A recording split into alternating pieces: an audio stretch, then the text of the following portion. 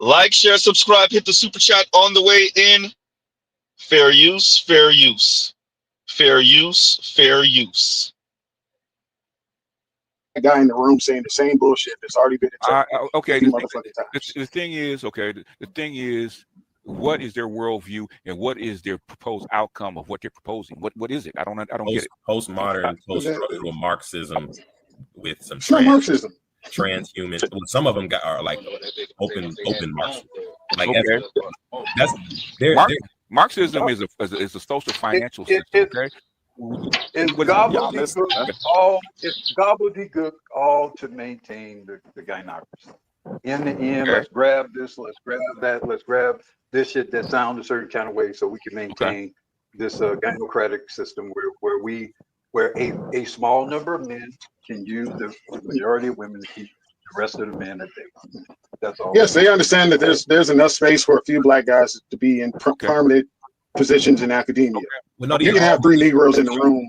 All college graduate millennials. They all are educated. Like Z said, a lot of them truly they start from the premise that standpoint epistemology, structural framework is the cutting edge theory of anybody who's worth their salt. So they start from from that premise alone. And once you understand that, you understand they can go literally anywhere in any direction. With how they're making analysis. But they've run the experiment for 40 years and it's failed. Now what?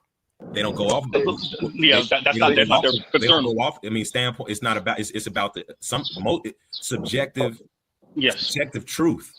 Fuck your facts, BGS. I told you this when I first got here. Oh no, I have to work. Wait. When you prove that something is wrong in intersectionality. One at a time. Okay. 4 people talking. Who's first? No, go ahead, Leon, and then we got better you. Go ahead, Leon. Go ahead. Good, Leon. When you prove something is wrong in intersectionality, it proves intersectionality because you're taking that from the dominant society, and due to the fact that we're subjected to the dominant society, that confirms the proof that this is still true. It's like yo, fuck out of here. What did you just say? Wait a minute. Say that again, because I didn't understand the goddamn thing that you said. Say it again. I don't think it was meant to be understood. Okay. That's it. No, that's the point. That's the point. It's like if I go and show them stats, they're gonna say, wow, those situations come from the dominant society. So that proves intersectionality is right again. Because you're utilizing your maleness to justify why we should change things when we're the oppressed groups and we align with this. And that proves more intersectionality. It's evident. And I'm just like, yo, that's bullshit. I mean, I'd ask them, have they ever read Jane Crow? Because that's intersectional, the theory of intersectionality from its base. Okay, they haven't, but anyway, where race and feminism actually mix. Okay, I lean towards like what Uru. Wait, Compassion. Let's let better you get in. Go ahead. No, you good. Leon basically stole my shit because I said it a little bit better because I was basically just about to ask BGS like, how can you be wrong if you never have to cite your sources? Ooh. That's a good. Why you punching on the dead, nigga? You're punching on the dead, but you're punching on the dead. It's even worse than that because Dr. T highlights all the time and has done consistently when he goes over. I forget what is it, the African American Institute? Was it Kimberly Kenshaw's Institute? Yeah. When he goes over, it's like Uru said, it's damn near borderline fraud in a lot of fucking cases. Like intersectionality, the way they're interpreting the stats and the way they explain and justify the stats. I say that's why I refer to it as university and collegiate malpractice, because they are academicians, they're scholars. That stuff is supposed to be peer reviewed. It's supposed to be sourced, bibliography, all of that. And so the fact that they can repeatedly publish works and have them advertised and featured in the New York Times and all of this and such, the what they call it, the letter of record or whatever of the great New York Times, to use that, it's a gross malpractice.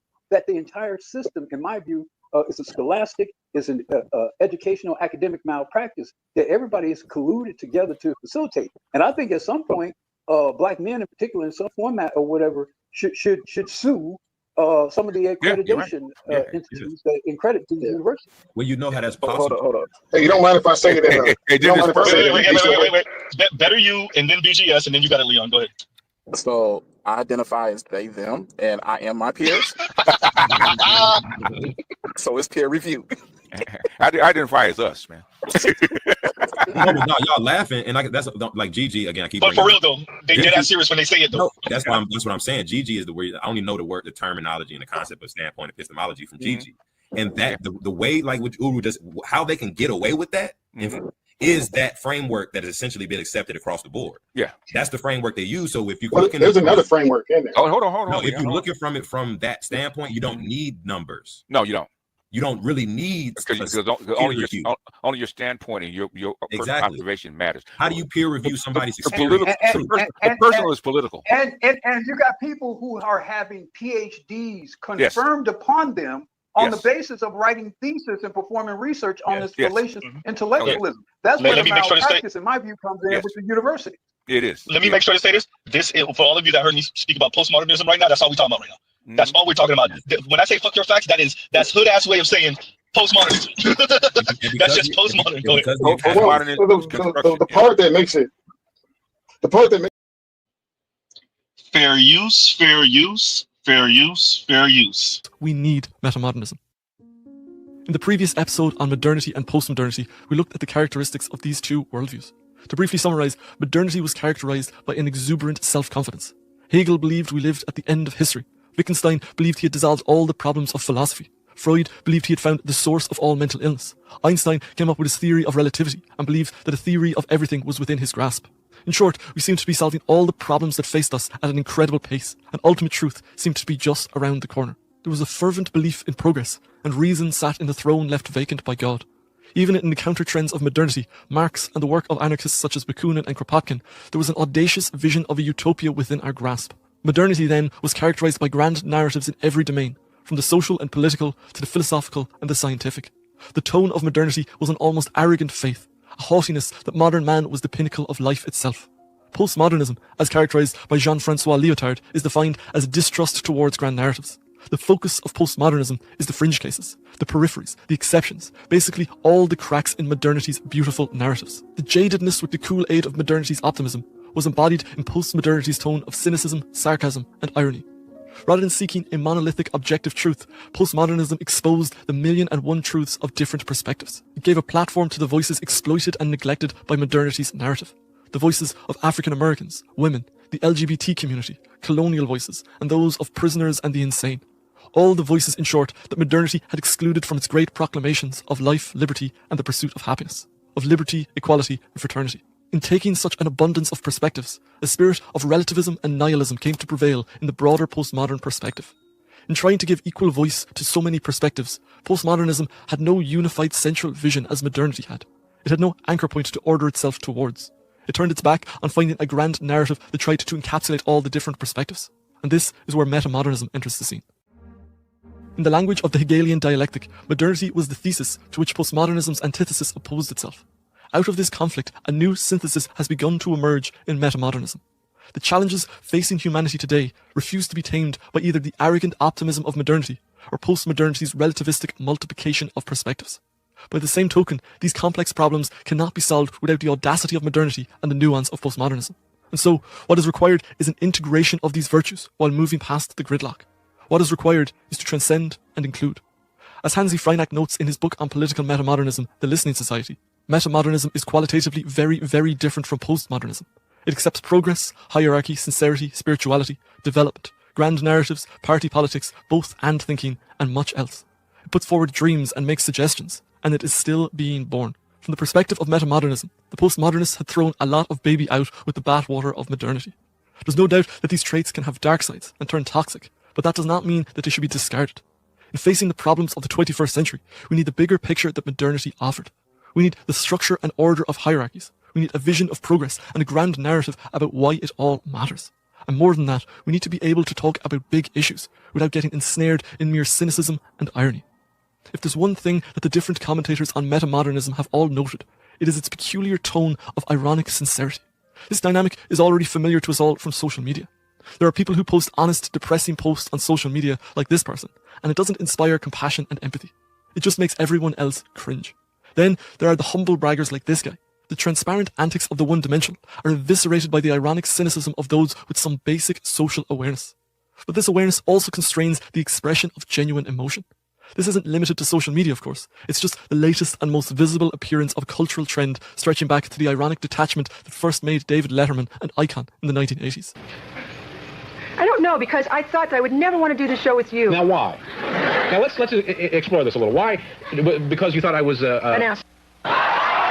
Over against this, we have the work of people like the shame researcher Brene Brown, who talk about the importance of vulnerability for living a good life. And we have a culture that likes to make a lot of noise about mental health, but usually without a word said about why it is so hard to express emotion. So the real question becomes, how do we communicate something genuine in a culture where emotional expression tends to be so disingenuous? How can we be earnest? We need metamodernism. In the previous episode on modernity and postmodernity, I'm gonna play that whole thing over again. I was trying to do something and I couldn't hear anything after a little while. My apologies, everyone. My apologies. But let's get into it, and then we'll play that one more again. But once again, fair use, fair use, fair use, fair use. And shout out to Els, and Els asked, did Z fair use himself? No, I'm just saying fair use multiple times, just in case. You know, you never know. You know, who be upset that you're referencing their video or you're playing their video. They may not agree with the content, so they might try to flag you, and that can happen anyway.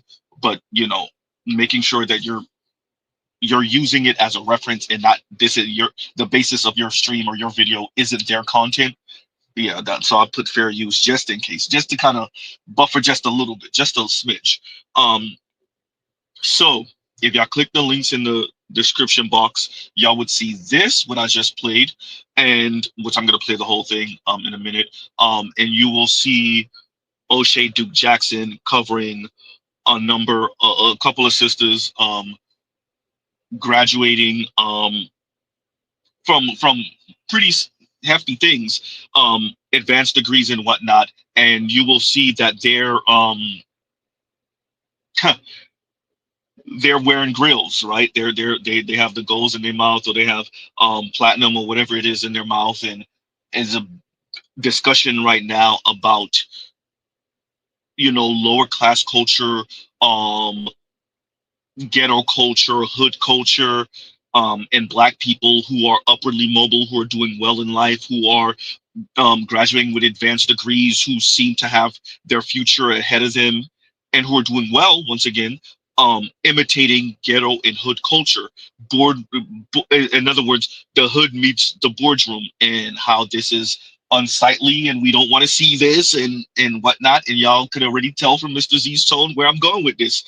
Yeah, is it still lower class culture when those of us who are doing pretty well in life imitate it?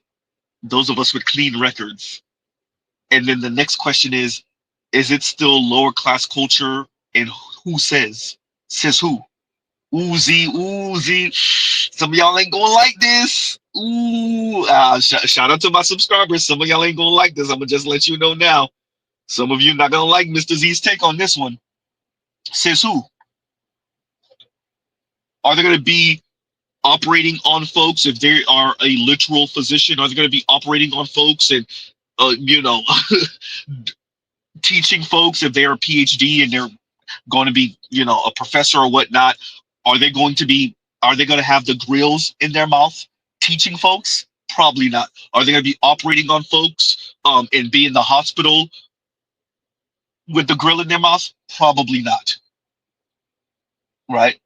But who says this is lesser culture? Says who? Was it lesser culture at one point?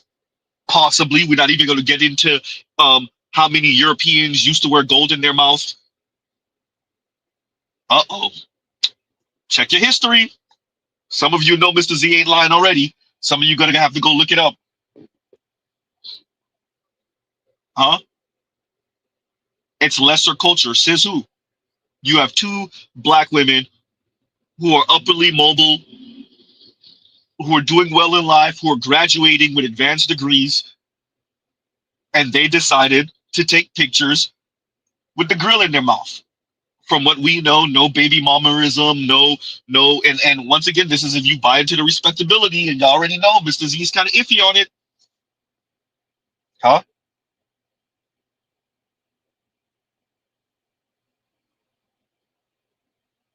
Huh. Now, is it still hood culture? And if it is hood culture, And these folks are attempting to imitate it, even though they come from, let's say, nuclear families, and their father was a part of their life, and their mother was a part of their life, and you know, their siblings. Because shout out to O'Shea, he showed that one of the sisters, her siblings also have advanced degrees. The whole family seems like they're on the up and up. And the problem with this young lady with the picture with the grills in her mouth, and she has her professor, who was a white man, who said, hey, y'all need to cut out with the racist comments, because clearly she was getting racist comments. Do y'all see how that we get real close? See, when black people start engaging in the respectability, and then the white folks are saying similar to what you're saying, and you don't really realize that you saying it for respectability, they saying it because they're racist. But y'all sound pretty similar. Uh-oh.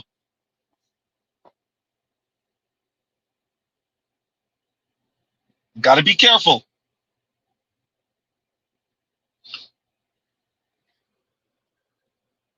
Now, it's a really thin line, admittedly,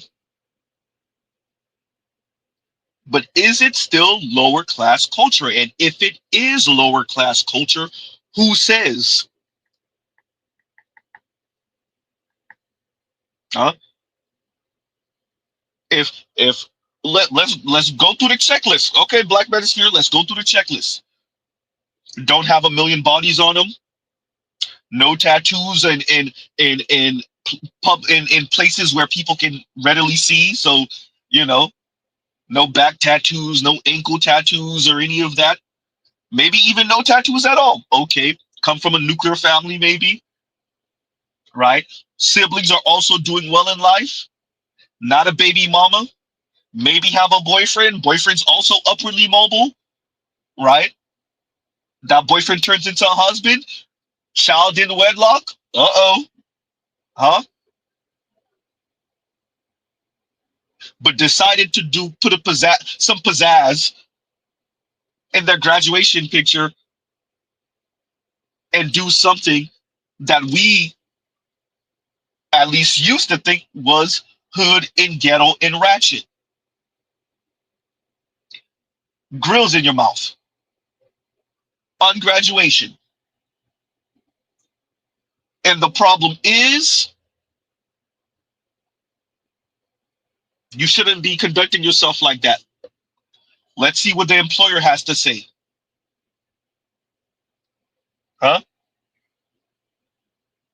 Let's see when they try to start their business what the loan officer has to say. But if the loan officer doesn't have anything wrong or nothing negative to say, and if the employer in the future still employs them, clearly, the problem is, if there's no malpractice on them, the problem is,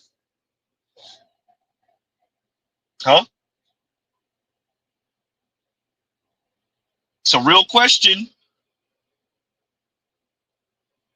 Z, what does this have to do with meta modernism? Y'all don't get it yet?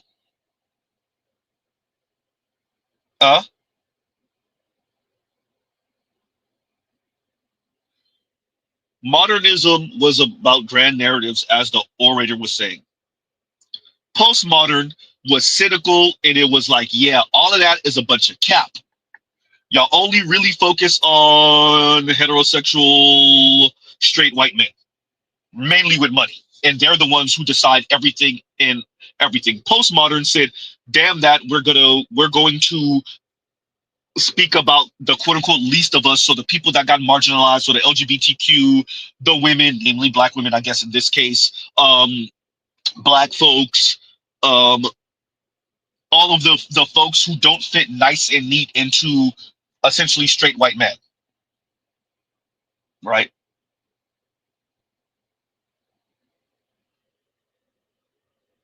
I'm questioning, what exactly does the Black Manosphere want to see? Is it a one-of-one respectable, white, polite society with a dash of kente cloth? Because if that is what the black community is going to be, then divesting doesn't actually sound that bad. Ooh, goddamn, Z, you said that out loud. Ooh, what you saying, Z? Huh? And the sellouts in the black community got it right. Ooh, goddamn Z. Ooh. Ooh. What are you saying, Z? If what the black community is going to be is exactly a one-to-one of the dominant white society with a little dash of kente cloth, right? Or one or two Al Green songs and Marvin Gaye songs at the cookout. Other than that, there will be no distinguishing. I don't know. Ugh. See, you wasn't supposed to say that out loud. Just saying. I'm defending these women's right to wear the grills. If y'all don't know. If you ain't read through the lines yet. Huh? Afro Nationalist is not a dash of kente cloth. I said it. Z don't even make sense. It makes perfect sense. It's funny. It's not funny, Z. Huh?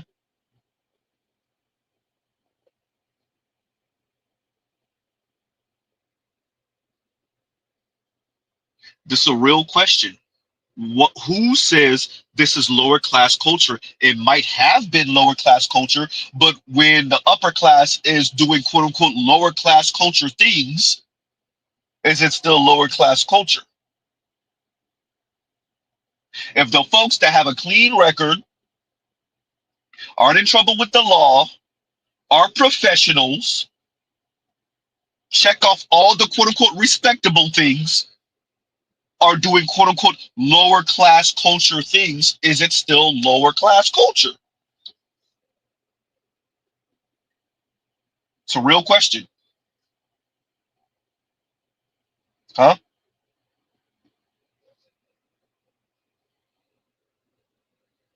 Uh-oh. And says who?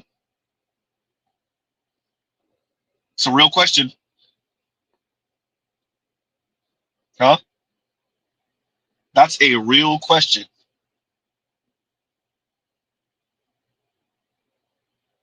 So yes, you're going to see this, especially as certain black people become successful. You're going to see black people show that success in different ways. And it will be black people who come from what you would think is the perfect situation, who engage in some of this behavior. And some of us will be embarrassed because that's not how you're supposed to act. Supposed to act. Emphasis on the word supposed to act. When you come from that family with that background. Huh? Once again, the question then becomes, says who? If they have a high GPA, high SAT and ACT scores, get into a top 20 school,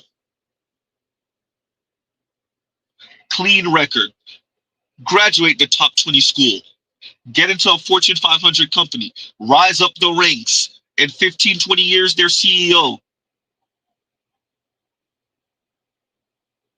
Huh?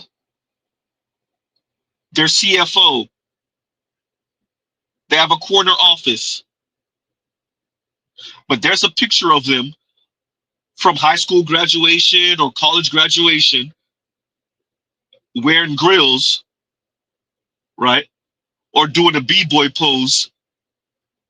Huh? Wilding out with others that were graduating the same day. The problem is, huh?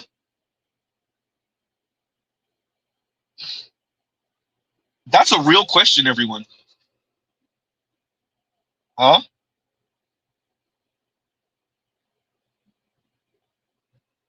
It's a real question.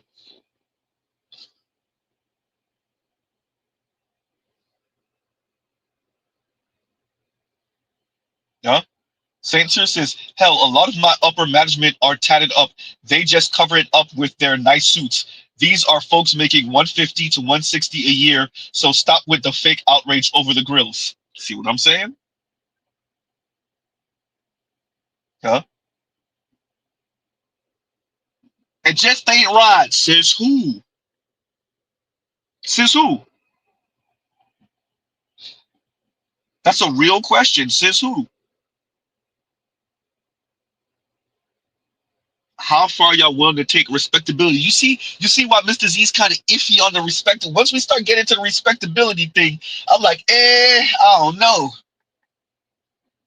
Do I expect a president to be wearing grills? No. When Barack was in there, no. But if you're speaking about a private citizen and they're graduating college or university, or they're getting their advanced degree, or they're graduating med school, they're graduating law school, you got them with the B-boy pose. Huh? Y'all realize that these things eventually go mainstream, right? Do we forget that hip hop was just seen as like rap crap in lower class culture? Now you could go to clubs in the suburbs with not a black person in sight, not even the goddamn DJ, and they're playing hip hop. Huh? Did we forget? Jazz music, anyone? Did we forget?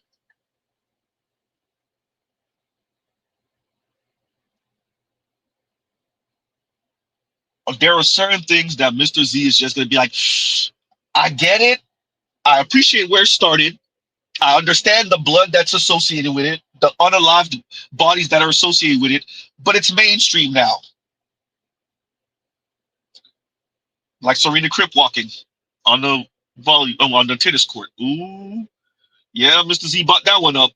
Not Serena Crip walking on the tennis court. Yep.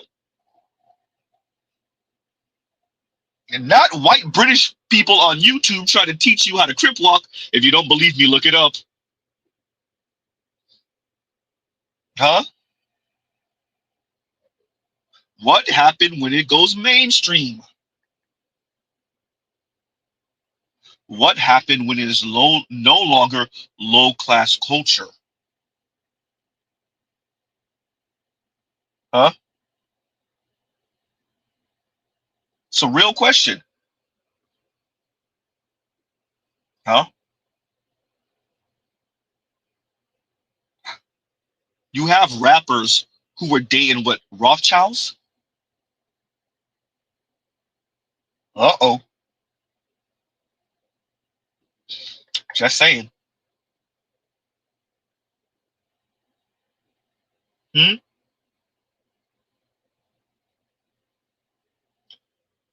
When does it stop being low class culture? Huh? It's a real question. When Japanese women are in a club in Japan, whining and grinding, huh? To Jamaican dancehall music that is not exactly classy,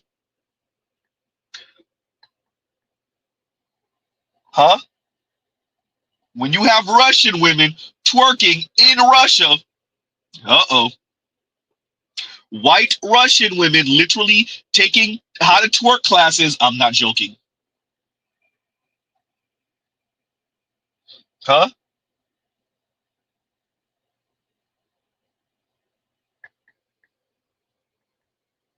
When does it stop being low class culture, or is it always going to be low class culture?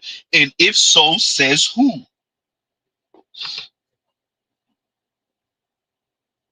Huh?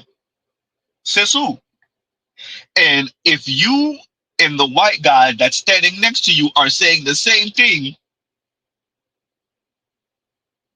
and the white guy has been known to say some anti-black things, then why are you and the white guys saying the same thing? Why is he saying it, and then why are you saying it? Uh-oh. Huh?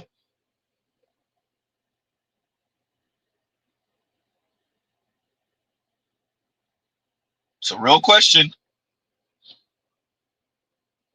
Huh?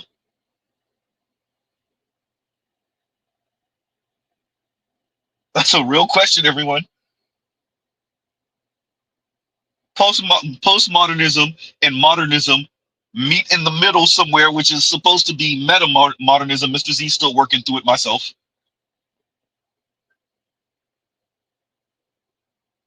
Huh? And it's not going to be perfect. But what happens when the old meets the new? Huh?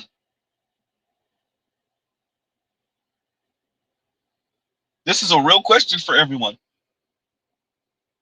Are you willing to admit that maybe you might just be a little off? Maybe that was lower class culture. It's no longer lower class culture. It's a real question. Maybe that's something that black people in the hood do, but also non-black people not from the hood engage in, and black folks not from the hood engage in. Not every day, but on occasion. Goddamn, Z, you're ramen. Huh?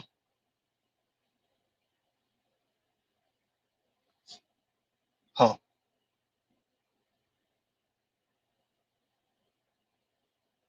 So, real question.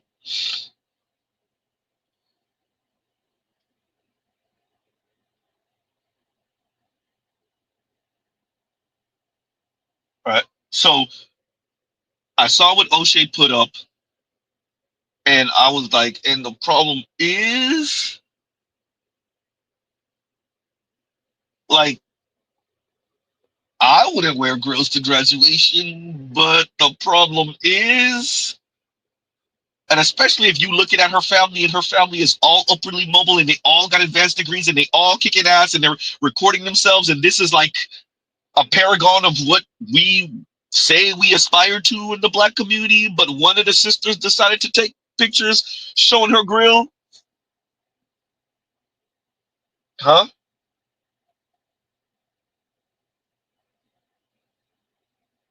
The problem is,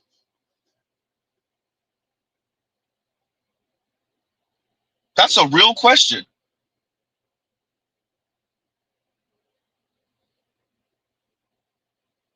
Huh? This was inevitable. The second black folks weren't allowed to integrate, the second after slavery, you were going to have a different culture. Not exactly a one-to-one of white American culture. Similar to white American culture, parallel maybe white American culture, but not an exact You weren't going to have perfectly chocolate dipped white European Americans.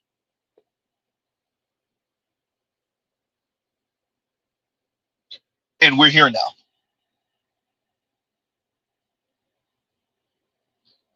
Huh?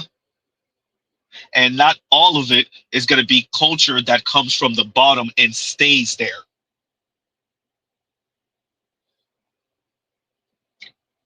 It may not be respectable today, but can you say it won't be respectable in 10 and 15 years and perfectly normal in 20 and 25 years? It's a question. Huh?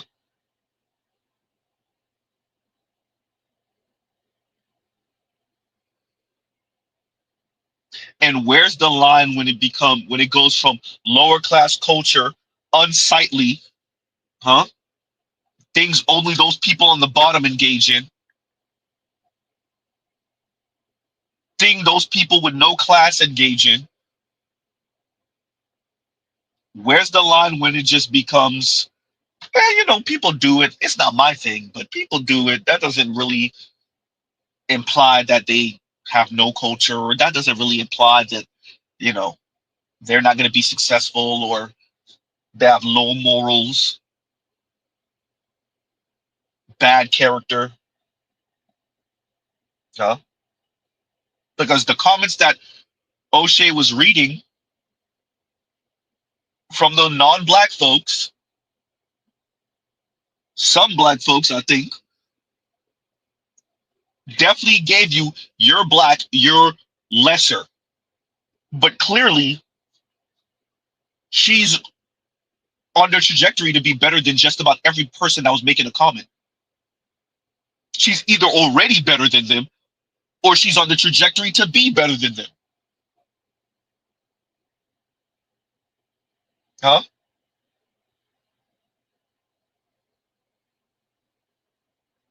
Where is the line?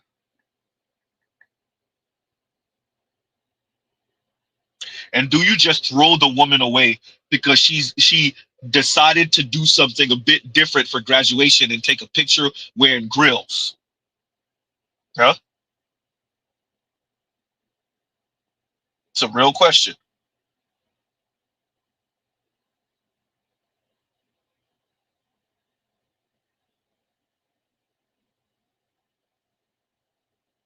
So let me play this real quick because Mr. C has one more thing to do. So we'll use this as an opportunity to do that. So we're going to play this one more again.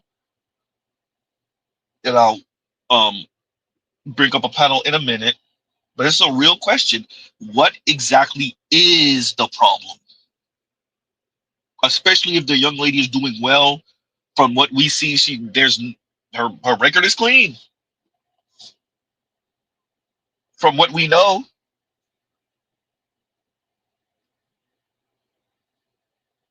So here we go, y'all. Once again, fair use, fair use. Fair use, fair use. And we're going to play this. And we'll come back with a bit more commentary afterward. And then we'll bring up a panel. Here you go. We need metamodernism. In the previous episode on modernity and postmodernity, we looked at the characteristics of these two worldviews. To briefly summarize, modernity was characterized by an exuberant self-confidence. Hegel believed we lived at the end of history. Wittgenstein believed he had dissolved all the problems of philosophy. Freud believed he had found the source of all mental illness. Einstein came up with his theory of relativity and believed that a theory of everything was within his grasp. In short, we seemed to be solving all the problems that faced us at an incredible pace, and ultimate truth seemed to be just around the corner. There was a fervent belief in progress, and reason sat in the throne left vacant by God. Even in the counter-trends of modernity, Marx and the work of anarchists such as Bakunin and Kropotkin, there was an audacious vision of a utopia within our grasp. Modernity then was characterized by grand narratives in every domain, from the social and political to the philosophical and the scientific. The tone of modernity was an almost arrogant faith, a haughtiness that modern man was the pinnacle of life itself. Postmodernism, as characterized by Jean-Francois Lyotard, is defined as distrust towards grand narratives. The focus of postmodernism is the fringe cases, the peripheries, the exceptions, basically all the cracks in modernity's beautiful narratives. The jadedness with the cool aid of modernity's optimism was embodied in postmodernity's tone of cynicism, sarcasm, and irony.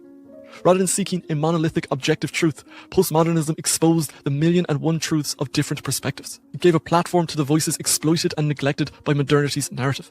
The voices of African Americans, women, the LGBT community, colonial voices, and those of prisoners and the insane. All the voices, in short, that modernity had excluded from its great proclamations of life, liberty, and the pursuit of happiness, of liberty, equality, and fraternity. In taking such an abundance of perspectives, a spirit of relativism and nihilism came to prevail in the broader postmodern perspective. In trying to give equal voice to so many perspectives, postmodernism had no unified central vision as modernity had. It had no anchor point to order itself towards. It turned its back on finding a grand narrative that tried to encapsulate all the different perspectives. And this is where metamodernism enters the scene. In the language of the Hegelian dialectic, modernity was the thesis to which postmodernism's antithesis opposed itself. Out of this conflict, a new synthesis has begun to emerge in metamodernism. The challenges facing humanity today refuse to be tamed by either the arrogant optimism of modernity or postmodernity's relativistic multiplication of perspectives. By the same token, these complex problems cannot be solved without the audacity of modernity and the nuance of postmodernism. And so, what is required is an integration of these virtues while moving past the gridlock. What is required is to transcend and include. As Hansi Freinacht notes in his book on political metamodernism, The Listening Society, metamodernism is qualitatively very, very different from postmodernism. It accepts progress, hierarchy, sincerity, spirituality, development, grand narratives, party politics, both and thinking, and much else. It puts forward dreams and makes suggestions, and it is still being born. From the perspective of metamodernism, the postmodernists had thrown a lot of baby out with the bathwater of modernity. There's no doubt that these traits can have dark sides and turn toxic, but that does not mean that they should be discarded. In facing the problems of the 21st century, we need the bigger picture that modernity offered. We need the structure and order of hierarchies. We need a vision of progress and a grand narrative about why it all matters. And more than that, we need to be able to talk about not big hierarchy issues talk without getting ensnared in mere cynicism and irony. If there's one thing that the different commentators on metamodernism have all noted, it is its peculiar tone of ironic sincerity. This dynamic is already familiar to us all from social media. There are people who post honest, depressing posts on social media like this person, and it doesn't inspire compassion and empathy. It just makes everyone else cringe. Then there are the humble braggers like this guy. The transparent antics of the one-dimensional are eviscerated by the ironic cynicism of those with some basic social awareness. But this awareness also constrains the expression of genuine emotion. This isn't limited to social media, of course. It's just the latest and most visible appearance of a cultural trend stretching back to the ironic detachment that first made David Letterman an icon in the 1980s. I don't know, because I thought that I would never want to do the show with you. Now, why? Fair Now, use. let's explore this a little. Why? Because you thought I was An ass. Over against this, we have the work of people like the shame researcher Brene Brown, who talk about the importance of vulnerability for living a good life. And we have a culture that likes to make a lot of noise about mental health, but usually without a word said about why it is so hard to express emotion. So the real question becomes, how do we communicate something genuine in a culture where emotional expression tends to be so disingenuous? How can we be earnest without the cringes? And this is where the metamodern enters the scene. The metamodern tone has been characterized as ironic sincerity. It uses irony as a delivery mechanism for deep sincerity. There's no better example of this than Bo Burnham's masterpiece of metamodernism, Inside, which we'll be looking at in greater depth next week. The opening song of the special is called Content. This song epitomizes ironic sincerity. When Inside was released, it had been 5 years since the release of Burnham's previous special, and so there was something of an elephant in the room. How can you explain to the fans that love you why you've been away for 5 years? He could have opened with a heartfelt moment to apologise to the fans and explain that he'd been having some troubles with mental health. But he couldn't do that, because that would be cringe. He could have given in to the postmodern straitjacket that limits this type of expression. He could have justified it as not needing to explain himself to his audience. He could have played it cool, but that's also a terrible option. And so instead, Burnham integrated it into the opening song. The song is hilarious, it's catchy, and it says sorry in a joking, ironic way, but one that overflows with sincerity. I'm sorry I was gone, but look, I made you some coffee. Fair use. Fair use. Daddy made you your favorite open wide. He doesn't just say, sorry, please forgive me, I hope you like it. Except that he does, but he wraps it in a container of sweet, sweet irony that makes this earnest message wholesome rather than cringy. And that is the very essence of the metamodern tone. It's acknowledging the cynicism of postmodernity, which sees in most forms of earnestness a sort of performativity. The ironic packaging acknowledges this, modestly mocking itself, but in doing so it reveals a genuine and deep earnestness. This ironic sincerity is an example of the oxymoronic theme that runs to the core of metamodernism. When the creators of the 2011 Metamodern Manifesto used phrases like pragmatic idealism, informed naivety, and magical realism, they were pointing to similar juxtapositions. Metamodernism is moving beyond the cynical straitjacket of postmodernism and striving once again for a greater form of meaning, a truer form of connection, and a deeper sense of truth. In aspiring for a grand sense of meaning and idealism, the metamoderns aren't fervent believers like the moderns. Instead, as noted by the Dutch art scholars who first ignited the metamodern movement with their 2010 paper, What is Metamodernism? Their intention is not to fulfill it, but to attempt to fulfill it in spite of its unfulfillableness. Or, as Hansi Freinack puts it in The Listening Society, the metamodernist has her own unapologetically held grand narrative, synthesizing her available understanding. But it is held lightly, as one recognizes that it is always partly fictional, a proto-synthesis. And so we might say that one of the traits of the metamodern is playfulness. It takes the awareness of our limits that postmodernity became so acutely aware of, but instead of being crippled by them, it instead opts for playfulness, for an acceptance of its inadequacy, its fallible nature. It's a delight in the attempt. It's the belief that there is something beautiful in the striving.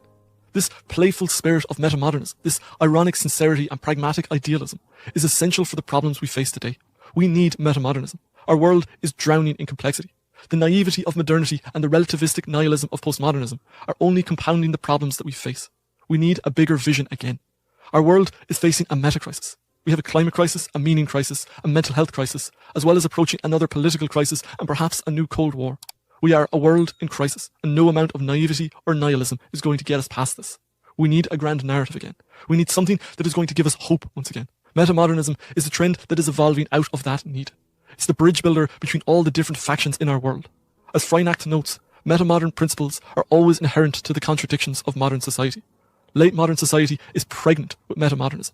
People need irony in order to build interpersonal trust based on self-knowledge, humour, and critical thinking. Only when such trust is in place can we successfully gather around a meaningful struggle for something greater than ourselves, like the climate crisis. There, another ironic quirk of our age. Irony brings trust, and trust crowns a winner. the battle between naivete and nihilism. The modernist naivete, having grand narratives where they center a particular story and everybody else kick rocks, every other perspective get out of here, right? And it's winner take all, winner everything, right? Huh? By hook or by crook. Then you have the nihilism of the postmodernists who are cynical as hell and who say, yeah, damn all of that. F your facts, as I've said before. F your facts. If I'm not included in the story, or if at best, if I'm a side character, at best, a prop, right? Then F your facts. But then once again, as the orator says here, they throw the baby out with the bathwater because nothing means not anything anymore. Huh? Those are the folks that stretch out words, stretch definitions. Nothing means anything anymore. And we're watching this battle play out in real time.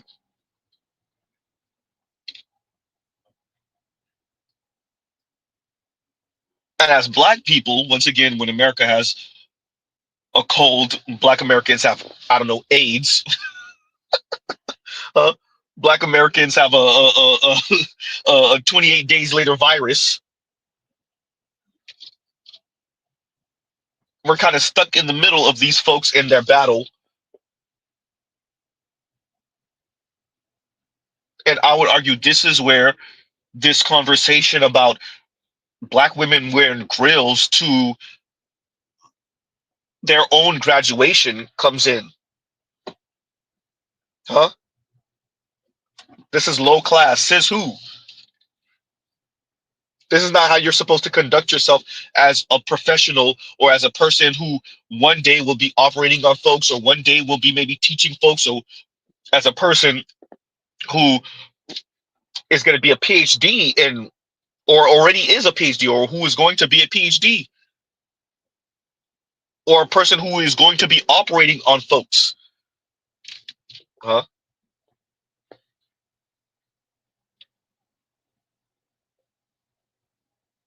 So once again, fair use. And we're going to play this, and then we're going to let you guys up. But this is a clip of a conversation we had yesterday kind of speaking to this. So here we go, y'all. A guy in the room saying the same bullshit that's already been okay. The thing is, what is their worldview and what is their proposed outcome of what they're proposing? What is it? I don't get it. Postmodern, post-structural Marxism with some Marxism. Transhuman. Well, some of them are like open Marxism. Like Marxism is a social financial system. Okay. It's gobbledygook all to maintain the gynocracy. In the end, let's grab this, let's grab that, let's grab this shit that sounds a certain kind of way so we can maintain this gynocratic system where a small number of men can use the majority of women to keep the rest of the men at bay. That's all. Yes, they understand that there's enough space for a few Black guys to be in permanent positions in academia. Well, no, you can have 3 Negroes in the room. Okay, all college graduate millennials. They all are educated. Like Z said, a lot of them truly they start from the premise that standpoint epistemology, structural framework is the cutting edge theory of anybody who's worth their salt. So they start from that premise alone. And from once you understand that, you understand they can go literally anywhere, any direction. With how they're making analysis. Okay, but they've run the experiment for 40 years and it's failed. Now what? They don't go off. That's not their concern. I mean, standpoint. It's not about. It's about the subjective truth. Fuck your facts, BGS. I told you this when I first got here. Oh no, I have the wordplay. Wait. When you prove that something is wrong in intersectionality. One at a time. Okay, 4 people talking. Who's first? No, go ahead, Leon, and then we got better you. Go ahead, Leon. Go ahead. Good, Leon. When you prove something is wrong in intersectionality, it proves intersectionality because you're taking that from the dominant society, and due to the fact that we're subjected to the dominant society, that confirms the proof that this is still true. It's like yo, fuck out of here. What did you just say? Wait a minute. Say that again, because I didn't understand the goddamn thing that you said. Say it again. I don't think it was meant to be understood. Okay. That's the that's the point. That's the point. It's like if I go and show them stats, they're gonna say, "Wow, those situations come from the dominant society." So that proves intersectionality is right again, because you're utilizing your maleness to justify why we should change things when we're the oppressed groups and we align with this, and that proves more intersectionality. It's evident. And I'm just like, yo, that's bullshit. I mean, I'd ask them, have they ever read Jane Crow? Because that's intersectional, the theory of intersectionality from its base. Okay, you know they haven't, but anyway, where race and feminism actually mix. Okay, I lean towards like what Uru. Wait, Compassion. Let's let better you get in. You got it. Go ahead. No, you good. Leon basically stole my shit because I said it a little bit better because I was basically just about to ask BGS like, how can you be wrong if you never have to cite your sources? Ooh. That's a good. Why you punching on the dead, nigga? Why you punching on the dead? But you're punching on the dead. It's even worse than that because Dr. T highlights all the time and has done consistently when he goes over. I forget what is it, the African American Institute? Was it Kimberly Kenshaw's Institute? Yeah. When he goes over, it's like Uru said, it is damn near borderline fraud in a lot of fucking cases. Like intersectionality, the way they're interpreting the stats and the way they explain and justify the stats. I say that's why I refer to it as university and collegiate malpractice. Yeah, because they are academicians, they're scholars. That stuff is supposed to be peer reviewed. It's supposed to be sourced, bibliography, all of that. And so the fact that they can repeatedly publish works and have them advertised and featured in the New York Times and all of this and such, what they call it, the letter of record or whatever, the great New York Times. To use that, it's a gross malpractice that the entire system, in my view, is a scholastic, is an educational academic malpractice that everybody is colluded together to facilitate. And I think at some point, Black men in particular, in some format or whatever, should sue some of the accreditation entities that accredit to the university. Well, you know how that's possible. Hold up. Hey, you don't mind if I say it? Wait. Better you, and then BGS, and then you got it, Leon. Go ahead. So I identify as they, them, and I am my peers. So it's peer review. I identify as us, man. No, y'all laughing, and that's like Gigi again. I keep. But for real though, they get that serious when they say it though. No, that's what I'm saying. Gigi is the word. I only know the terminology and the concept of standpoint epistemology from Gigi, and that the way like which Uru does, how they can get away with that. Is that framework that has essentially been accepted across the board? Yeah, that's the framework they use. So if you look, there's another framework in there. Oh, hold on. No, if you're looking from it from that standpoint, you don't need numbers. No, you don't. You don't really need because only your standpoint. F your facts. You don't need numbers. How do you peer review somebody's experience? The personal is political. And you got people who are having PhDs confirmed upon them on the basis of writing thesis and performing research on this fallacious intellectualism. That's where the malpractice, in my view, comes in with the university. It is. Let me make sure to say this. For all of you that heard me speak about postmodernism right now, that's all we're talking about right now. That's all we're talking about. When I say fuck your facts, that's hood ass way of saying postmodernism. That's just postmodern. Go ahead. The part that makes. And there y'all go. Right? And there you go. The world is changing. We went through the baggy jean era, the skinny jean era, the skinny jean with holes in it era, which kind of is happening. The baggy jeans in the holes in it era. Now you got the was a hole but patched up with the ridges on the jeans era. That looked like it pretty much came and went too. The world is changing, right? And there's going to be things that and behaviors that were quote unquote low class all of 10, 15, 20 years ago. That's going to be chic and in vogue, right? And actually, let me read this one first from Kunguru, and then I'll read Inspired Truth. And Kunguru says, once upon a time, 19 and 20-inch rims were some hood ninja stuff. Now you can't buy a luxury car without them. And there you go. 22s on Escalades factory. Huh? Name the luxury car now as Kunguru says, that's not coming with 20s off top from factory. From factory. You went from rappers mainly in the South speaking about 20-inch rims 20 some odd years ago. Huh? And now name the luxury car brand, including Mercedes Benz, where the luxury cars are not coming off the showroom floor with 20-inch rims, and the luxury SUVs aren't coming off the showroom floor with 21 and 22-inch rims. Some 23-inch rims, that's a fact. Huh? Uh-oh. That was some hood ninja stuff 20 years ago. Huh?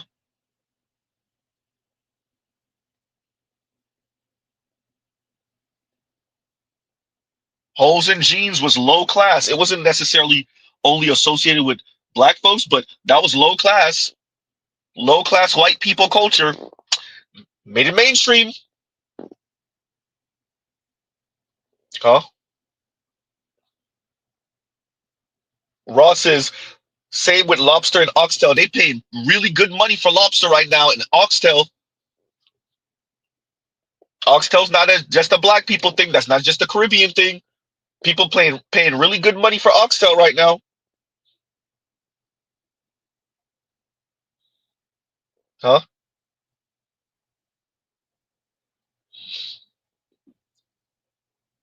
When does it cease being low class culture? When does it make it to mainstream? Does it stop being low class culture when elite white folks do it? Huh? Does it stop being low class culture when elite white folks engage in it? I'm not speaking about celebrities. I'm not speaking about entertainers. Huh? Who creates culture? Who changes culture? Who nudges culture? Is it not people? And as this society opens up to more and more people, so they say, and you have at the very fringes the face of elites change a bit. That's debatable. Do you not expect for elites? I mean, if you have a PhD, you're pretty elite. Do you not expect that to change just a smidge, just a little bit?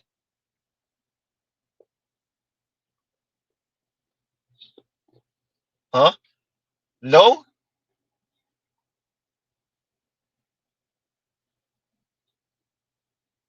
So, real question. Yeah, it's gonna make some of us cringe. Yeah,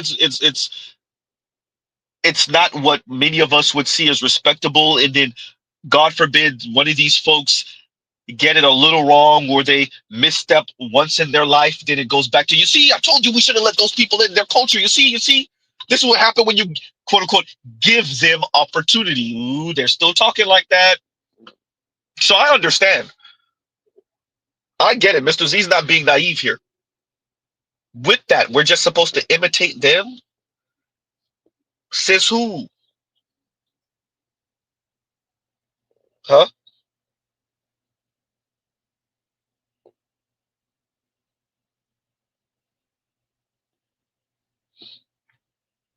Kanguru says rap music in every commercial. And if it's not rap music, you often hear like hip hop style instrumental, right? In a lot of commercials, in a lot of advertisement, even the ones that's not necessarily directed towards black folks. Remember, this was low class music. All of 4 decades ago, 4 decades, this was low class music.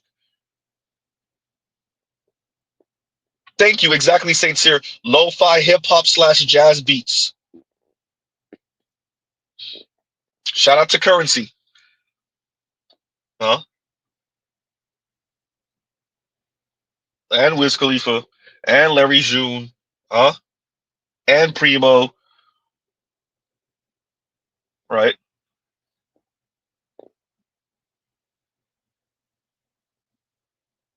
All of this stuff was low class culture 2 decades ago, 3, 4 decades ago, huh? Now it's mainstream.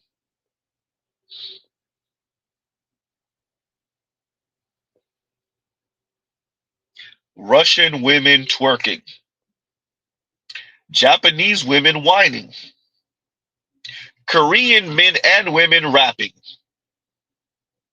huh? Uh oh.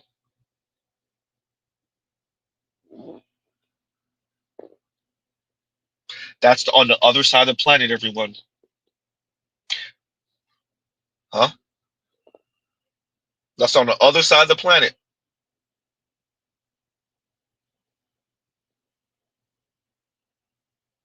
So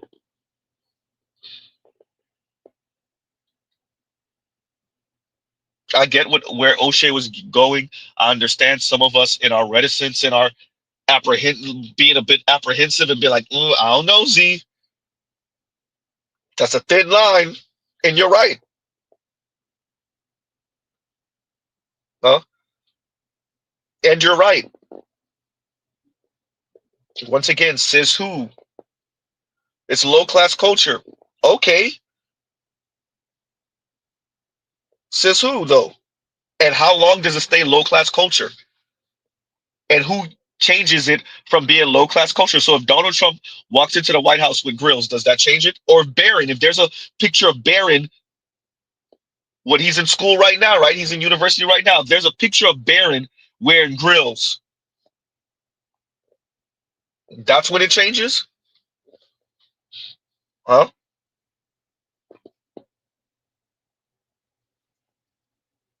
So once again, Congruent, thank you for the super chat. Thank you for the super chat. Like, share, subscribe, hit the super chat. And Inspired Truces, thanks for starting with the definitions. Took a while to send super chat. Loves misspell autocorrect. Fix it, YouTube. Yeah, that autocorrect be kicking me in the butt. Autocorrect kicks me in the butt all the time.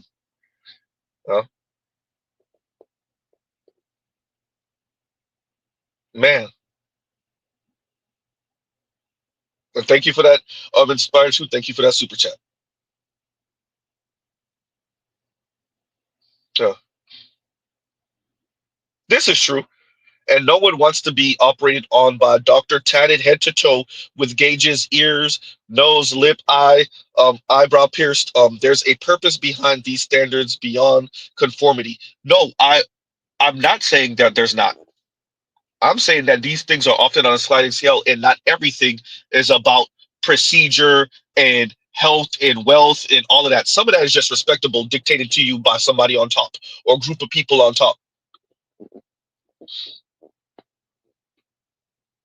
Right? So I'm not going to the extreme where a person can have the gauges and the septum ring and the tatted sleeve and all of these things. And perfectly comfortable with being operated.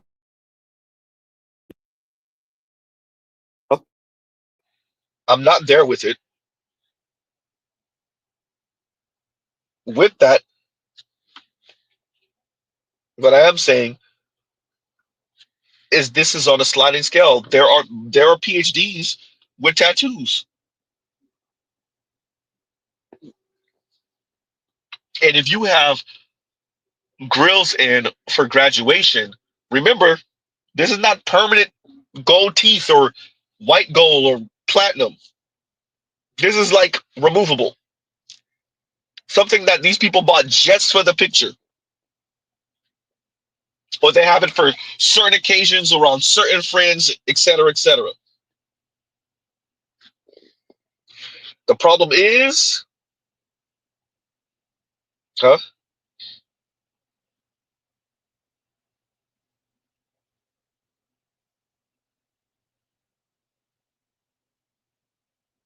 That's a real question. Where's the line? Where's the line?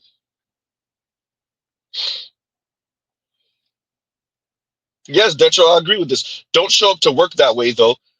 Yeah, no, there's procedure and it's needed, and we understand, right? Being a professional, right? Detro says personality pick is how I look at it. I think that's actually a really good way to look at it, right? Good Guru with the Bone Thugs line. He says, "We aren't against rap. We aren't against rappers, but we are against those thugs." And they made a whole goddamn song on it, and it was a really good song. Oh, not the thuggish ruggish bone. That's a really good song. They took that clip and made a goddamn song out of it. Huh?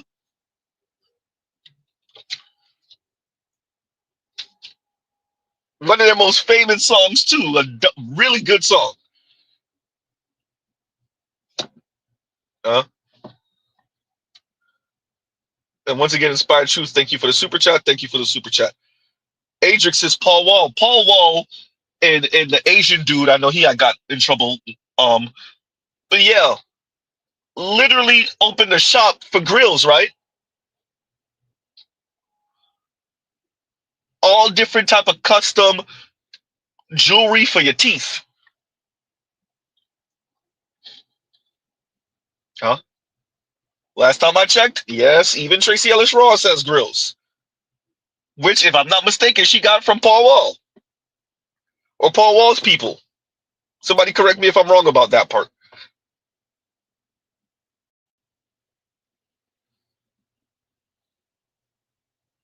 Yeah.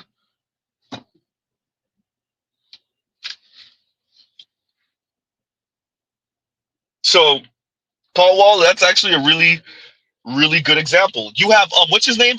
What's his name? From MSNBC? That's a reporter. That's a news anchor. And he uses hip hop references all the time. He uses rapper lines all the time. Huh? Somebody gonna say his last name, I forgot. Small Hat Cat too. Uses hip hop and rapper references all the time.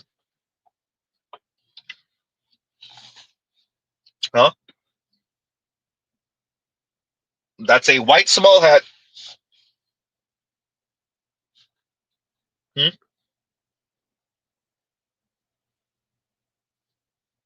So where's the line for respectability? Right. Ari Rappaport, thank you. Thank you, Shark Sims. Right. So once again, thank you for that super chat, Adric. Thank you for that super chat. And the Black Toxic Masculinist says low culture meets high culture. Tangle of pathology. I think once again, like I was saying, I think that's damn near inevitable. Huh? I think that was inevitable once Black people weren't perfectly integrated into mainstream white society. The second you didn't allow for that as a culture, I'm talking about America here, there was always going to be this kind of parallel pseudo white, different but same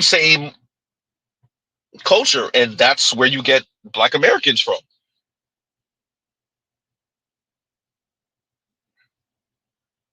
Huh? For the good and the bad of it. For the good and the bad of it. Different ways of viewing the world, different culture, but same. Right? From the music to the style to the wardrobe. Huh?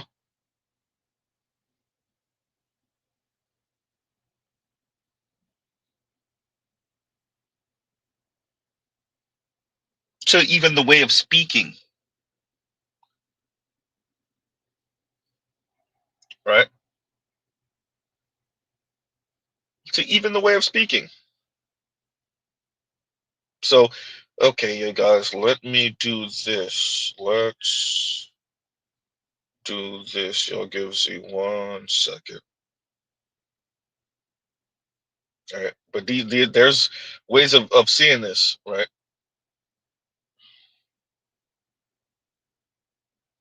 And Spain Man says BGS has mentioned that black folks are America's shadow, so this is them embracing their own shadow over time.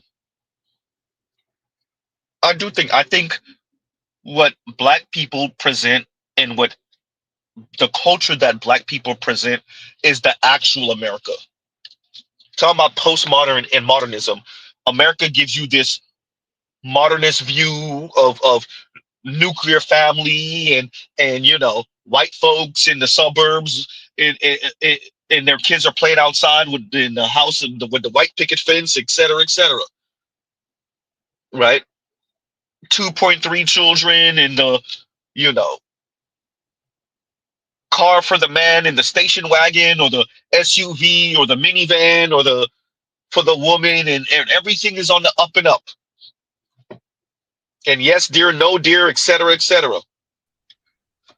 But in actuality,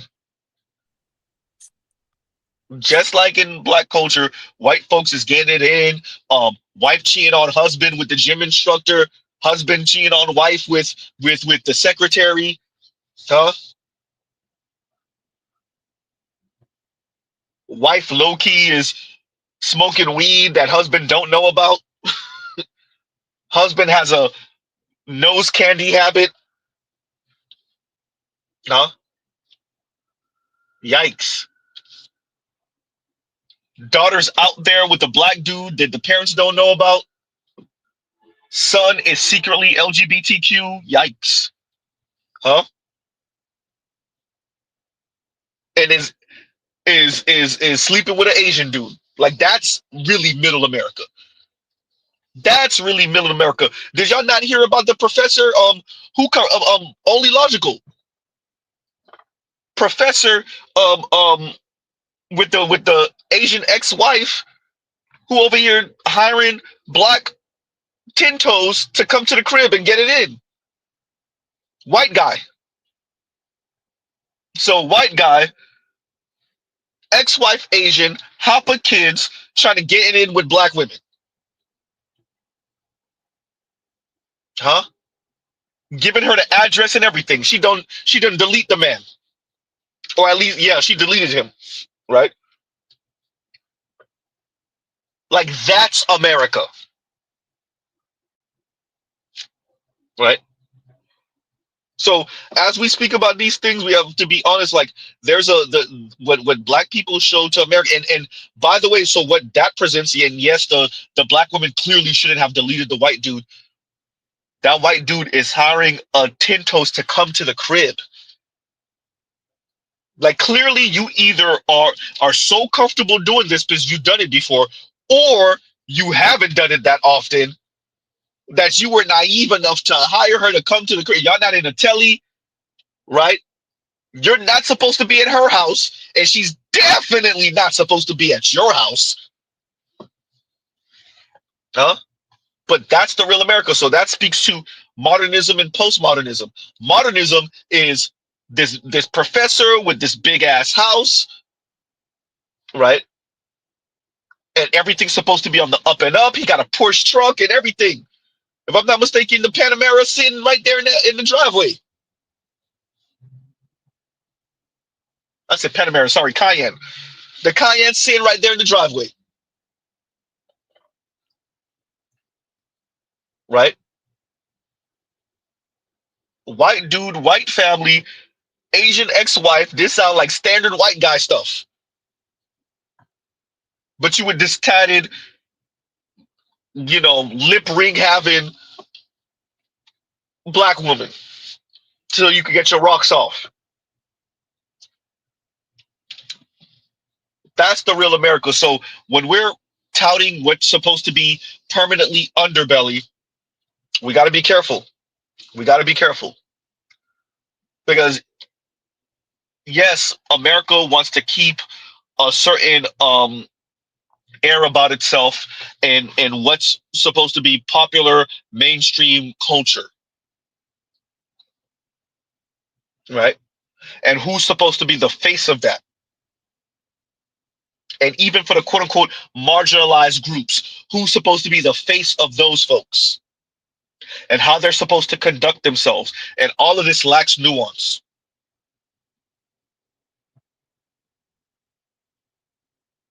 The grand narrative is you have respectable black folks and they conduct themselves like Thomas Sowell or some type of, right, Carlton off of the Fresh Prince. And then you have low class hood culture, and that's your Pookies. Yeah? That's your DMXs, that's your Trick Daddies. Right? And like there's cut and dry.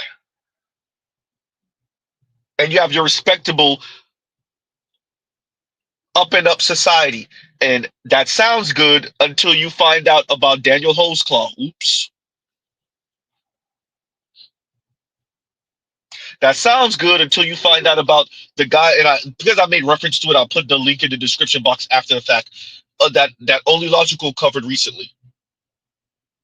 That was a whole professor, right?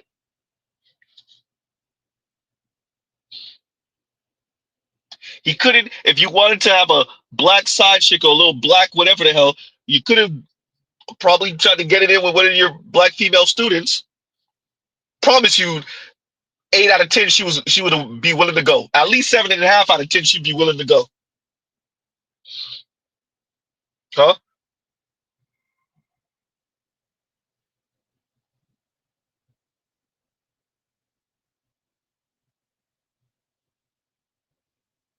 And Spainman says, and for anyone that knows white people in real life, you know they're super average and there's dysfunction somewhere in their family circle, in their family or circle. Agreed. Agreed, and know it too. Huh?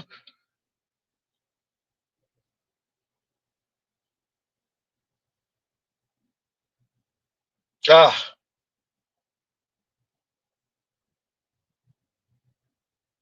So, we'll end out with that commentary a little bit. Let's go on, Bruce Owen. Or is that Leon with the thumbnail? Which one? How you doing? Oh, this is Bruce Owen. Okay, what's going on with you? Hey man, it's a Sunday. It's a Sunday. Fun day. Sunday fun day. I don't know about that. This is a reckless streams. Reckless. Like, share, subscribe, hit the super chat. So yeah, I really, yeah, I'm gonna do that Patreon, you guys, because there'll be certain things I can say there, and yeah, but yeah, regular. Don't put it in the comments. Don't put it in the comments. But y'all know, yeah. Hey Siri. Play right. So yeah, it's a Sunday. It's a weekend for most of you, but yeah, I ain't gonna say much more. But go ahead. Hey Siri.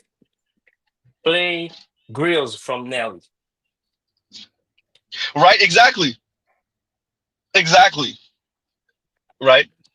We have multiple songs speaking about this, and those songs are not even new. Bullshit. Right? This is these are like 20-year-old songs. 15, 20 plus year old songs talking about grills. You didn't think that was gonna make it into the mainstream eventually? And those songs were mainstream hip hop hits. Yeah, and you got songs talking about rims. Big rims this, big rims that. Exactly.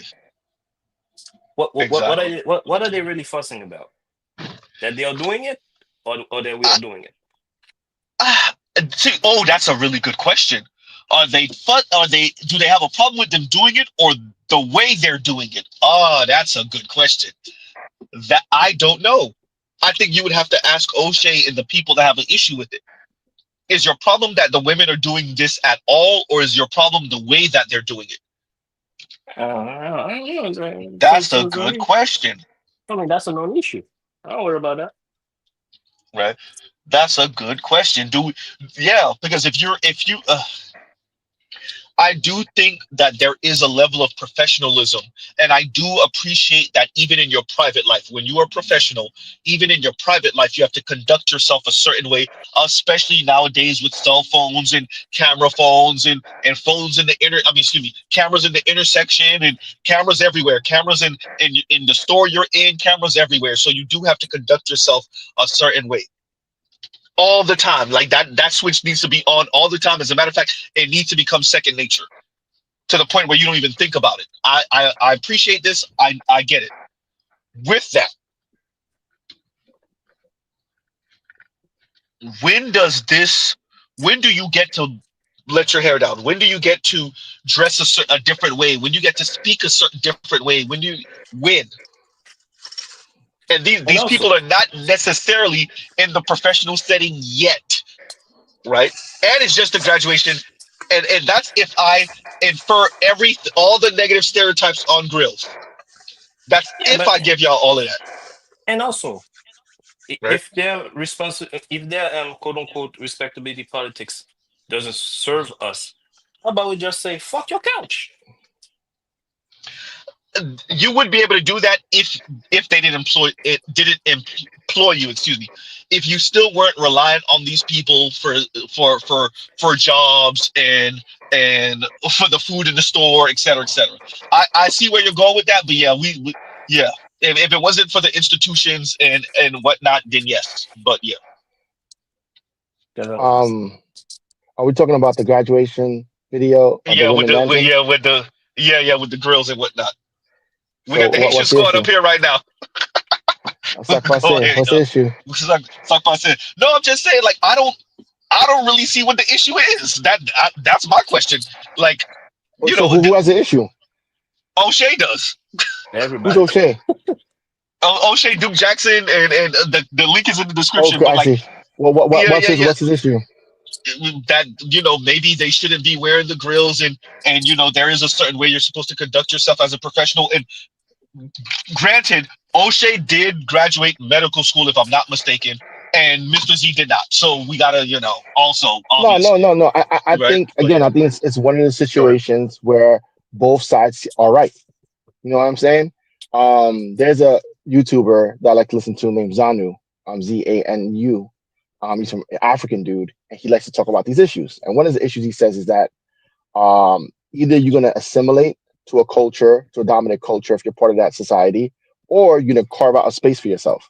You can't be doing neither. You know what I'm saying? Because you put yourself in a disadvantaged position in both ways. What does that mean? Meaning that in America, you have Chinatown, you have Little Koreatown, you have etc., where those people and those groups can be themselves in their area amongst their people with their cultural norms and let their hair down.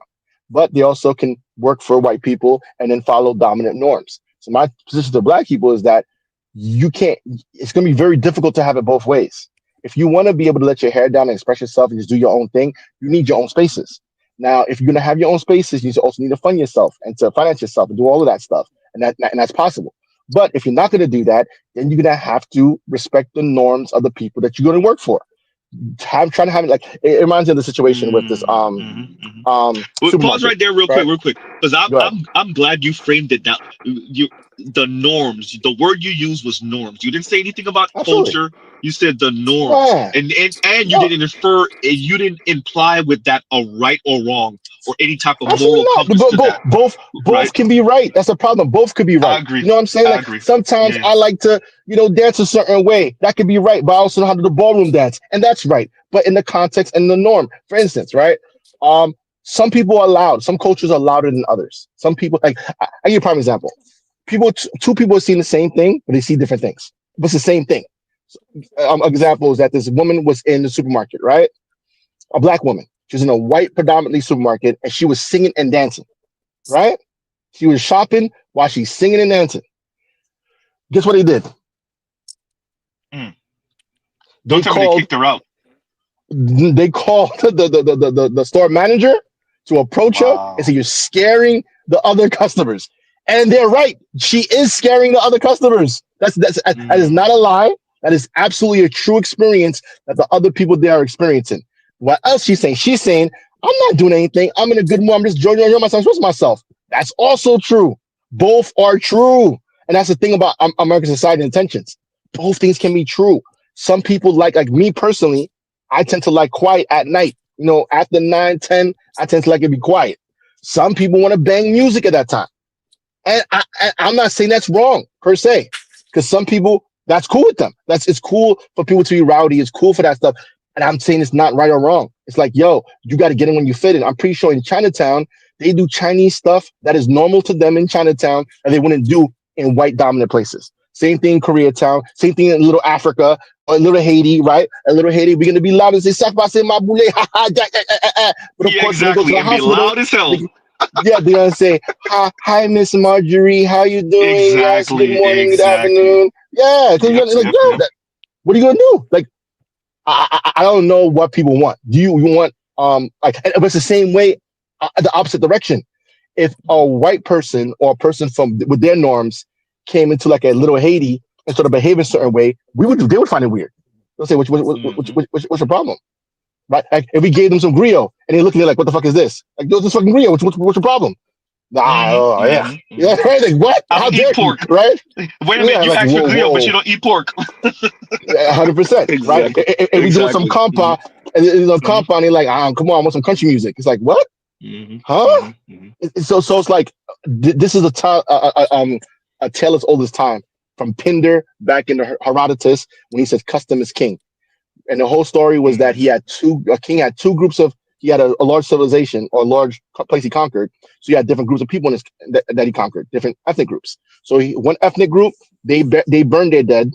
Another ethnic group, they eat their dead. They eat them, right? As a way of, respecting them. So he went to the one that burned them and said, I'll give you all the gold to eat your dead. They said, no, hell no, never, I'll never do it, right? And he went to the one who burned them and said, I'll give you a whole bunch of gold if you burn your dead. He's the ones who eat them. He said, no, I'll never do it. Right? And it's like, who's right and wrong? So, you're right about customs. And remember, white folks did use people's customs to call it devil culture and to use that as an excuse to delete them. That's what they did with the indigenous folks. That's what they did to further justify enslaving black folks. As a matter of fact, the white man's burden, the framing was to civilize, right? Yeah, but don't get it twisted. White people also have a train of that within it. They like going to the woods and having bonfires and howling at the moon. They like Wiccan practices. They like pagan practices. Freemasonry could be considered like occultic. So they have that strain too. No, that's just true. That they like to front. They want to. This is what white people are. White people like to front. So they want to have decorum when you're watching, but then orgies in the back, right? That's what they come on. I'm like, come on. They weren't respectable though. They're like, hey, we've always had white culture always had homosexuality.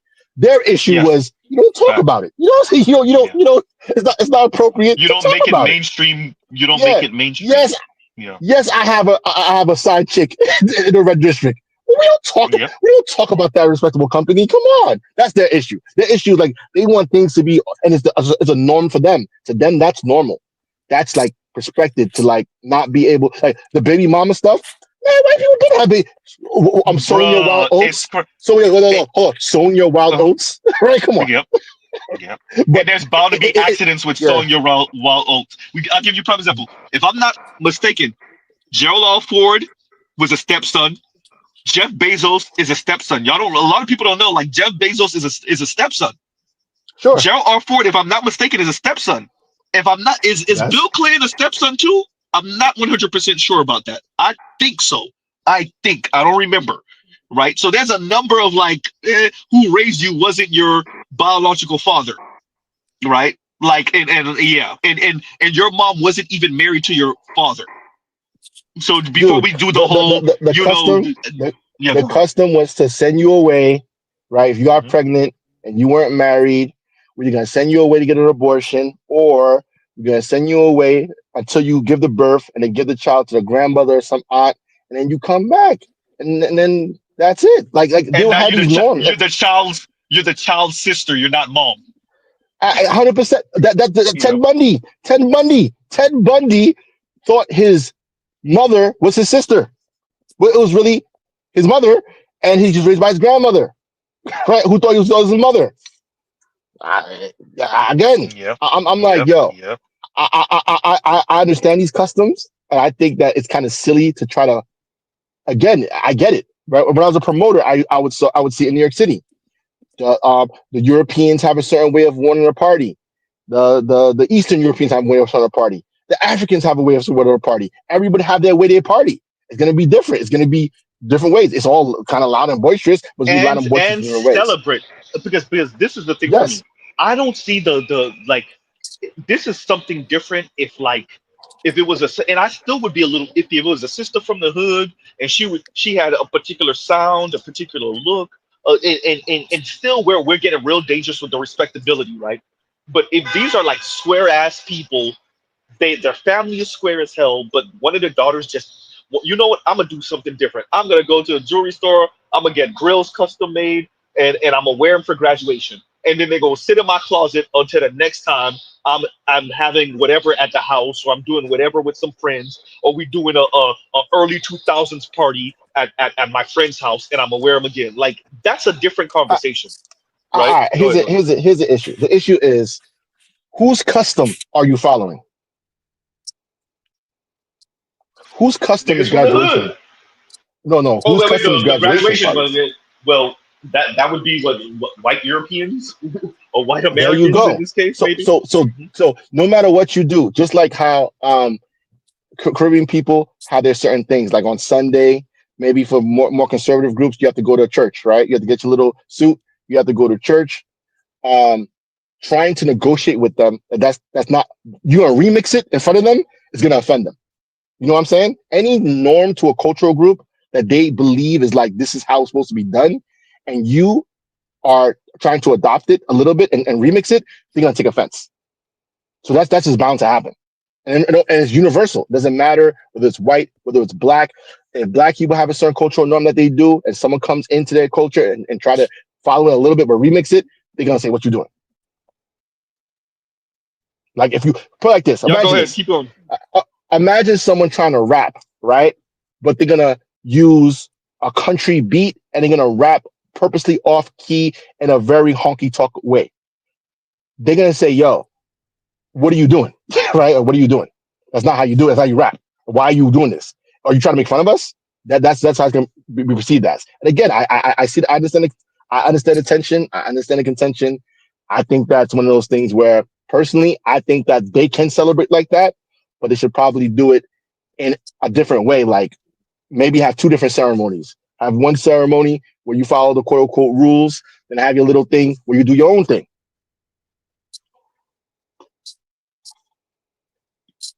Yeah. Y'all give me a second.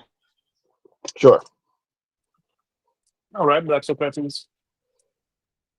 I think both can coexist at the same time. But on the other side, when does it become pruning? You know, when you bow down, kowtow so much to the other culture, and us, who's part of the quote unquote original culture, we kind of gotta look at you sideways. Like, come on, what are you doing, man? You ain't gotta do all that. What do you mean? No, listen. Let's say I am constantly reprimanding my people for not following the dominant culture. Constantly. Okay. It's always me telling them, "No, you're not supposed to be like this. You're too hood. You're too loud. You're too ghetto. You're too this and that." When does it become a little punish? Should I say? Is it punish when you punish them? Punish. When does it become coon behavior? When it's always you bowing down to the dominant culture all the time, and also reprimanding your own people on their behalf. But that's always gonna happen though, right? Like for instance, if I go to England, right? England is not America. England has certain norms and culture that is not American. For instance, in America, we're very big on freedom of speech. We can say anything. We believe in saying anything, even if it's offensive. We believe that. Europe does not believe that. In fact, in England, they don't really have freedom of speech. They have freedom of quote unquote expression. But when it comes down to it, it's not freedom of speech. So if I offend certain groups, I can get in trouble in England. Now, I can go to England and complain, but I only get arrested and eventually kicked out if I have a visa. But I have to submit to the dominant culture. If I go to China, same thing. If I go to Japan, Japan has certain cultural norms. They don't like. I can go to America in a subway and strike up a conversation with a stranger in America. America has that culture where being cordial to strangers is not a big deal. In Japan, that's a big no-no. Talking to strangers is like, I don't know you. Cultural norms. So yes, I believe that the way to resolve that tension is what a lot of groups in America do. They carve out a piece of section for themselves where they can follow their own cultural norms and don't have to worry about dominant culture.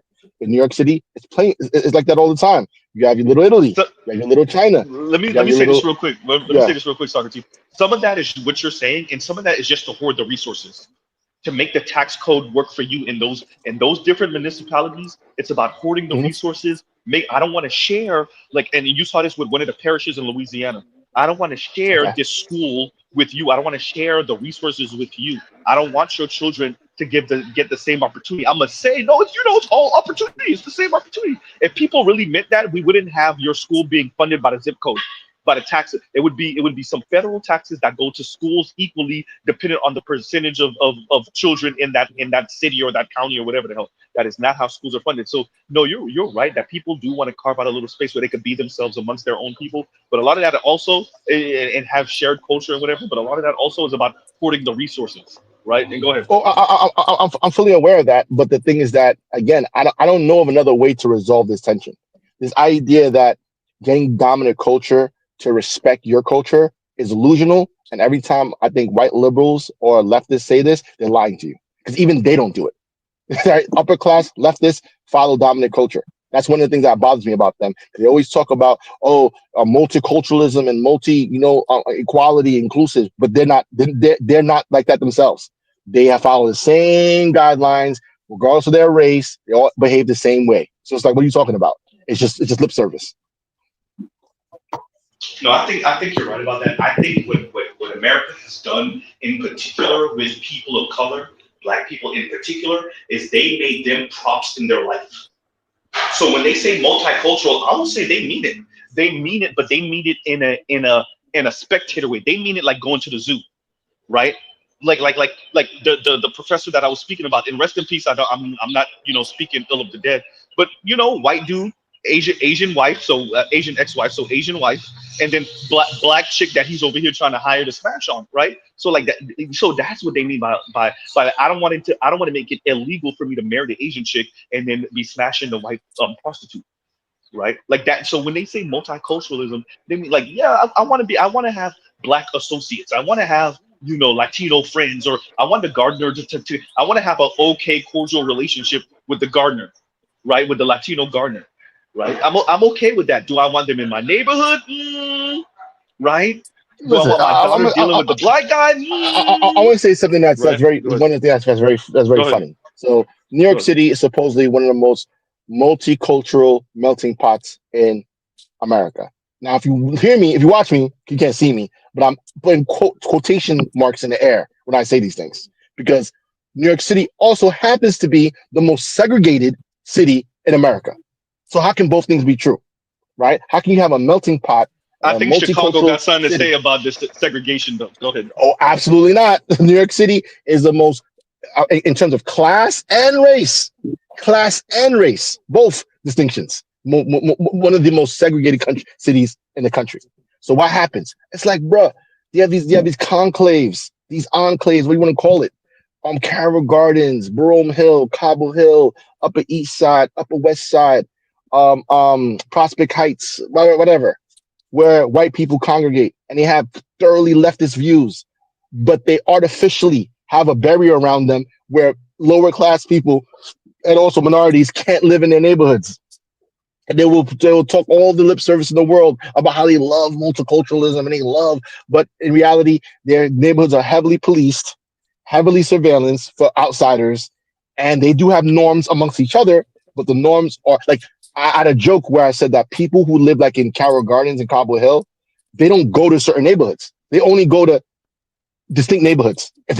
They'll go to Park Slope, they'll go to Prospect Heights, they'll go to Carroll Gardens, they go to Kensington, they'll never go to Canarsie, they'll never go to Brownsville, they'll never go to Bed-Stuy. Absolutely not. They won't even pass through it. Even though they live in the city, they won't go. Their trains go to certain directions, and that's it. And it's like, yo, so it's the tale of two cities. While you were speaking, I was thinking about Amy Cooper, which was the lady that called the cops on the birdwatcher in New York, and like how she said African American man, right? So like that speaks to her. That speaks like she knew better than to say the N word. She knew better than to say just a black, right? Like how we, like when a white person or a non-black person say black in the way they say, you be like, you might as well have said the N word the way you just said that, right? So like, no, she knew to pronounce it to say African American, but yet she was weaponizing. The racist act was that she was weaponizing the state against a man who told her, "Hey, your dog's not on a leash." A black man who said that. So so that's going to what you're saying exactly. Like they might be quote unquote liberal, or they at least left of center, so they say. But yet when it comes to black people and how to handle black people, nah, they don't really mean it. No, they're 100% liberal. They're thoroughly liberal. They write for the Guardian. They write for the New Yorker. They'll even lecture you. They'll lecture you on leftist politics, right? And I would be in their midst, listening to them, laughing, because I see it play out. Like, if you're a minority in their midst, you're a certain kind of minority. You're a cookie cutter. I'll make the joke that is they're a black cheating guy. on their white husband with a black guy. Go ahead. Yeah, but it's a type of black guy usually. The black guy who's like into arts, he's more Afro beats type of, he's not really hood, right? They're cheating on their white husband with Torre. Go ahead. Yeah, basically that guy, the personal trainer who finds his way into these neighborhoods, the bartender who finds himself the way. I'm not gonna lie, if you want to make money in New York City, be a black guy in shape and just go to these areas, be a bartender. Like, you're gonna make a lot of money just off the rip, because you're exotic, you're different, right? You're interesting, and that's how they think. So I believe it's fetishization, but whatever. No, I think you're right. I think it's bringing the other home. And like when I say that, I mean like bringing the other black folks, Asian folks, Latino folks, and like sampler dishing these people in their culture. Now, do you actually respect it? That's debatable. But is it the thing in style? Like I remember something that what's the I think you're right about that. What's his name? Post Malone. Post Malone on bum ass, and the way he spoke about hip hop while being famous off of hip hop. He tried his hand at country music. He failed thoroughly. He put out White Iverson and whatever. Then he started blowing up. He made the song with 21 Savage, whatever.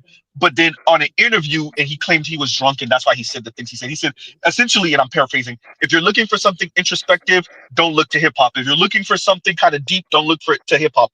Meanwhile, anyone, I know some of my old hip hop heads are flipping out right now for Post Malone to say that. But obviously, this is a white guy. No, he really did say this. This is a white guy who made his money and fame off of hip hop, but he didn't actually respect it. It was just a thing to get popular and notoriety on, right? He didn't actually respect it. And going to what to what we're saying here, where you have these white folks who are like petri dishing these different cultures, and they might enjoy this food, and they might enjoy this seasoning, and they might enjoy that culture, but they don't actually respect it.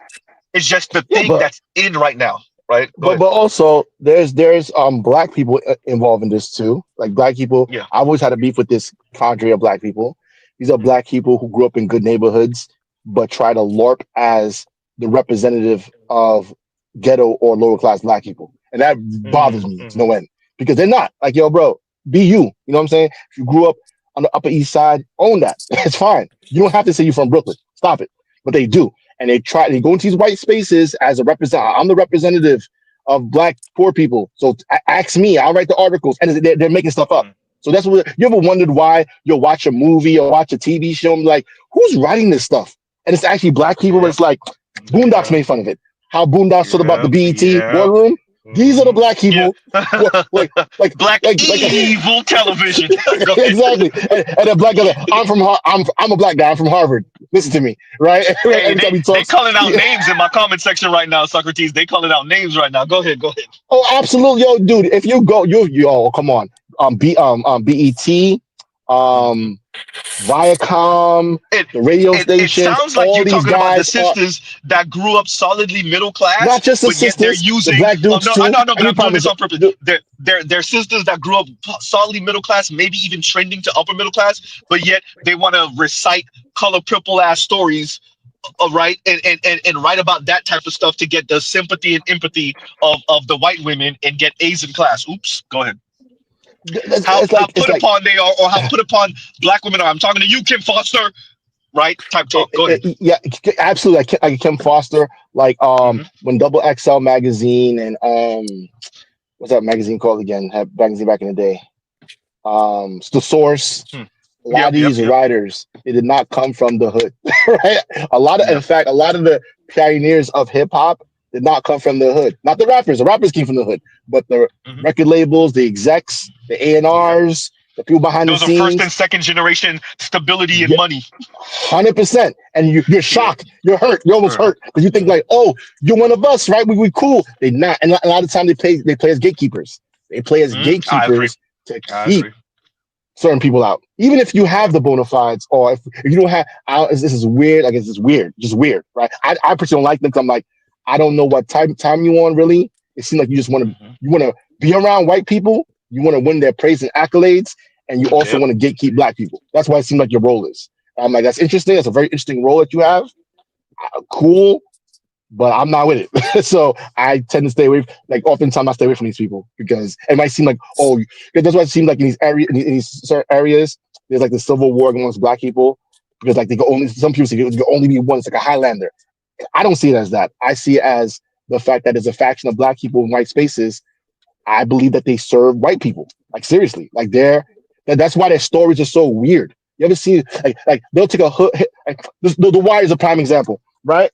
You have The Wire, a gritty, real life, true to life hood tale, right? With a guy named Omar who's gay. It's like, hold on. Now, I'm not denying that there's gay people in the hood. I'm not denying that. But if you go to any hood, it's not open like that. You're not openly gay. That's not a thing. Not from where I'm from. So why would you have that? And I believe that's there. I did good, right, guys? No. You're right. So what you're speaking about is the miseducation of a Negro. That's what you're talking about.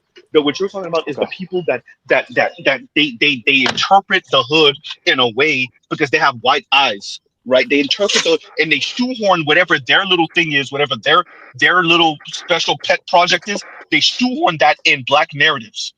That's how you get the bigger long character in the Harriet movie. That's how you get, as you're saying, the Omar character in The Wire. That's how you get some of these kind of out there narratives. That's how you get LGBTQ folks. And no offense to LGBTQ folks, but LGBTQ folks shoehorned into like movies about Africa or movies concerning black folks.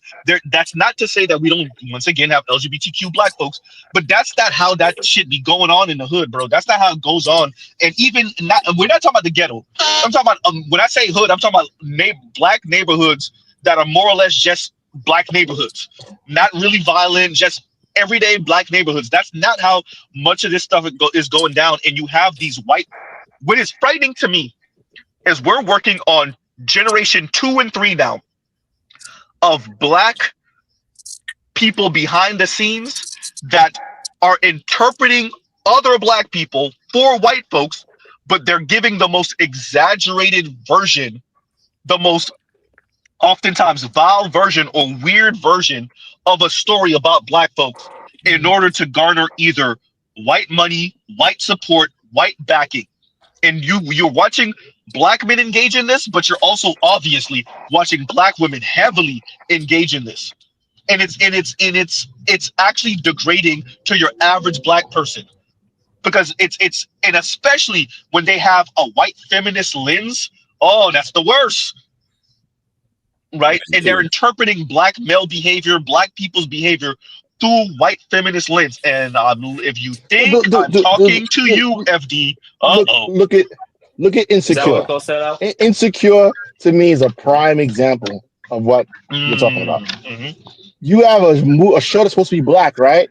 And yet, how come all the black male get Pookie or hood nigga outcomes? Right? Yo, Lawrence is a graduate from Georgetown. He ends up with a baby mama. How? That could happen. That could happen. Nah, like, but it's super rare. It's like super dumb, stupid, retarded rare. But yeah, that could happen. Come on, you know what? But I know.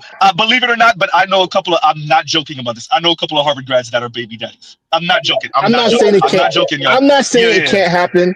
But what's the odds, of a Lawrence? Yeah, no, that's what I was saying. Yeah. The question is also, what was the point of that? Why does a man got to be down bad? Yeah. Right? Like, why does he have to be down? That's the thing. Wasn't he a software engineer or something? Too? Yes, he's a software engineer. The whole thing to me is like a play on black men. All Insecure is disrespecting black men, right? Yeah. He's a bum. He's not working. She gotta take care of him. I'm like, why is that the narrative? Oh, you guys are Ivy Leaguers. What the fuck are you talking about? Once again, but this is because this is what you have to sell, right? Train tracks. This is what you have to sell to the masses. So what came out was that Insecure had a predominantly white viewership, even disproportionate to the percentage of the population of people who have cable, right? So I remember watching something. Sarin covered this. Sarin is the young lady, one of the young ladies that used to be on the Grapevine. She covered this on her own personal channel, and you watch black people kind of fight her with what she was essentially saying, which is what was being pushed here was a particular narrative of black folks for white people. Mm-hmm. It wasn't for black folks. It wasn't a black woman talking to black people about black people. It was a half ADOS, half African black woman talking to white folks about black people, right? And so you have to shoehorn some of these narratives. We know black people who are in the up and up and who are perfectly square, and I don't mean that in any pejorative, who are perfectly square and like everybody in the family is on the up and up, right? We know those black people exist, but oftentimes and even with that, even when they cover those people, there's some type of exaggeration. What annoys me about like these narratives in America, you can't just have boring ass black people who do boring ass black people stuff. It's always either it's some uber rich like power or some like uber rich black people living their version of like crazy rich Asians, right? Or it's some hood ass black people in the streets like popping at each other. Like that's not real. That's not everyday black people's life. Everyday black people are doing everyday black people boring ass stuff. 9 to 5, boring ass life. Like everybody hates Chris, right? Right. Wait, say that again. Everybody hates Chris. Yeah, some version of that, maybe slightly better financially, but like, yeah, right, just boring ass stuff. Like A to B, boring. And I get it, Hollywood and the pizzazz, and you want to keep your viewership up. I get it, right? But like, and then a lot of people are seeing these movies and these television shows low key is like documentaries. Exactly. Right? So yeah, go ahead. And that's my issue. Is like they're telling these stories, and I'm like, these stories are gross exaggerations. They're hyperbole, and I wonder, like, are black people involved in this? Like, who's writing these stories, man? Nowadays, yes. Who are these people? Back in the day, maybe not, but nowadays, yes. Nowadays, yes. And this is why I think Aaron Magruder. Yeah. That's why Aaron Magruder was so upset, because Aaron Magruder was basically using Boondocks to call it out. Like, yo, they have this BET, hip hop. It's like there's these black people involved who do not care about black people. Right? Rumor has it that they were going to bring back the Boondocks a couple of years ago, and I was super excited. And they said he was going to be back. Because remember that last season, I don't think he had anything to do with that last season of the Boondocks. So when I was like, please, and then it fell through. It didn't go through. Damn, man, I was hoping. I really think that I don't want to sound conspiratorial, but I really believe there's a agenda to depict black men or the black community a certain way, and that is anything that deviates from that is not going to get supported or financed. And this is part of the reason why the whole DI initiative for Hollywood to me is BS, because it's really not about what they claim it is. It's not about empowering black people. Ain't no diversity for real though. Yeah, it's about shoehorning. Think about this as diversity. I'm gonna take a white character who's historically white, who's culturally white, and just make it black. Empowerment for black people. I'm like, excuse me? How is that empowering black people? It's just a swapping.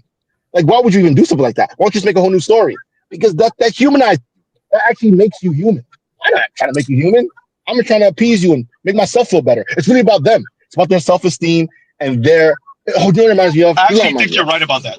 I think a lot of this, it has nothing to do with us. It's about I'm gonna break it down for you. Yeah, go. It's called toxic compassion. It's toxic compassion. Now, a lot of people might be confused about these two words being together because obviously compassion is supposed to be well-meaning and sincere. But white people, especially white Western people, WASP people, have a strain of something called toxic compassion, and this is how it manifests itself. They will promote things not because it actually benefits the end, the target or the object, not because it benefits them, because it makes them look good. Prime example. Everyone knows the Elephant Man, right? The famous guy who was very grossly distorted. Yep. So if you know his history based on the movie was a gross distortion. The reality of the Elephant Man was that he was very much loved by his mother, who happened to pass, and then he went on to believe in himself because of his love for his mother, and go on to make a living in freak shows. He created a show called the Elephant Man Show with other, conventionally unattractive people, very grossly attractive people, and he made money. He made a living. He became famous. Guess what happened? Compassionate people said, "Oh, you're exploiting these people. You're making them look bad. You're gawking at them." Using writing on the newspapers and all that cultural influence to turn the public against freak shows. They now ban freak shows. Guess what happens to the Elephant Man? Him and all his cohorts become destitute. So you took this man's job compassionately, with compassion. You took his job, and then didn't give him any alternative. But of course, you feel good about yourself because now freak shows don't exist. Eventually, while he was, right, and it plays out like these ideas about defunding the police, quote unquote. I'm like, okay, what's the alternative though? We don't have an alternative. We're just gonna redirect resources. All right, cool. So you're gonna have the cops who are there restrained? Yes. They're gonna quit. Yes. And then when they quit, what's gonna happen? Shrug. I would say just give people guns and let them figure it out. But that's a whole different discussion. But you see this thing play out. Lowering standards in schools. Why? Because it bolsters the kids' self-esteem. I said, yeah, but isn't it an indication that they're doing porn in school probably a greater, social, cultural, or personal issue? Yeah, we're going to ignore that. We feel better about ourselves because they're passing. This is one of my biggest issues with the left, white left, right? That a lot of their things are self-congratulation. It's about self-congratulation. It's not about helping people. It's about them going to a cocktail party and talking about it and then patting themselves in the back. No, I think that's a strain of human beings, and I think we saw it most reticently and more, in white folks. Which is I'll hobble you and then spoon feed you the tiniest bit of medicine, not to cure you, but to treat you, right? And you see this strain. It's this idea of manifest destiny, or no, that's not the one. White man's burden, that's the one, right? The white man's burden. It's actually a term. It's actually a term in psychology. It's called, I think, Munchausen syndrome. Yeah. The mother will, usually a woman, she'll hobble her kid or make her kid sick so she can take care of him. Yeah. Munchausen syndrome. Yeah. Munchausen, yeah. My bad. I had myself still mute. My bad. But go ahead. Let's let Compassionate go real quick, and then we'll get him. I mean, it's definitely a complex situation. I think it's because blaxploitation in terms of media, that era in the 70s, was essentially a subgenre of film that was designed both to be empowering and exploitive at the same time, which became problematic. Even like in the Dave Chappelle Show situation, where he kind of became disaffected by the show and didn't really want to do the show when he started to realize that the writers started. It became when they negotiated the next season, it never happened. He started to realize that they were really just they were on some exploitative, just kind of regurgitating or spreading stereotypes more than a comedy show, where I guess Chappelle thought it was just pure comedy and it was fun, and But he started to sense, no, for these people, for the people I'm collaborating with, and we're not laughing together. We're laughing at you. And Dave Chappelle is probably like the only person in that position that we ever had just said "fuck y'all" and put the money down and walked away. Most of those people in writing on Insecure, that's writing on Blackish, that's doing all these, just writing on all these shows, they're not even. They got there because they would not do what Chappelle did and say, no, we're not gonna make Omar gay because that's not really accurate to the hood. I mean, that's kind of out of left field. They're not gonna say that. Like, it's partly trying to kick it because, like, now I can imagine a lot of these institutions that Black people are in now, post civil rights and all that. It's a lot of just bullshitting to kick it with white folks and stay in these jobs. You know, they're not going to push the envelope. Ain't no revolutionary period no more when you're going to get a job at Fox or ABC and you're going to make sure that they stay, you know, write these characters, these Black characters, you know, truthfully. And if you did push that, you probably get kicked out. You probably be pushed out. And this is my fear with some of this is that we essentially, the diversity, when they say diversity of thought, so when the conservatives say, well, you know, diversity of thought, they're full of crap too. But when the left says diversity, it's not diversity if I'm you but chocolate dip. Bro, that's not diversity either. If I'm you but chocolate dip, that's not diversity, bro.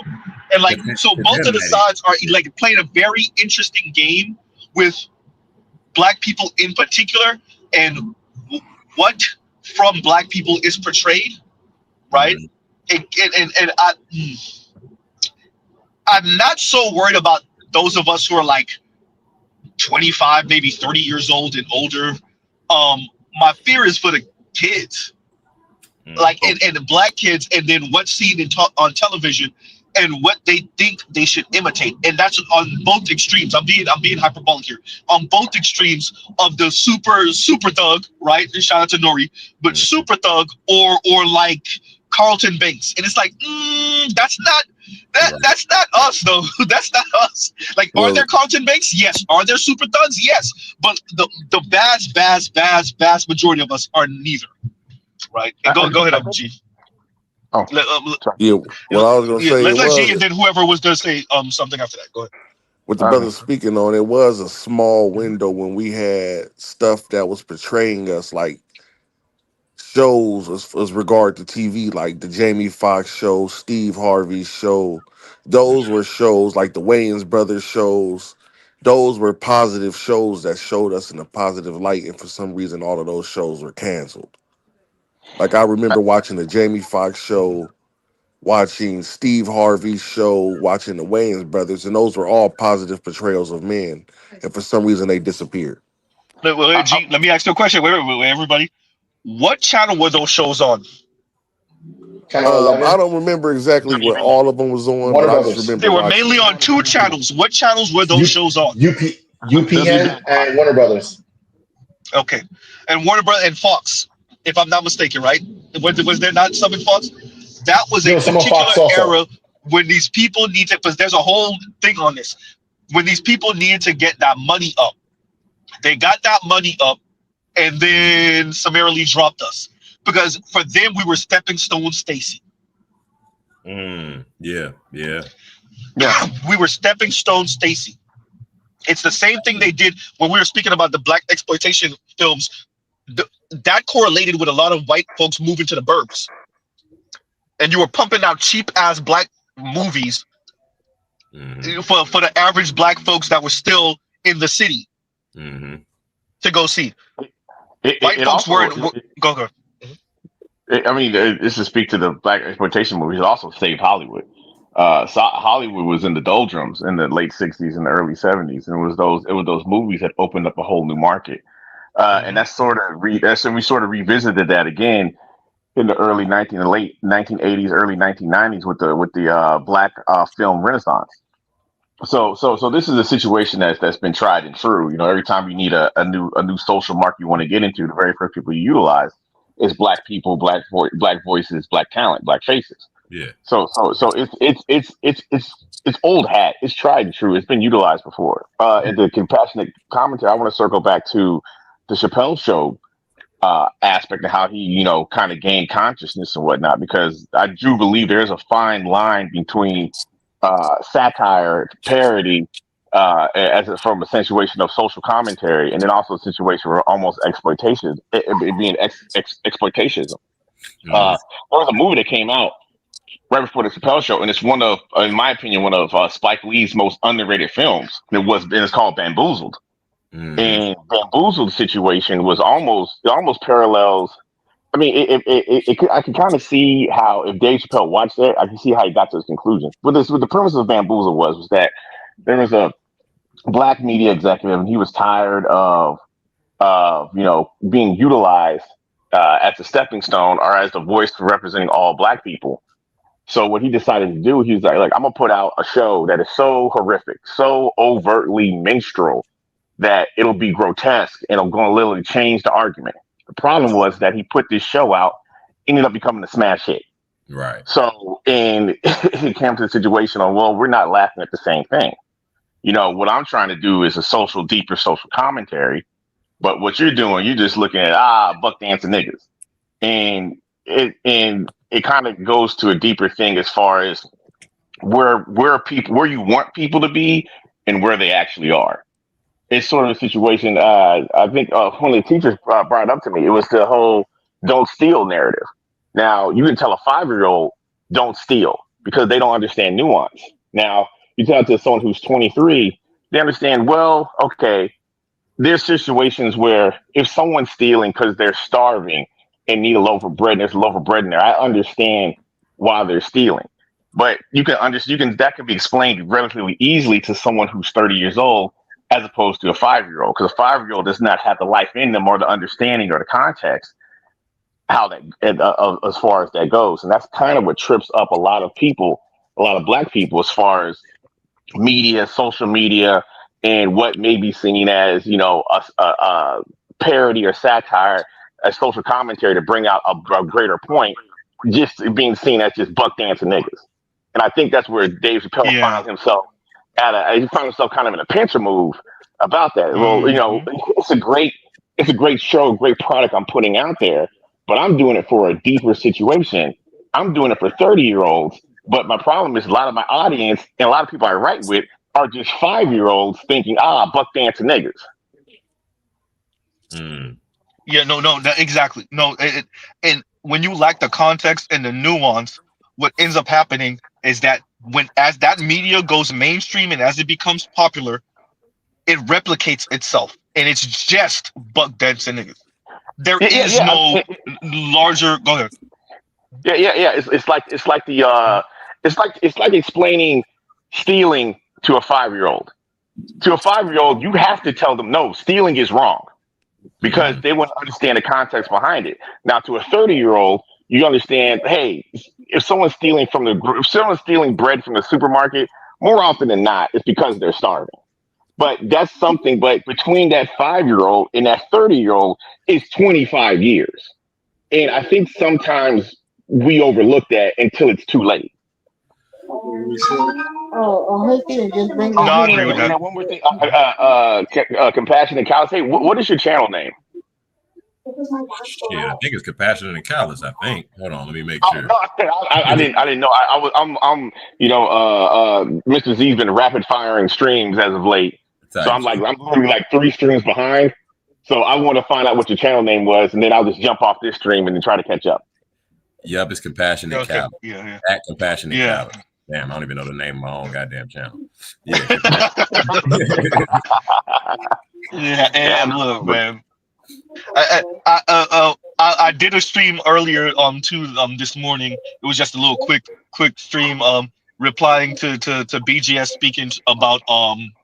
speaking to or responding to Sarge Willie Pete about what black women's aspirations and what they want and whatnot. And I was just saying, like, yeah, no, they really are sending us on a send-off mission to get murdered, slaughtered for them to be white women. And yet, if BGS, if you still listening, come up when you have the chance.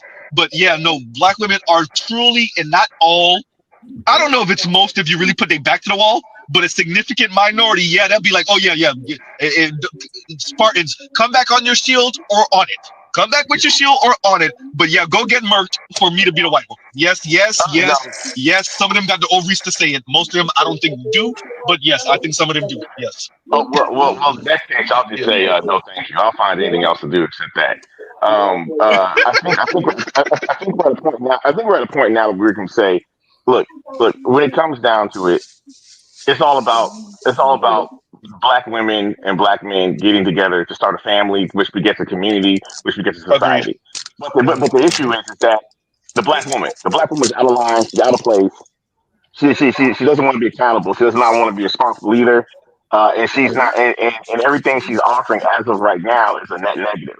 There's nowhere to go with her. There's nowhere to build with her. And that is wait, compassion. Not compassion, but KMS, I gotta ask you a question. From the outside looking in, if you are a black woman and your goal is to be Miss Anne, from the outside looking in, and remember, you're a black woman, so you're not thinking of the nuance. Why would you want to take accountability for anything? Because in your mind, white women don't take accountability. I'm not saying whether they do or don't. I'm saying your myopic view is that their white man bails her out of everything she holds. She has no accountability. She gets to play damsel in distress at a blink of an eye. She gets to weaponize her tears. Now that part is kind of true. Crocodile tears all over the place. And so if you're a black woman, when a black man says, yo, y'all are not accountable, or you're not accountable for your actions, he's masculinizing you. No, I 1000% agree with that narrative. You don't want to be accountable, that's fine. You don't see the white woman being accountable. You know what? I'll actually entertain that argument. Okay, but here's the whole thing. She gonna be responsible. That dude gonna give her some tasks, and she's gonna get some fucking things done. And here's the problem. I can't tell you nothing. I have no problem with women not being accountable. But here's the whole thing. If you don't want to be accountable, then I am the ultimate authority. I'm going to give you some tasks, and you're going to do them. But you can't be told shit, and there you are. Yeah, no, I think that is important. Please jump in if I'm incorrect. No. I agree with you. I think there's the accountability and there's the responsibility, and the problem that we have is that they don't want either. As a matter of fact, not even one, because I don't know how many people want it. I think we accept it. No. And here's what it is. That's slowly becoming their problem. That is no longer my problem. And that is why you're seeing them floundering out there in aggregate, because black men are realizing, hey, that's no longer my problem. Hey, I've said it before and I'll say it again. There will never be a lack of women in need of provision and protection. You may not be an ancient nigga to her, but I bet you there's a whole bunch of women saying, man, I can't wait for an ancient nigga to come. KMS, I gotta play it. I gotta play what floundering. Go ahead, Bruce, and then I'll play what floundering looks like. Go ahead. No, it was me. I'm saying no. Okay, go ahead, Professor. Situation where, like, black women are they're negotiating these things from a position where I guess I understand it, because I guess historically, and we've given them the impression, and I guess the society has given black women the impression that black men have no option to go anywhere. So they're negotiating like you're negotiating with somebody who figures you have no other option. Then they're essentially putting. I don't know how much I even agree with your premise, Compassionate, because you said the word. You used the word negotiating.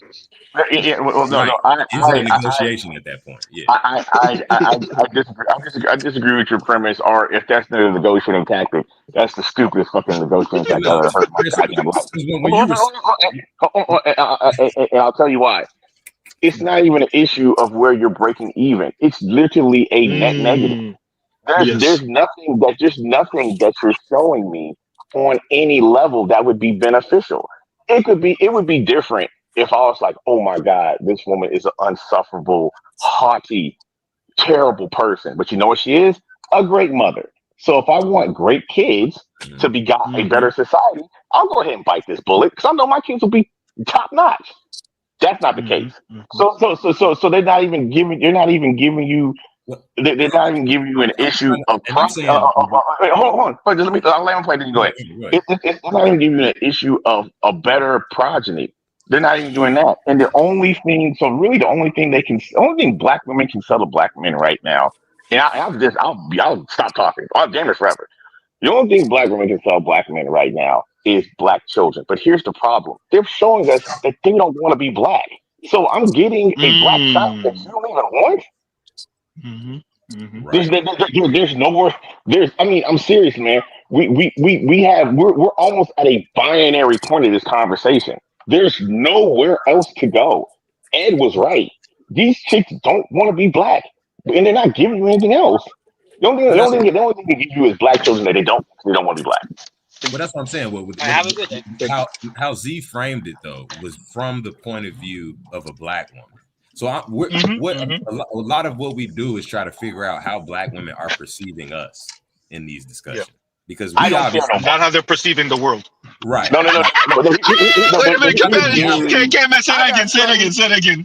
Wait, real quick, line. K-Man, say that again. I don't care no more. No. Here's what it is.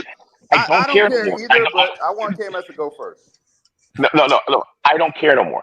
I don't care about her. I don't care about her perspective, because it's me caring about her perspective is me opening the door and seeing 100 snakes.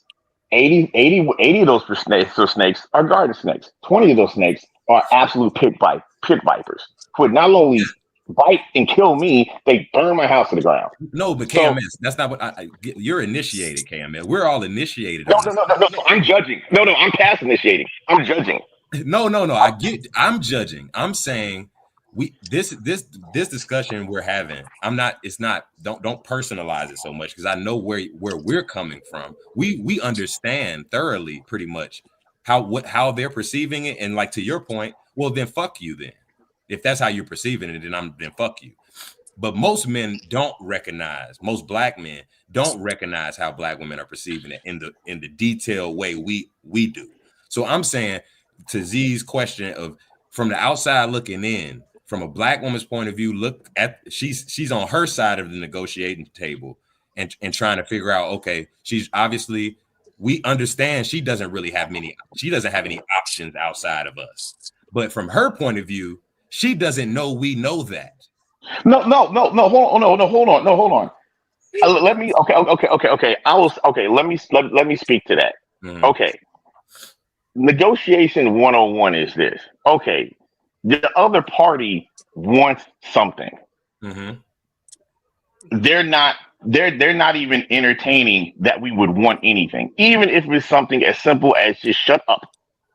So they're not at a negotiating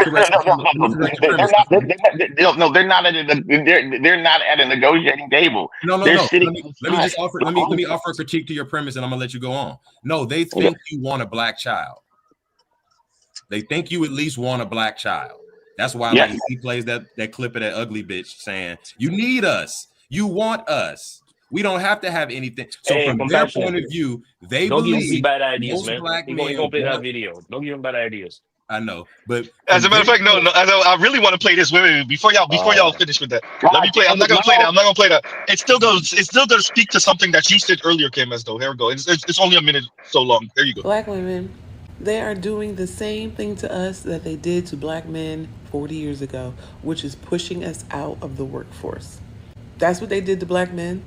And that is what caused the major divide within our community with regards to the gender wars. We saw black men the way they wanted us to see them because they didn't have the upward mobility that we had because of our jobs that we were able to get in the federal government. For one, the federal government was one of the biggest job employers for black women, and they're pushing us out left and right. We lost more jobs last month than any other demographic. And those jobs are not coming back. And if they come back, they're not going to give them to us. I don't care what degree you got. Because you can see right now, they don't care nothing about those degrees. As soon as we started getting it, they ain't mean anything anymore. I say this to say, we going to have to work with black men. Whatever grief you got with black men, get over it. It's time for us to work together. We need them and they need us, and this is just more proof of that. Okay. I'm sorry. I'm sorry. My turn. Let me say something. No, go ahead, Bruce on Wayne, and then we got KMS and then Compassionate, and I know other people are trying to speak also. So go ahead. My Sweet Mickey, I don't care. I don't care. I don't care. I don't give give a shit. It's a Haitian song, y'all. That's a good reference. I'm gonna put it in the description box. I actually put it in the description box a few months ago. I'm gonna use it again. That's a good song. For those of you that don't know, Sweet Mickey was president of Haiti before what's his name that just got deleted. So that's a good reference. Oh, that's a good song. I'm gonna play that afterward. Go ahead, KMS, and then Compassionate, and whoever was trying to speak. I mean, the whole thing about it is that I think, and I'm a bleeding edge Gen X millennial. I think I was the last generation where you could sell the whole aspect of the you need to deal with me because of the black child, and that's the reason why there's a good portion of the reason why I'm with my wife and chosen wife was because of that. That's no longer that's becoming harder and harder to sell because everyone's seeing everything that comes with that. Okay, because first off, this is not even my child. This is the state's child, and you like to play in my face with the state all the time. Why would I even do that? And then you're coming from a family that doesn't believe in marriage or doesn't believe in staying in marriage throughout thick and thin. So once again, their last bargaining chip, they're not honoring it anymore. All the money and all the currency they think they have might as well be in Confederate bucks. And it's so bad. And it's so bad. Her perspective on how she sees this shit is almost irrelevant. It's quickly becoming irrelevant, and it's quickly becoming irrelevant exponentially by their own doing. I can't this is the only problem. This is the only problem.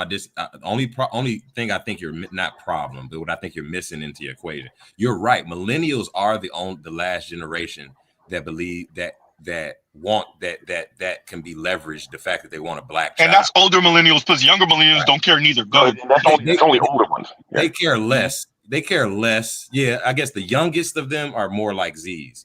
But to your point, I'm saying, yes, the problem is millennials are the largest generation, and the millennials are going to take political power. And black males still see, like I said, we get in this space, we're in our own tech, we're in our own silo to a certain extent because we can easily forget that we are a hyper super minority. You just pointed out that the children, that the state owns the children. We know that, but at the negotiating table, at the macro, black women are we see clips all the time that prove to us black women are totally unaware that we know what we know over here. So yes. I think narratives it they needs use. to stay that way. Wait, y'all. Let Compassionate land with that, and then we'll get Lion after that. Because I know you're trying to go back on KMS, but let's let Compassionate land with that, and then you got it, Lion. I'm getting somewhere if y'all can feel me. I'm saying, look, when we talk about, I'm not saying I care about their perspective like I care. I'm what the red pill essentially is. What we've done in this space is able to actually see the reality, the objective reality for what it is, not the stories we tell ourselves or our talk. So the negotiating table in terms of black women, the way we have to understand that when we're discussing these ideas, black women perceive the party they're discussing these things with as totally ignorant and totally trusting in them. Most black men, when they talk to KMS, they would find out that this nigga knows about tender years doctrine. This nigga didn't study the history of the plantation. He knows you come from a culture that don't believe in masculine authority. They would you flabbergast them and fuck up. It would be no negotiation, to your point. But most black men are not there. They're speaking on TikTok and all the shit we review to the macro black man. The average black man does actually still can be leveraged for a black child. Yes, not post-racial. That's I agree with your point, but here's my only thing about that is, and you're right. The average black man, the average person doesn't know much about anything. Yeah. Okay, but I will say this. You know what these women are showing the average black man? That I'm an asshole. That I'm an unsufferable asshole. And here's the whole, and that goes back to the whole issue of what the Elijah Muhammad said. Elijah Muhammad said, a man will drink dirty water Yep. unless there's cold water available. So everything you're saying is right. So I'm gonna do a both and. Everything you're saying is right, and they are showing to black men who now have options. And you know what? And you know what? The most recent option that a black man has learned not to play, not to engage. Yep. Disengaging is also an option. And these women are just showing with every TikTok exponentially that I am an insufferable asshole and you have to deal with me because of reasons. And all the men are just saying, bet. I'll just wait till GTA 6 comes out. Let me say it like this. There's a certain level of pain that you can levy on someone where they'll give up. And so what I'm hearing KMS saying is they've gone to the place where even the tender dick niggas, the soft niggas, it's so much that they're even like, okay, I can't deal with this level of pain. Right? Nah, they not there yet. You don't think so? You don't think the men that are there yet? No, not there yet. Okay, wait. Let's let Lion go, and then we got Bruce on Wayne, and then we'll just work our way around. Because I'm gonna take y'all for a ride. Because we're speaking about the initiated. Y'all speaking about the initiated. But here's the thing with the uninitiated, that they just gonna have to drown. And I'm speaking to what Compassionate and Callous, that post you put up, that screenshot of the man Idris, whatever the fuck his name is. Yeah. Talking about this is a new year. Us men don't recognize y'all. You black men gotta grow up. Listen here, nigga. Like, I don't know what it is about you guys, but from where I'm sitting, that pursuit of status don't look all that appealing to me, because you niggas are not only uninitiated, but y'all are food. Because with all these stars between Diddy, Chris Brown, all these other stars, Shannon, that are ended up compromised ended up in compromised positions with these women. What it seems that is that y'all niggas are food, and all the regular men, we're just gonna have to let y'all go, because it's gonna get bad to the point where the standard operating procedure is, if she's from America, I don't want her. That's how bad it's just gonna have to get compared to this. Because the thing about these stars is that kills me. I'm like, y'all niggas would not even, these women don't even want you they'll never want you for you. It's always about the money and the status, and that's it. So it gets to the point where there's only two things, either a child or a lawsuit. That's the only two things these women are looking to get out of y'all. Wait, Line. Did you tell me that Idris did? But I'm me. Shout out to Edward Anderson. But I'm me, right? Like he pulled the not me. That's them. That's them other celebrity niggas, not me. But I'm me. You're you. Yeah, you're you until you're in the fucking courtroom. Yeah, say that. I do think then you just go ahead, in the courtroom. Let me say this, and then you got to Bruce only. I really do think, and this is something that black men got to get over. That, but I'm me shit. I'm the exception to the rule. That's them nigga shit. I think when you see someone like Meg Thee Stallion, why the fuck are y'all niggas need to leave her for the white niggas? Leave her for the white dudes or whoever the fuck gonna do something with her. When you see a Meg Thee Stallion, you supposed to run, especially now it looks like we're three situations in that she's not worth the headache. So for all of you, that's them niggas. That's them niggas. The same thing with what's his name with Cardi B. Whoever the hell is gonna deal with what's her name Shumpert's ex goddamn her name slipped my mind just now. But yeah, when y'all see these chicks coming, this is the thing for me. If I see a woman fuck over Lion, okay, well, you know what? Okay. KMS fuck with her, she fuck over KMS. Oh well, wait a minute, God, okay. Compassionate fuck with her, she fuck over Compassionate. I'm like, wait a minute, and then I'm gonna follow behind. Fuck, like, bro, I don't have the ego. I don't have the ego. Like, y'all not seeing the pattern. Yeah. No. Let me say my wait, everyone. Let's let Bruce on Wayne go, and then you got it back line. Go ahead, and then we'll work our way around. I'll land the plane after Bruce on Wayne. I'll land it because I just want to land it with that. Hear me out. It's going to reach a point where men going to say, if she's from the West, I don't want her at all. Yeah, no, he's absolutely right, and that's kind of circling back to my point that if I said it incorrectly, I apologize. I remember. I think it was some Australian billionaire who more or less alluded to there needs to be more pain into the system as far as business goes. Yeah, that ass clown. But I get it. I know why you're referencing him. I know who you're referencing. Wait, let Kevin Slim down. Let him down. You got And here's the thing. As far as relationships go, there's too much pain in the system for men. There and humans at our base, we're pretty simple. We're either running towards something or running from something. We're running towards pleasure, run away from pain. Right now, and it's happening too fast. You're seeing these dudes get fucked over too quickly and too many at such a clip that it's a situation where there's too much pain in the relationship system. You don't have to understand this esoteric knowledge that we all know. It's as simple as, hey man, that nigga getting fucked over, that nigga getting fucked over, that nigga getting fucked over, that nigga getting fucked over, that nigga getting fucked over, that nigga getting fucked over, that nigga getting fucked over. Wait a minute, these dudes are my betters that I openly admit to. What's gonna happen to me? Oh, maybe I need not do that. Okay, here seems to be the common thread of what they're dealing with. Yeah, I'm not going to do that. But that's the thing. But that's the thing. And that. But that's wait. We got. Let's let Line in with that, and then you got an AL, and you already know elder privilege, so AL got it whenever you go. But let's let Line in with that. And I'll end with this. The thing about it is, you uninitiated dumbasses, you superstars, y'all are so freaking stupid. Y'all are defending the same women that will have you hauled up in court 6 months to a year from now. Facts.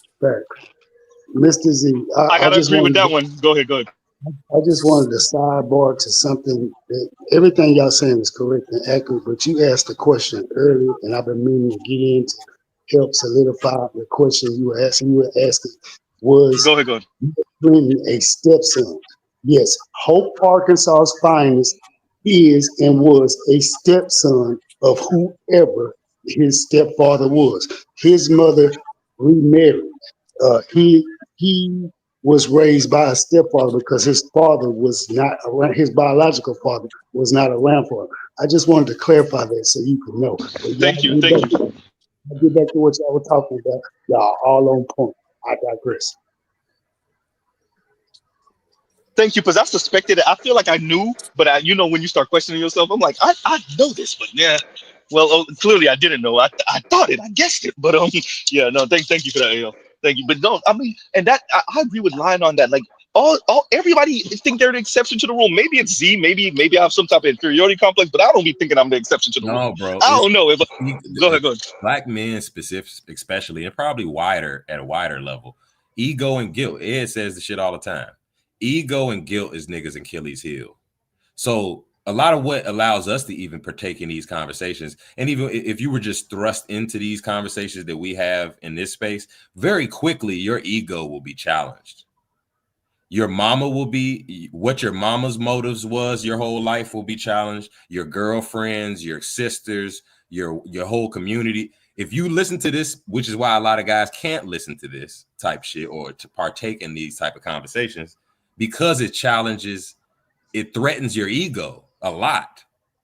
I think that's I don't think it's intelligence. I usually think people are just stupid and couldn't really entertain these ideas, but no, it's really more often than not, it's your ego. So I'm not surprised the average guy, and I think that's natural and normal. Like I know even myself in this space I wish one day all the understanding we have in this space can trickle down to the masses. But we forget that we're playing with ideas that were never meant and traditionally have never been meant to be understood by the masses. The masses aren't meant to be. The average man ain't really supposed to understand female actual nature because he will say "fuck you." That is true. He ain't supposed to. I made a chart a long time ago. I described that if red pill actually spread too far, you would have a societal collapse. As much as it sounds like it would be better everybody operating off the pure truth. But no, BGS said similar. BGS said, yeah. And we forget that in these spaces, and I know we can get frustrated because it's like, God damn, you motherfuckers don't understand like the to us what's a simple concept, but that's my point of like at the negotiation table, that's the masses. We're the initiated. We sit at that table and negotiate with a black woman. That's our demands will be totally different. Our expectations will be totally different. But here's the thing. what you're saying, see, honestly, as far as the initiated, we shouldn't even be in the motherfucking room. No. But here's the whole thing. As far as men not being indoctrinated or knowing about the red pill. You know who's red pilling these men faster than anyone else? Women. These women. The women are. The women You go are. on TikTok. You go on TikTok. Hello. I mean, hold on. Let me just give me some space with this. It's really all about data points. It'd be one thing if you heard one chick say some crazy shit. It's another thing if you just are in a perpetual state of hearing women say the same crazy shit to the point of where it's a narrative. And then once it becomes a narrative, you're like, all right, I need to make some adjustments because apparently this is systemic. This is systematic. This God forbid maybe they're operating their modus operandi, and that's kind of where we are. So it's not even an issue of it. I mean, I agree. I mean, when it comes to society, there's people who got to dig ditches and run pipe. That's just part of it. But the thing is that it's the women, and ultimately with their arrogance and their own hubris, they're the ones lifting up the skirt. They're the ones taking down the veil. I mean, because the conversation. You're right. The conversation we're talking about right now. The only people who really knew this stuff were pop stars, rock stars, athletes, and politicians who dealt with women in a sense of where they dealt with enough women doing the same thing where they could recognize a pattern. But here's the whole thing. Due to social media, everybody has the insight into women as if they were politicians, rock stars, and athletes. So you already have the man who's not even there seeing, oh, this is how these women really get down. And the only reason I can say that because they're constantly saying it. They're all constantly saying it. So as far as the technocrats, as far as society goes, it's getting to the point now to where you got to bring the women in. You got to pull the reins on them bitches and get them in line. Because once again, I'll circle back to this whole point. As far as black women negotiating and thinking black men are stupid and don't know anything, here's what black men do know, and here's what they're seeing on social media every other day. This chick's an asshole. This chick's an asshole, and she's not likable. No, At the look, base. But Wait, before we go, I'm gonna play this. Socrates was trying to go, so we'll do this. I'll play this. Compassionate, you land, and then Socrates. I think Lion was trying to say something also. So let me play this because I want everybody to know what we're referencing. This is Sergeant Lee Pete. This is what BGS was responding to. Check out BGS. It's on his Black Gnostic Speaks channel. So y'all check that out. And then he gave an extended clip on Rumble. It's in the description box. No, it's in the description box for my stream I did this morning actually. So I guess I gotta put that in this too. So this is what we're speaking about right now. And let me play it real quick. And I actually did a video about it this morning also. Here you go. And so therefore now we're in the 21st century, and we have media and propaganda and movies and all this other stuff, and the image of white womanhood is everywhere, and black women don't get to have like their own space, and all that is the fault of black men's collective failure of not winning a race. And so therefore now we're in the 21st century, and we have media and propaganda and movies and all this other stuff, and the image of white womanhood is everywhere, and black women don't get to have like their own space, and all that is the fault of black men's collective failure of not winning a race war. So black women are just going to sit around and they're just going to be angry and mad until black men win a race war. And what else was something else I was going to say about until black men win a race war and atone for the sins of failure for black women, so that black women can feel, what the white woman, has basically takes for granted, right? And then there's the aspect of where, like, not only do black women want to feel like superior and promoted in the standard of beauty and all that, they want other women to feel insecure, because black women have been made to feel insecure about, who they are, their identity, and black men are a part of that. How dare we even look at other races of women and find them attractive? No, we must make it known that the black woman is our first choice and our preference to the highest order. Doesn't matter that the majority of black men are marrying black women. That does not matter. What matters are who the high profile black men are, who the wealthiest black men are, who they're picking, who they're choosing, because that is what everybody sees. And so all of those men have to be on code, on top of winning a race war. because them just simply being, I mean, it's bad enough that you lost the race war, but it's even worse that you lost the race war and you're out here cavorting with the enemy, right? And that's how these women view it. So black men owe black women reparations for losing the race war. So anything that we do is it's like back taxes. Like there is no, we're not what do you want to call it? We're not, is it paying it forward? We're not we're not like doing it as some sort of mutual exchange. No, this is debt that has accrued interest. You see, so anything we do, anything that you build, any positive thing that you, any resources that you acquire, you're supposed to just hand a portion of your resources over to black women like tithes, right? Because that's what you're supposed to do, right? Because you owe black women. So they're like the church to sit there and collect. Hey, my more.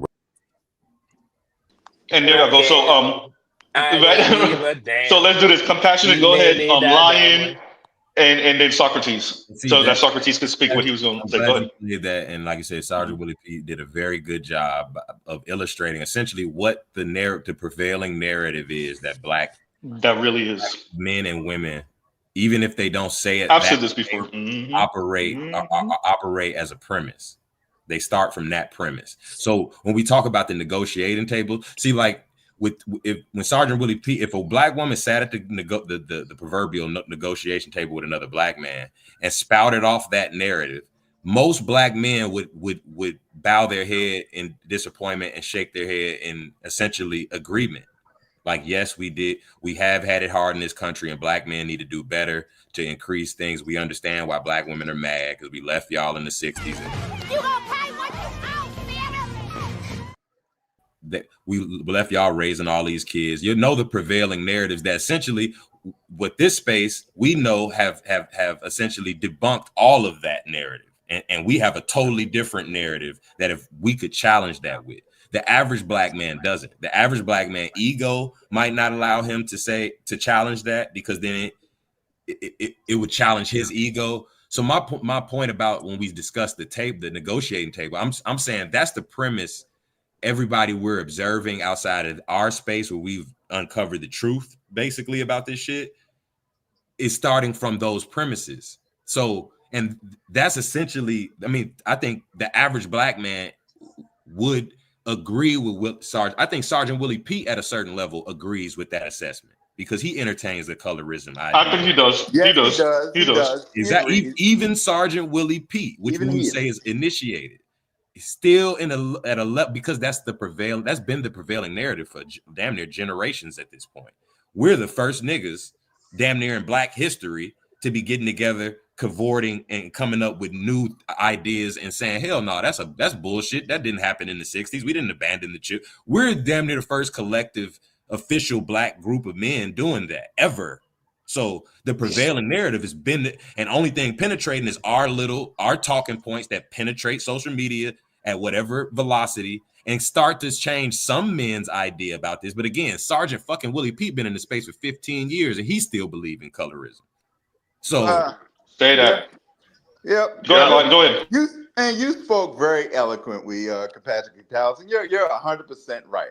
But I'm going to say it in a different way. Fuck all of that shit, okay? I saw that coming. You want this race war? You know what? You just gonna have to sit your fat ass right there and let them until them eggs fry, because ain't no one fighting no bitch ass war for you. You are not worth fighting for. You've never been worth fighting for. Fuck all of that. Well, I think what's more insidious. Most black men don't, because that's never said. Most black women never say, "Nigga, y'all didn't win the race wars. That's why I got an attitude and I don't smile." Most black men figure if I just make 100,000 and I get this money, then I can put her in her. Literally, I can make her Miss Ann, and then it'll all work out. They just don't. Go ahead. But here's where social media and its exponential qualities take hold. Okay, I believe in everything you said. I believe if there was a proverbial negotiating table, a man would hold his head in shame, either due to pride, ego, or guilt. I agree with that.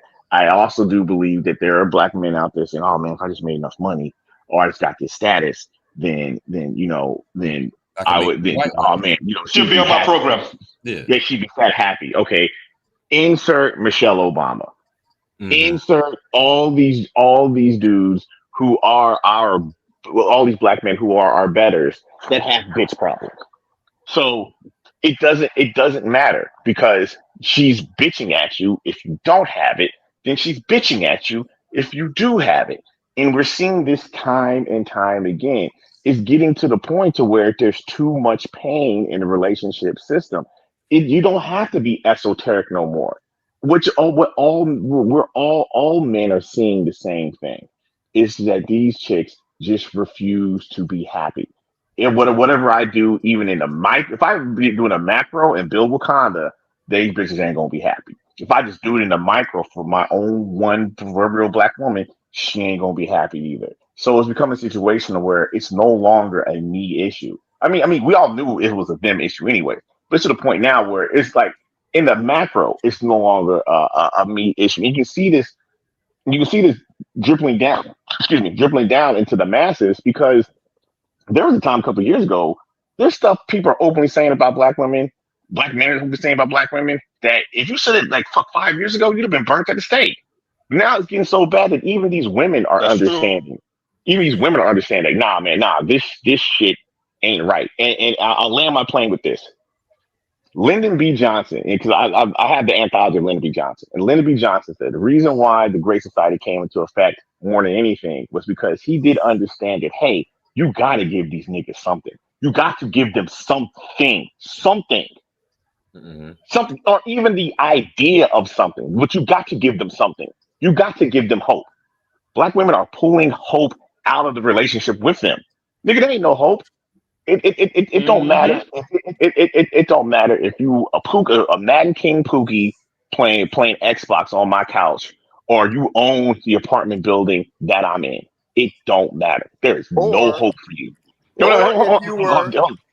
Or if you were the fucking president of the United States. No. There's no hope for you. So what happens when you pull out hope from somebody? Apathy and indifference, and that's what they're getting. And you're seeing this. It's happening fast. It's happening a lot more fast than we can even give credit for. I'll circle back one more time saying there's things that people are openly saying about black women now that if you said it 5 years ago, you'd have been burnt at the stake. Good. About damn time. Let's let Socrates get in there and then go ahead, land with that, and then Socrates. I just want to ask one question in regards to what SWP was saying about this punk ass race war. What the fuck have black women demonstrated as a collective that war is even worth waging? What they say, you go first. You wage the war, and then they'll show you their femininity. Oh, you think I forgot about Loving versus Virginia? Uh-oh. You think we forgot? Fuck no. Fuck you and that race war and that aspiration. Because at the end of the day, you just want to be Miss Ann. Nah, you go ahead and fight Becky for that. And let's make sure to say this: the FDs, the Conscious Lees, the Mark Lamont Hills, the Little Bills, those and even Foreign, because Foreign said it eloquently because he knew what it was for these women. I'm not her because you're not him. I don't get to be her because you're not him. And you know what? And there you go. And you know what? Here's my fucking response as far as those niggas are concerned. Somebody pass the pepper, the salt, all the fucking seasoning we need because those niggas is just gonna have to be food. Let's just season them because that's all they are anyway. They're just gonna have the women gonna cook them up before we even get there. Don't worry about it. It ain't even gonna be us, it's gonna be the women. Don't worry about it. Yeah, I know. No. What we're doing is just seasoning the food. We're gonna let them put themselves on the grill. Let them put themselves on the grill. Fuck. Go ahead, Socrates. Socrates, and then you got Bruce Wayne. Yeah, I was gonna say there's two things. One, I think we still underestimate how many blue pill simp people are out there who will tolerate the abuse because they've been conditioned and socialized to do so. And two, in terms of what Sergeant Willie Pete said, my position on that, and I announce this to all black men, Why, like the other gentleman said, why would you fight? Why? I believe that black men should focus on themselves. They do anything to be for themselves, and they progress to be for themselves. This idea that you're gonna live as a means to someone else's end, like you're gonna be a means to her ends, is ridiculous. You're your own end and your own means. You don't owe anyone anything. You owe yourself. So that's what I gotta say about that. Damn. Yeah, no, I mean, let me, as a matter of fact, let me see. Give me a second, y'all. I'm a borderline torture y'all with this shit in a minute. Wait a minute. No more torture. No more. Nope. We got to do it because this actually, as a matter of fact, all of these speak to it. Here you go. Top tier. Your dick is not equal to my fucking pussy. Point blank. His dick ain't equal to your fucking bills neither. God damn. Look, at the end of the day, I ain't them bills got your name on it. They don't have his dick name on it. At the end of the day, I ain't fucking no broke ass nigga. Do what you want with your pussy. Yeah, you don't have to fuck no broke ass nigga. Straight up. Look, you can fuck a nigga that ain't broke. That's not a problem. But just because he ain't paying your bills, don't mean he fucking broke. That mean it ain't his goddamn responsibility. Your bills got your name on it.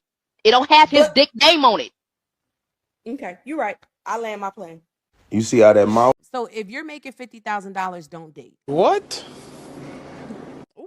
I'm just being for real. You're not ready to date. Again, I'm with you. You're not ready to date. You're not ready to date because courtship costs. Okay. Everything costs. Okay. You can go for 22 walks in the park. Eventually, shorty is gonna need a sip of something. She gonna be thirsty. This bottle of water is $3 in Atlanta. Let's not play. So if you don't have any expendable cash, don't date. And whatever that looks like for you, you might only make $50,000, but you live in a shoe, and now you got expendable cash. Or get you a bottom of the barrel bitch that's gonna date you when you have no money. If she doesn't have the expectation, and I'm gonna tell you this right now, enjoy it while it lasts, because eventually you're gonna wanna run. Because she doesn't stretch you, she doesn't make you the man that you need to become. She allows you to be the stagnant dude in the same jeans for days. You know what I'm saying? Be cutting up. I'm just talking about. Yeah. Niggas be so quick to let me take you on a trip. Let me take you on a trip. Pay a fucking bill. Pay a bill. Pay a goddamn bill. Always begging. Damn. Can we get on the phone? No, get on the phone with billing. Don't talk to me. Talk to billing. I'm submitting to no man that expect me to go 50-50. You want your wife to bear your children, cook, clean, work enough hours to handle big bills, and take care of you? You expecting me to pay big bills, baby? I'm gonna want some bussy when I get off of work. Fuck is you talking about? Bend that ass over. Let that bussy breathe. This what you wanted, right? 50-50, right? And I do mean assume the position when I get off of work. As soon as I get off of work, that ass better be tooted up. As soon as he get up off me, I'm gonna look at him like, my turn. My turn. Cut that bitch off. Shout out to Compassion. Call her. You just saying it. And the only reason why I wouldn't be able to go 50-50 with a man is because I know subconsciously I wouldn't be able to give him that top dog, head of the household treatment. Right. Knowing that if it weren't for my 50%, we wouldn't have any of this. Mm-hmm. Especially when it comes to big things like rent, utilities, all of that stuff. Like, I'm cool with helping out around the house when it doesn't come to... You're cool with not having to... Wait, and we go end out with this one because this sums up everything. But my thing is, like, I don't understand the obsession with trying to make black women settle so much. Y'all don't do this with any other community. Like, seriously. Y'all don't do this with any other community. Do y'all tell white women that they should settle? Because last time I checked, anytime a white girl marries a black man, it's always when he's at his best and when he's rich as hell. You think Kim Kardashian was going to marry Kanye while he was broke and didn't have any money? You think Kanye would have had a chance with Kim then? Or you think Kanye had a chance with Kim when he was a multi-million-dollar rapper? Let's be real. Like, y'all don't say this to any other group but us. We're tired of settling. We're tired. And that sums up everything I played. Everything we've said over the past hour or so is up to par and makes sense. The maths, but it means nothing because that last video says everything. Don't tell white women to settle. White women aren't told to settle. But With these again, videos, Okay, let's do this. Let's do this. Socrates got it. Then you Lion. Then whoever was trying to, I think that was Compassion trying to go. Whoever that was trying to go afterwards. Go ahead, Socrates. They're having a conversation with themselves because, again, you don't have to do anything, and this is so strange how they presume. And I know why they presume this. They presume this based on the old social contract, on the traditional. Men are supposed to be quote unquote providers. Men are supposed to be protectors. Men are supposed to be yada yada. But women are supposed to also be things too, right? So women are nothing, but men are supposed to still be traditional roles. That contract has been nullified. It doesn't exist anymore. And since that contract no longer exists, this idea that men are supposed to stay black and die. That's it. We're not supposed to do anything. The idea that you're gonna give me roles is laughable. I give myself roles. I don't have to do anything. I can watch a black woman get washed in the street, and the most that I'll do is probably call the police. I'm not getting involved. I'm not helping. I'm not doing anything because I don't have to. I don't have to do anything. Who's gonna make me? This idea of shame. How are you gonna shame me when I'm going bankrupt? Black women's moral morality is some of the lowest in this country. They don't really have any standards. Not just black women. I say Western women as a whole don't really have any standards. And they're gonna shame somebody? Come on, this is a joke. I mean, go ahead, Line. Go ahead. Real quick, Let's let Line, and then you got it. And then Compassion. Honestly, with all those videos in a row, y'all make it really, really fucking hard to not laugh at y'all when y'all get humbled. Y'all make it really, really hard. Because honestly, with all this shit y'all saying, it's just going, like, Brad's just going to have to tell you, y'all don't fucking qualify for much. Your PR is terrible. Black women, Keisha, you have terrible PR to even get a dude to want to pay 100%. 50-50 is for the majority of you broads qualify for. It is what it is. You want to qualify for more, you gonna have to go to the gym. And seeing as we already know what the stats are when it comes to your health, that ain't never gonna happen. You are the fattest women on the fucking planet. You don't qualify for it.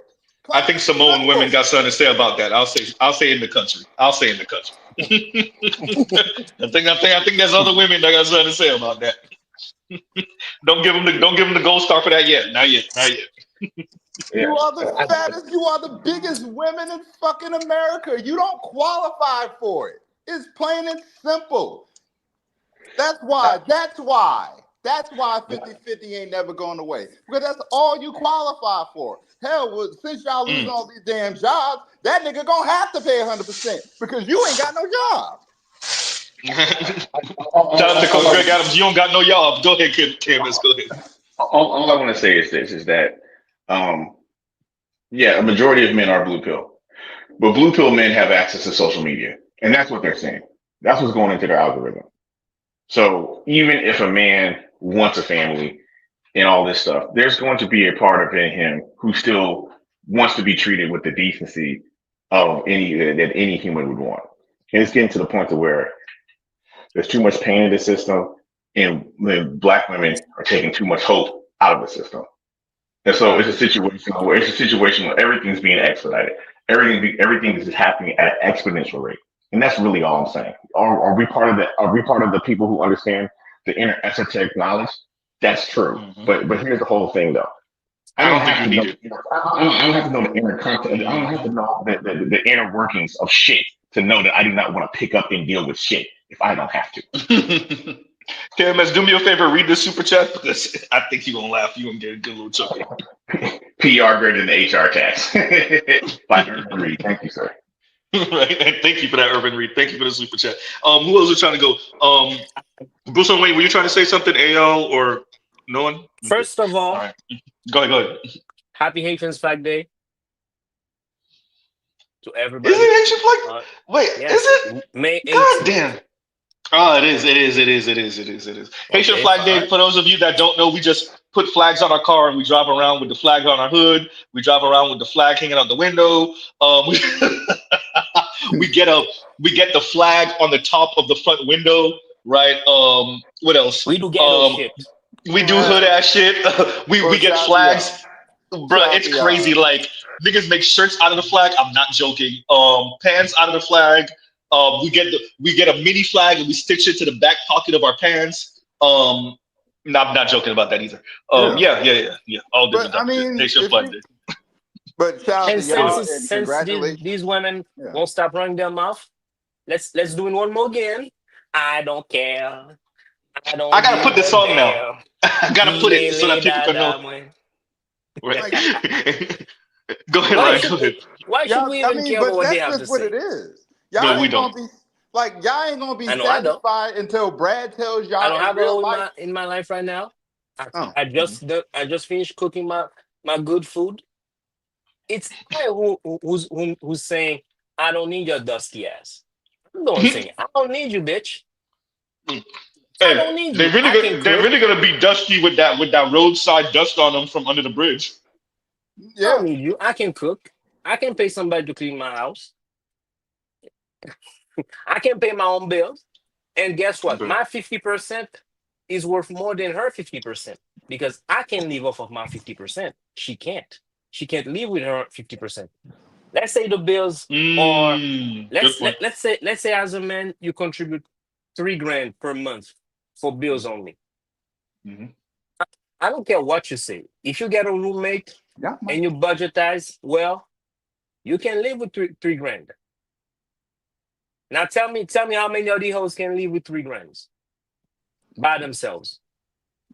I mean, I they don't know can if about they that. start. They can if they start selling it. But that means that they are not living off $3,000. They are Nah, getting supplements. And that means they gonna have to go. They might have to go on the blade. Hey, I only got $40. I don't know. Hey, Party says the rose losing its ridges. Oh no, not the rose losing its ridges. Oh no. Oh man. Nah, but I But no, mean, it's I'm go done ahead, with Lon, the go ahead. settling talk. I'm done with the settling talk. That shit is dead. You're not settling. You get who you qualify. Y'all getting who y'all qualify for, and it's not men's fault. This is the sexual marketplace. Everyone, you got to, whether you're a man or woman, you got to compete. And as a black woman, hey, you got more against you. It is what it is. It's not black men's fault. It's not our problem. And, I mean, Brad already telling y'all on X. I see the images. I see the comments by these white boys. They are not going. Bruh, they mean and racist and rude. Them white They boys are saying it outright. assholes. Hell no. They like, Bruh, a it's even, ER? you know, A ER? Disgusting. what's worse is the little cartoons they draw and the caricature of black women that they draw, Yeah. and then they draw these little petite like wholesome looking white women, and they draw the oh man, they're like, yeah, worse for black women. And say, oh, I'm fine, and they mock them in their foot. Yo, it's the worst, bro. It's the Yo, worst. they are letting them have it. But it's like if that's what it's gonna take, or hell, well, y'all they'll probably talk about, oh, that's just someone. All right, cool. So y'all just gonna have to go outside and go ahead and step to a Brad and see how far you get. And the Brad just gonna have to tell y'all to y'all faces what it is, and y'all go ahead and cry to TikTok. That's just what's gonna have to be what it is then for y'all to get it, because at the end of the day, you get what you qualify for. You don't qualify, Quinn. I understand Sarge Willie Pete. I get the angle. Sarge Willie Pete really thinks if you put black women back to the wall with resources and with you can see he's been battling this for some years. Is the idea like it doesn't matter if I give you a platinum seat in the Ferrari, you still want to drive the Ferrari. You still want the Ferrari to be yours. And Sarge you could see him being conflicted and being like, is that really what it is? Yeah. You're not okay with me owning the Ferrari and you sit in the passenger seat and being the fine ass woman that all the men are drooling over and all the women want to be. You know, Sarge, that's not good enough. So what? Even if the seat is platinum, okay, if it's diamond encrusted platinum seat, it's still not good enough. And honestly, he wants you to sit in that seat while she drives the Ferrari that you bought. And even if she crashes it, guess who has to pay? Thank you. And I'm like, but even with his angle, the thing that pisses me off, he keep bringing up the damn colorism. Honestly, so fucking what? So what? So what? If the guy driving a Ferrari prefers a red bone, oh fucking well. That's his prerogative. He worked his ass off. He worked his ass off to earn that preference. So fucking what? Get over it. The fuck I'm supposed to care? Like these are the same women that got no problem calling somebody broke or disqualify them because of their height or teeth or whatever. We really I'm supposed to give a fuck about they feeling some type of way because of their skin tone? The fuck You know, that's what I look like about the Pop the Balloon show is it put a death knell to all that women are not talking to men crazy. Like, are people doing too much on Pop the Balloon? Yes. But what you see on Pop the Balloon, I'm talking to you, Kim Foster, is essentially how y'all talk for real in real life when brothers approach y'all. And I know it cringes because it makes it real difficult for you to keep on doing the whole woe is me, black women are so put upon by black men. But other black women are embarrassing black women. So you have the Kim Fosters who, when they're around their white friends and when they're at Harvard or when they're to get together around non-black people, whenever these type of conversations or topic come up, if they come up, it's always woe is me, black men colorism, black athletes, white women, black men don't know how to respect black women, all of that type of talk. But Pop the Balloon, the women that used to call into Kevin, the women, the women on Fresh and Fit, and name it. It just makes it real difficult to make that argument because these are real ass women. Not all of them are some type of insta thought or any of that. And it makes it real difficult for women to keep on playing damsel in distress of men. Yeah. It makes it really that's why I hate that show, Balloon, but it's a godsend because you're seeing it in real time. These regular everyday women shitting on every regular day men. Like, fine. Let the market let it be what it's gonna be. It's supposed to be a fucking slaughterhouse. It's supposed to be. Like so damn what a guy prefers a certain skin tone. So fucking what? Y'all are the same women that shit on a man just because he didn't go to a certain school. Hey, you can't tell me shit about skin tone when you care about height and money. Oops. Yeah, you can't tell me shit. Anything overstable, don't talk to me. Go ahead. Yeah, and y'all can't even do 10 push-ups or run 2 flights of stairs. So what he wanted a red bone. So what? What you gonna do? I want my pink toes. What about me? I want my pink toes. You gonna hate me for that too? I mean, that's at the end of the day, like men are gonna have to like at the end of the day, even the like we understand it is the initiated, it's the uninitiated that's gonna have to just say fuck it. So what? So what? These are my preferences. To fuck up my face. You want me to change my preferences? Be better than my preferences. Mr. Won't Z, say that. Go ahead. Yes, I actually now got a chance to watch BJ's Rumble video that cut off. And I would say this to a lot of these dudes that talk about the race wars and going out there and, you know, going after the man. That's cool. That's nice. See how far that gets you. I think the guy talks about it because he has guns. Most people that own guns, like, you know, the guy you're talking about, will be so bold to talk about that. But you have to buy it from these same people that you're talking about you want to go to war with. How does that work? I'm just saying. I mean, the weapons you use to attack them, you have to get from them. I don't think Sarge. I think Sarge was just, going through a bit of an intellectual exercise, but BGS actually took it there. I don't think Sarge is down for no race war. I don't think that's not where he is. I don't think. Listen to Sarge for years. I don't think that's where he is. What he said. No. Just listen to what I'm saying. He's speaking about the perspective from the women, which is like, don't tell me shit, nigga. Y'all lost the race war, and I'm stuck. And I keep on saying this. In their mind, they're stuck not being women. Read white women in that. And they blame white men, white women, but particularly black men. So for them, it's if you don't win a race war, if you don't elevate me to her position, don't tell me shit.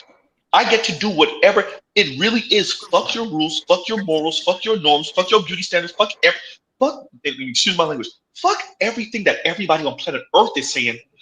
If I don't get to be that bitch, fuck everybody and everything.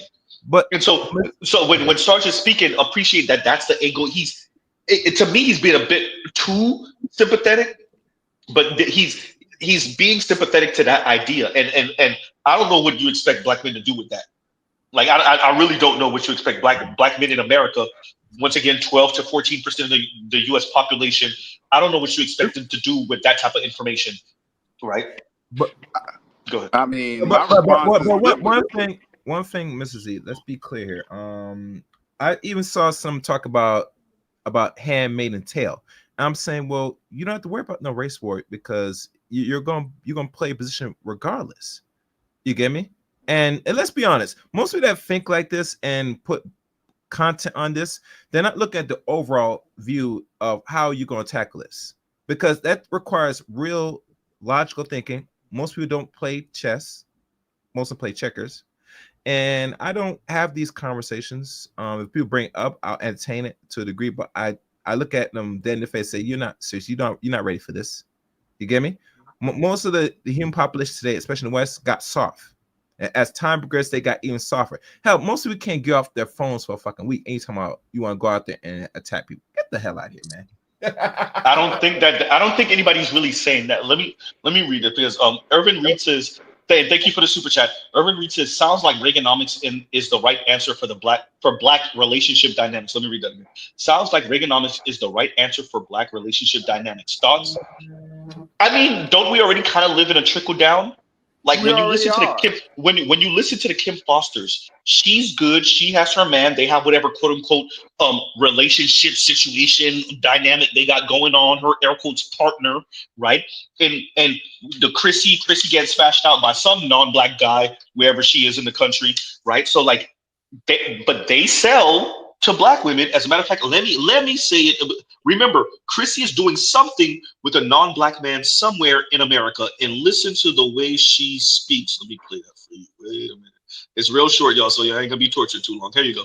This is what I tell average looking and below average looking women. If you can't date up, be alone. Life is easier that way. And I know that's controversial. I don't care. So going back to what you say, Reaganomics, right? Trickle down economics. If Chrissy is doing pretty okay financially, even before YouTube, going off of her own words, okay, let's say we believe her. She's doing pretty well financially even before YouTube. Then she got her YouTube money coming in, and we know she gets smashed out by some non-black guy. Apparently, going off of her ideas and standards, she's dating hypergamously, right? Okay. With that, we already have that in the black community, because if she's selling this worldview to her subscribers, and we already know the masses of black women are working class, working poor, lower middle class, it is trickle down economics. It is Reaganomics already. You have a number of professional black women that are doing well financially, black women who might even be single, right? But they're doing well enough financially where at least that's not a problem, right? So we're talking about the Cynthia G's when she was big on YouTube, or not big, but when she was making money off of YouTube. You're talking about the Real Talk with Yannies, and they're pushing this idea, right? Swirl, divest, or be single for Cynthia G. And for the Real Talk with Yannies, and once again, the borderline hypergamy talk, right? Because she likes to have one foot in and one foot out. We already are practicing, at least the women already are on some Reaganomics trickle down talk, because they're doing well financially, and they can afford to maintain themselves, at least financially, being single without no government aid, right? Yanni was humble bragging a little while ago about how much taxes got taken out from her in the year, right? So there's that. Then you have the masses of their subscribers, right? We're talking about people with hundreds of thousands of subscribers. And they're speaking this way. Their subscribers are somewhere probably 45 and younger-ish, right? And you're selling this to largely black women who, once again, single and childless black women have the least amount of wealth in America. So you are already pushing Reaganomics. Man, you're just, yeah, go ahead. Man, listen, to what she said and to what you were saying, Z, that is absolutely fine. So what you're telling us is all you really qualify for is dick and distance. Yeah, dick and distance. That's funny. That sounds like a Corey Holcomb line. Dick and distance. That's funny. That's all you qualify for. Yeah. You think men are going to have a problem with that? Well, this is what I'm saying. I'm saying we have to be honest that a number of black women are horny too. I don't That's know what I'm how many saying. of them are getting piped the way they would like, if at all. I think we're dealing with a group of people that are, y'all talk about Z being a masochist. I think some of them, I believe them when they say they're celibate, but it really is a temper tantrum celibate, right? Yeah. It's a temper tantrum They don't really celibate. want to be celibate. Yeah, exactly. They're throwing a temper tantrum because it's like, well, if this is what you're regulating me to, if this is what you're relegating me to, regulating me to, then I would rather be single. And they really need that. And so they close their legs and they stay home and they diddle themselves and they don't do anything for a year or two, right? Or 3 or 5 or 10 or 15 or 17. Man, right? they lying, yeah, go ahead. they lying. I think some of them are. I don't think all of them are. Some of them, somebody's, for the overwhelming majority, somebody's getting to the box, and you know what? That's fine. As long as he doesn't knock you up, it's beautiful. If that's all you want is dick and distance, that is not a problem. It's not a problem at all. I don't like the thing is she says that matter of fact, like that's supposed to make black men like start trembling, like, oh, just be alone. Like, no, these women are human too. They want sex. They're just as horny as men are, and that's fine. But we don't have to do anything long term. We don't want kids anyway. You know how expensive these little niggas is these days? You know, I think this is their. I think Compassionate had it right when he was like, "This is their John Henryism. This is their own. This is their own John Henryism, right? Yeah. So this is their way of saying like, nah, if you tough it out, if you can't be with the ballers, you tough it out, right? So yeah. Cool. Tough. Yeah, you go ahead and tough it out. And by the way, what you doing at 2 a.m.?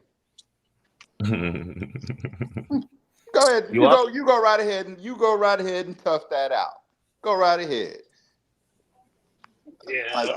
That's just going to have to be what it is. I know Dr. Thunder don't like that.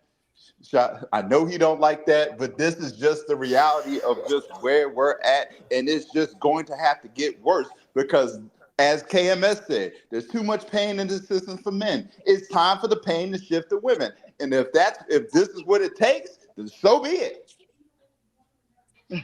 Ross says they're being ran through by white boys. I promise you. Yeah, some of them are. We know. Some of them are. I agree. But yeah, the that's all Latinos it and the white is. guys are going through them. I agree with that. I think some of them are. Yes. We know, but that's all it is. And I don't give a damn. Those women, they cannot stand that. If that is women's greatest fear is just being ran through and getting nothing out of it. They can't stand that. I don't care how fucking chalice or like how hard they think they are. They cannot stand it just getting ran through for the rest of their life and getting nothing. And even worse, when all their friends are getting married and having children. They cannot live with that. Callous. I know the word you're trying to use, callous. But yeah, no. Right. So, but no, I agree with you. And look, at the end of the day, the reason why this matters is these are people that share the same jersey color with you, no matter how much you would rather than not, and no matter how much they would rather than not. And they have essentially been placed and used as saboteurs because their anger and rage and resentment acts as a goddamn bomb in the black community. Right, their resentment, it acts as a bomb, and this is what's frightening to me is the number of black men that don't appreciate this and think that there's a workaround short of winning a race war. And I really think if she's not on your program, when I say that, that's not just a throwaway line. If she's not on your program, you got to get the hell away. If you got to convince her too much, you got to get the hell away. Like if there's no enthusiasm there, you got to get. If she's cold and calculated and not passionate about you, you have to get the hell away. And that is a horrible situation waiting to happen. If she had you in the friend zone, you got to get the hell away, bro. And I agree with everyone who said like ego, right? Black men's ego, the shame and the guilt and the ego, and the women are weaponizing your ego, your ideas of manhood against you. The system is weaponizing your shame, your guilt, and your ideas of manhood against you. That's what everyone's trying to do. They're trying to poke at your manhood to make you do for ungrateful asshole women, right?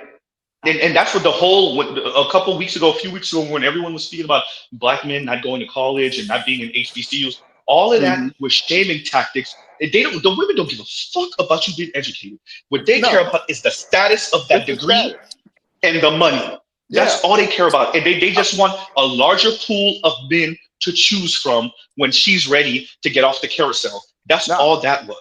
Yeah. Dr. Tiasan Johnson put a comment in there. I wanted to respond to it.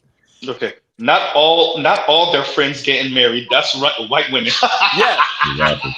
That's Thank you true. for that. No, that's true. But doctor, hear me out. Doctor, hear me out. And I know every black man's heard this. Yes, we know on paper, we know what the numbers say is true. But let them tell it. Every single one of their friends, these black women friends, every time they turn around, one of their friends is getting married. Whether they're lying or not, let's just say they're not lying. They could not stand that. They are happy for them, but they cannot stand it watching all their friends get married, even if it is just white women. They cannot stand that. And all they're getting is dick and distance. They cannot live with that. Yeah, they can't. I want to say this because I want to quote Lion to Lion. Hypergamy don't care about women's feelings either.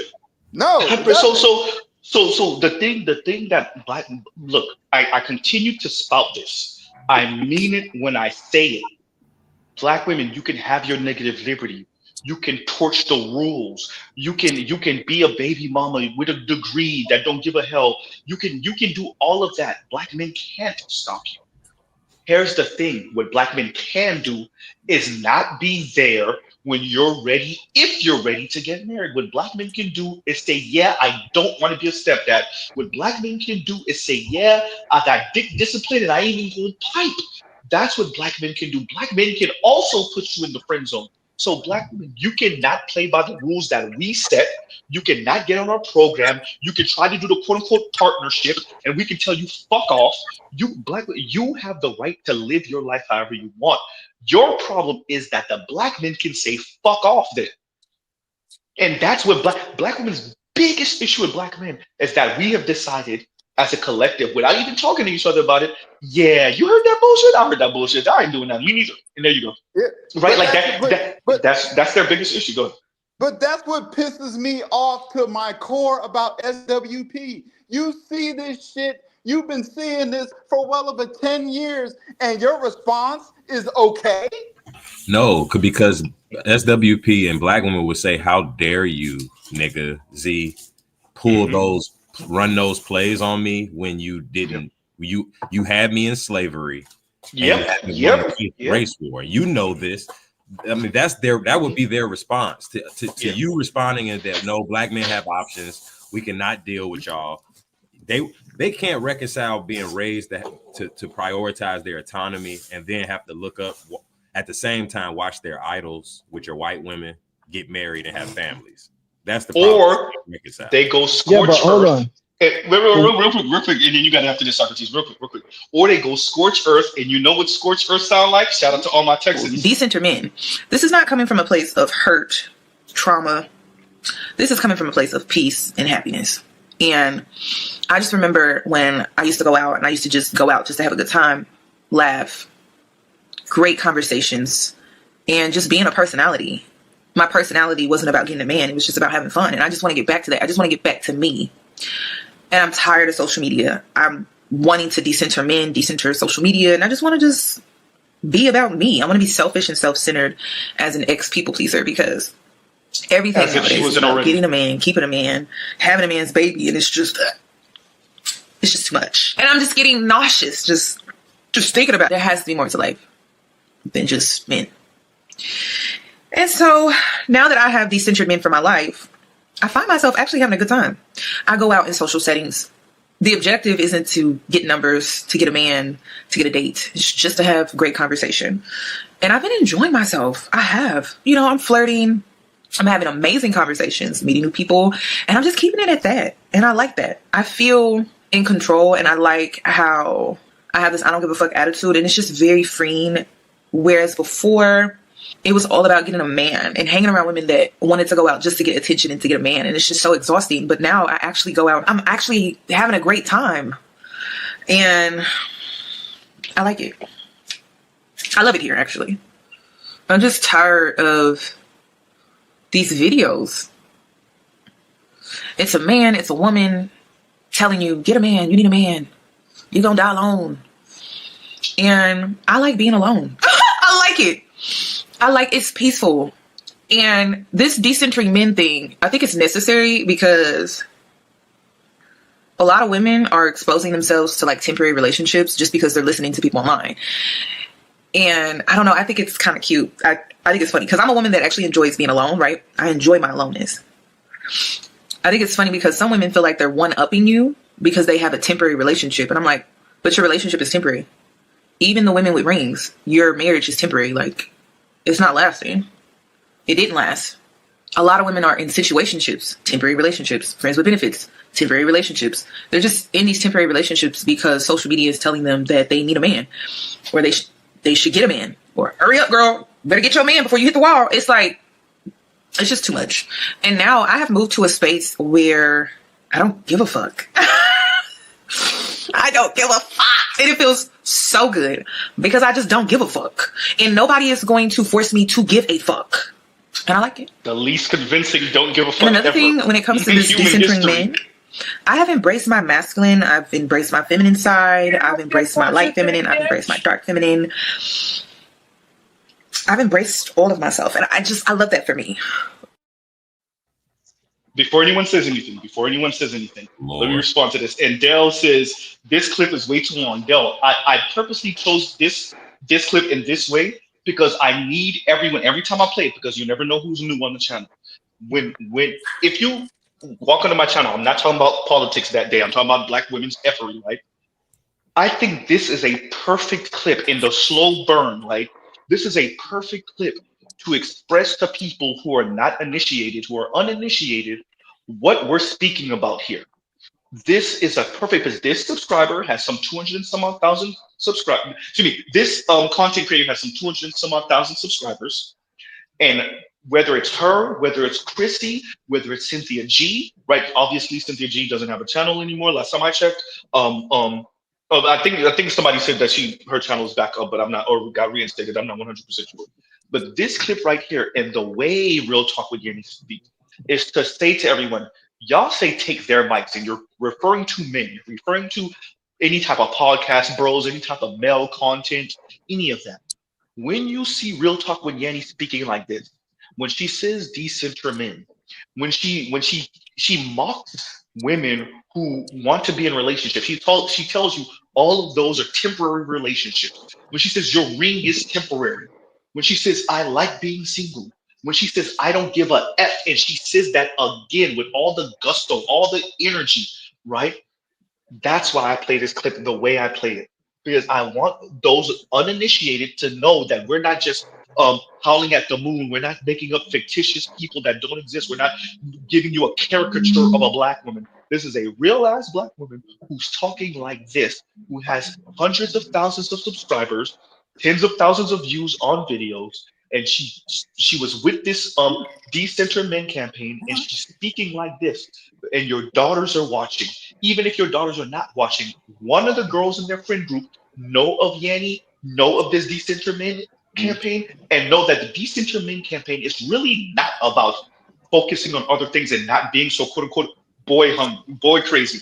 It really is, excuse my language, fuck them niggas. Nah, you know what? Right? No. We're gonna take. You know what? Let's go down this road. I don't even give a fuck that you're lying or not. You know what's gonna happen? We're just gonna use you.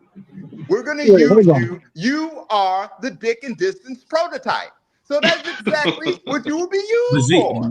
Sure, hold on. Wait. Let's let Socrates. As a matter of fact, Socrates, I gotta pause you. Let's Compassion go, and then Socrates this time. Go ahead, Compassion. You can have it right after this. Ain't this going back to what the meta modernism shit you was just playing in the beginning? Because didn't dude say that it's partially about making? I'm not sure if he was speaking about meta modernism, but he said they basically pursue the unattainable or like make the claim. Yeah, you pursue it anyway. Yeah, he was talking about metamodernism. Right. Yeah, that's the part he was getting. Like essentially the position she's advocating for women to essentially just be satisfied with being single and alone is like, if it's to Dude's point, maybe if the framework is meant to, like we say, we play that out to the inevitable conclusion, and you just have like you risk societal collapse, or it's just not a sustainable. It's not really a sustainable position for a human female or a human being in general. But to metamodernism's point, the whole point of that ideology is to change society by making crazy claims like women can be, if you can't get what you want, then just be single and just be alone. Just make crazy claims that you really don't expect to actually work out, but it's more about just making the claim. Isn't that what Dude was basically trying to frame? So yes, but I think these women mean it though. I'm not saying all of them.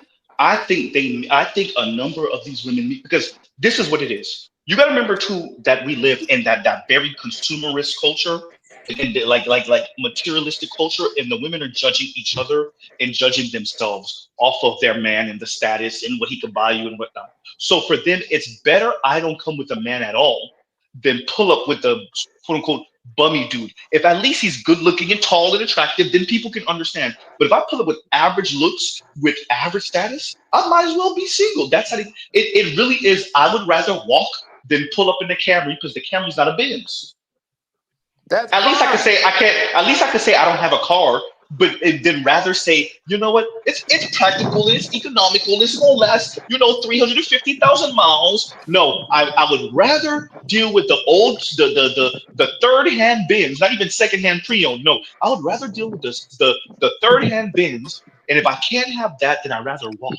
And that's where a lot of people, to be honest with you, but definitely in this case, women are when it comes to men. They see us as products. And it is crazy to listen to these people talk about objectification, right? I mean, that's why. Go.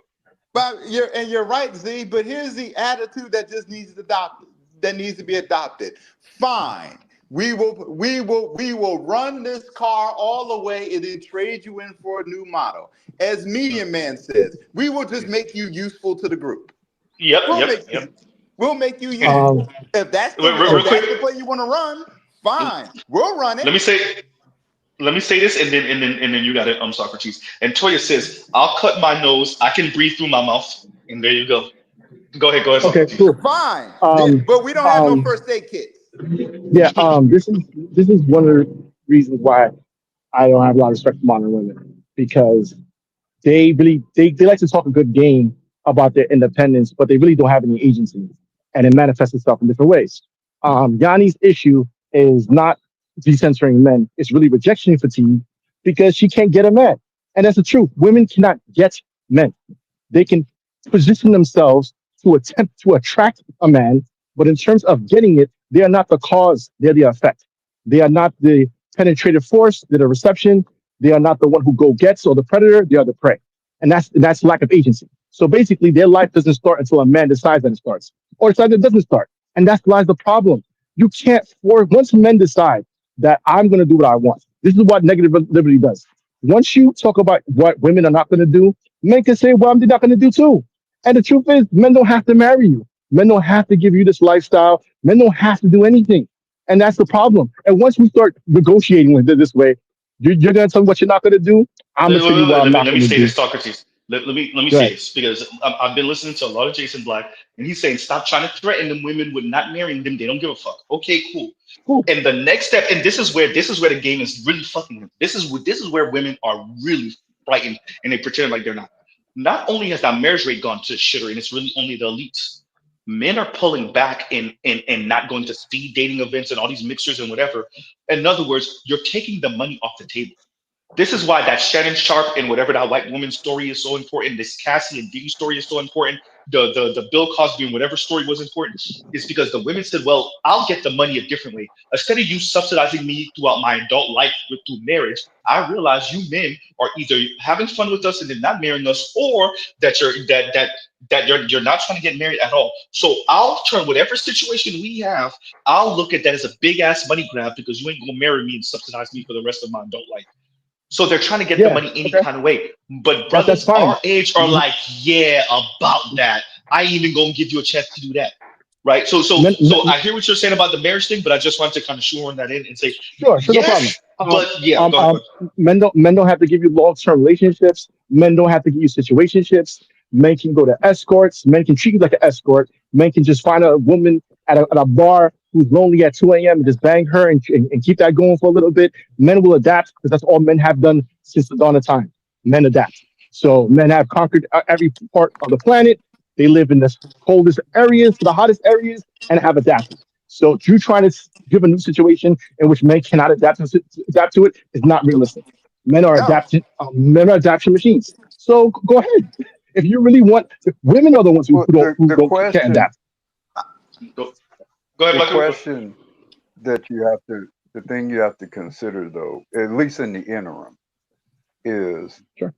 what is the motives and the objectives of the dominant society in light of the fact that men are retreating as you described.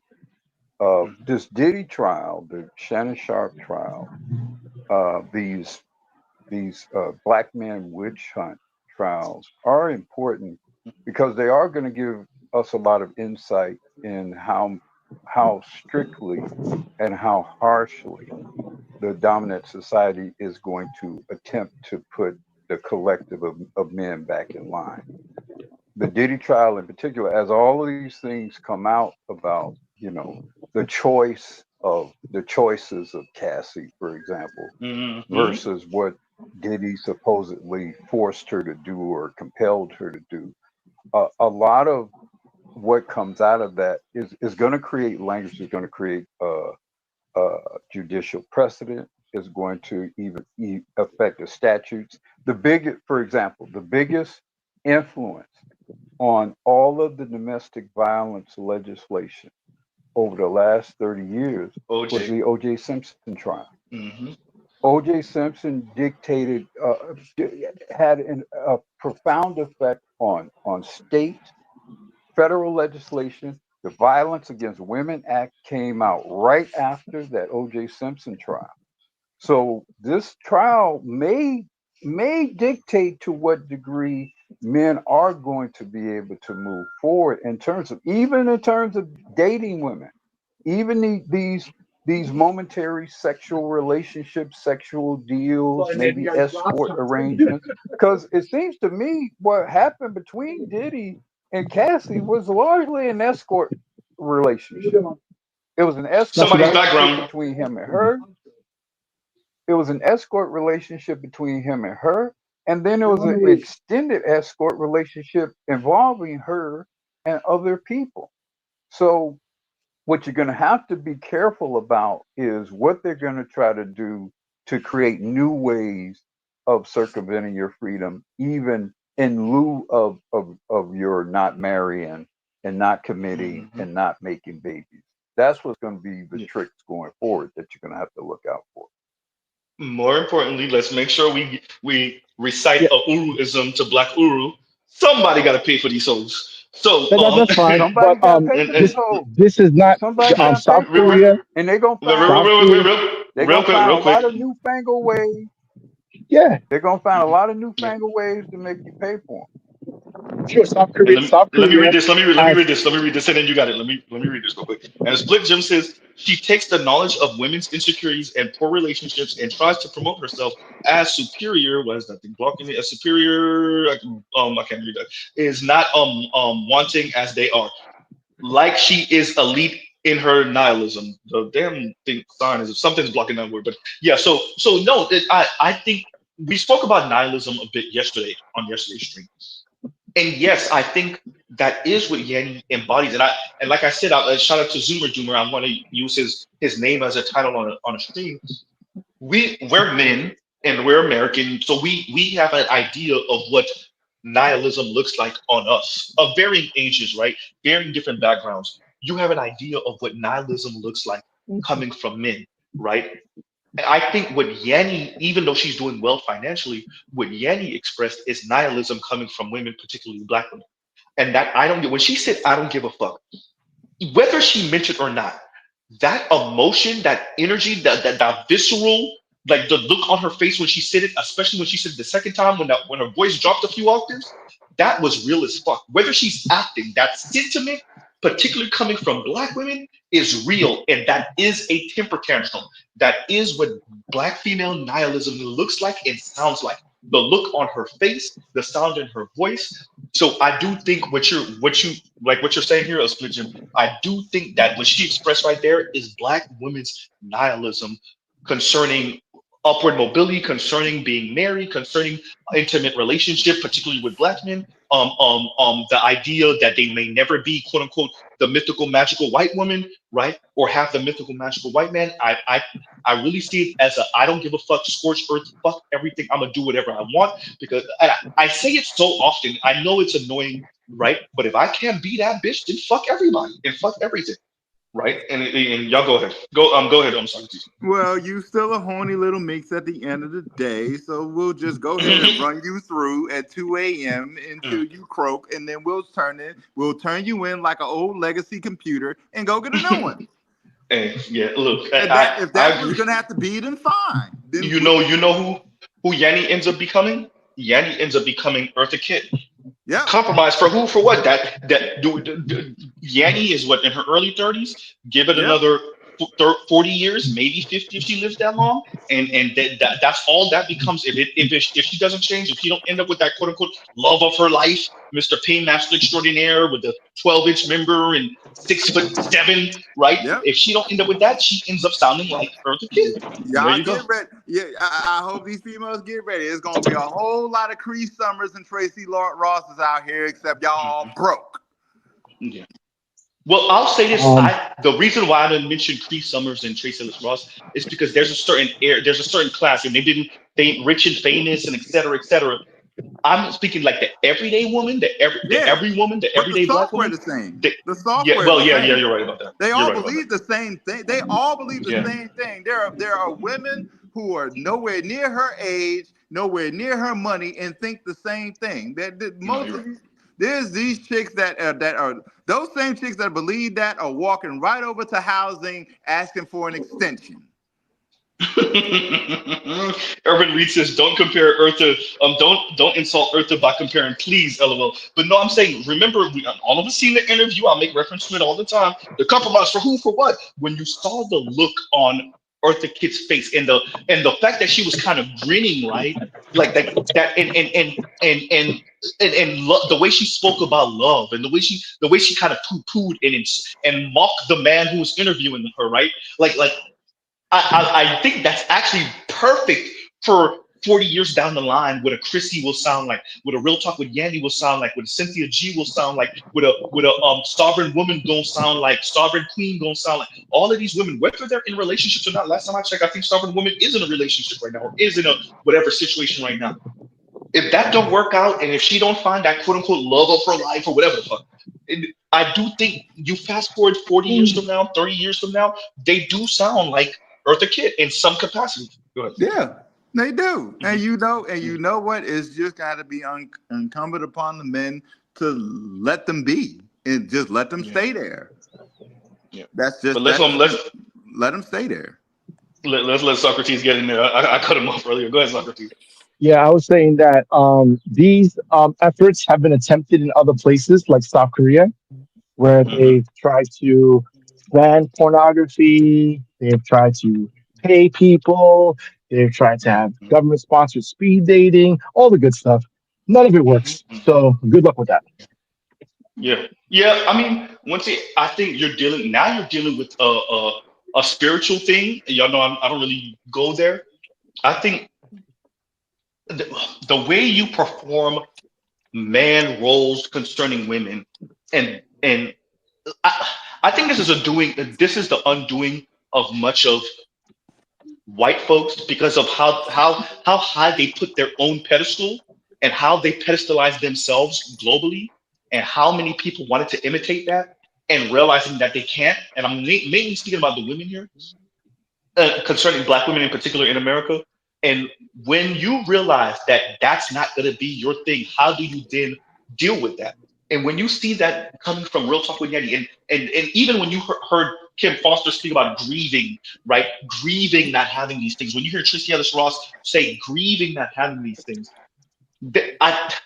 I look at it like, hey, y'all sold this to the women, right? And now that they're in the position where they should be performing this, and they should have some man kissing their fucking ass and paying for everything, and they're not having that, those women are livid. So maybe you don't get the overt physical violence from them. What you will get is a kind of social and political violence. What you will get is a using the institutions against the men. What you will get is them weaponizing their tears, right? The crocodile tears, the fake rape allegations, right? That's what you're going to get. What you're going to get is the I had sex with you one time and I'm about to find a way to get some money out of you permanently for the rest of my lifetime thing.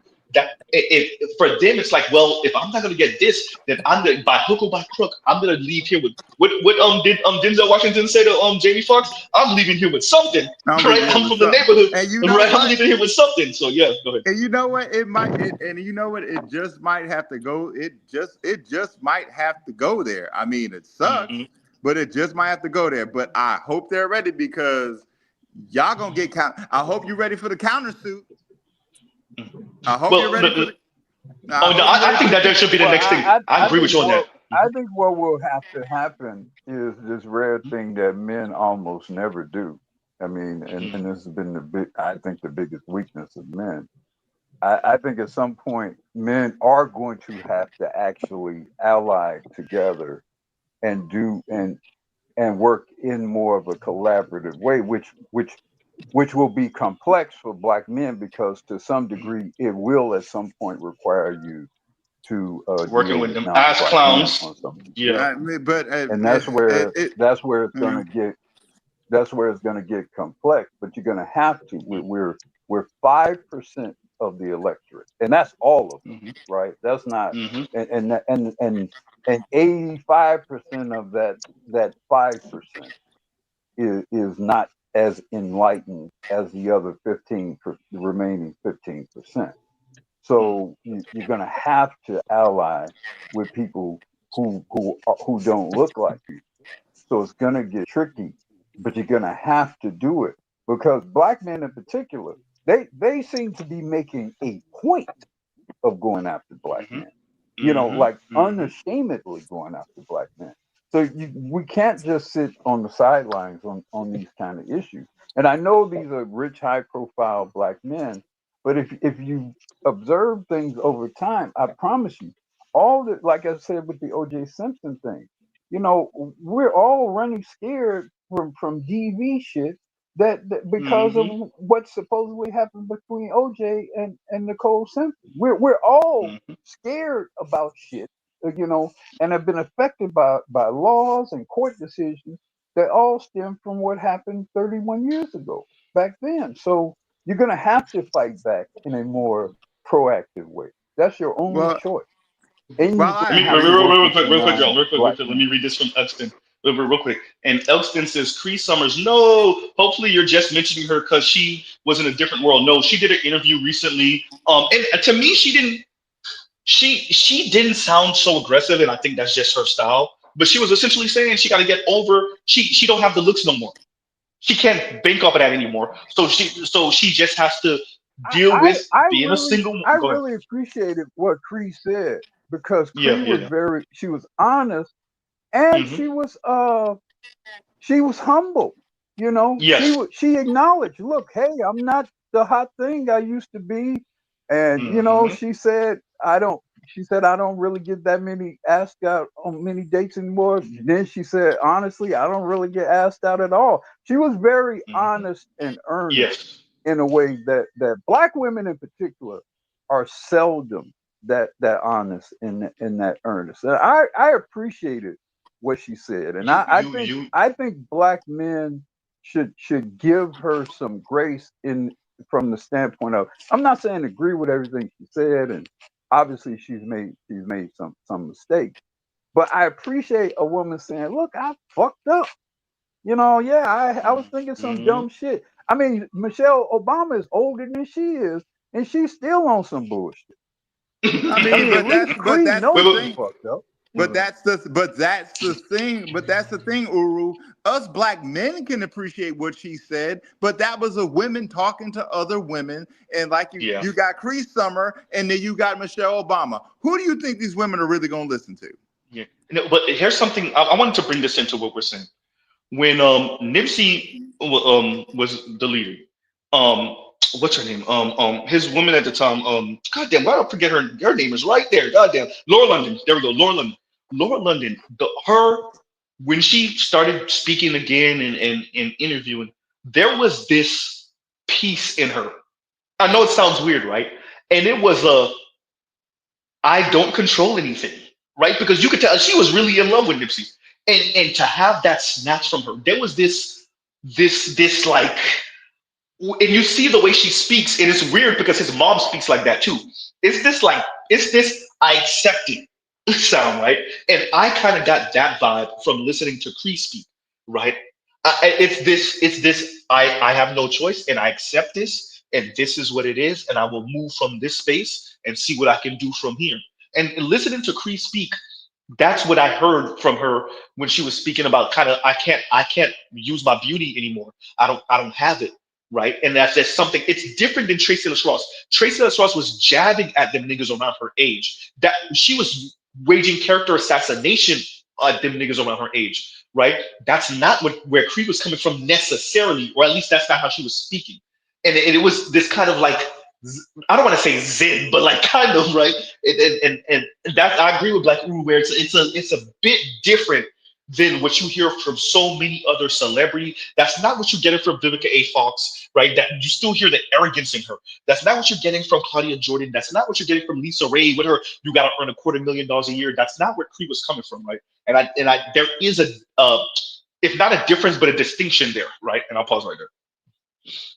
I got you. I mean between them both, but between them both with Laura London. I mean, yeah, that sucks for her. Shout out to her. But as far as concerned about where we're at and working with these other men, I'm sorry, most of what those elite status men have demonstrated is that they would rather be food than actually establish rules and consequences. And that's just unfortunately a lot of other elite status men or black men in particular will have to get eaten in order for us to even get there.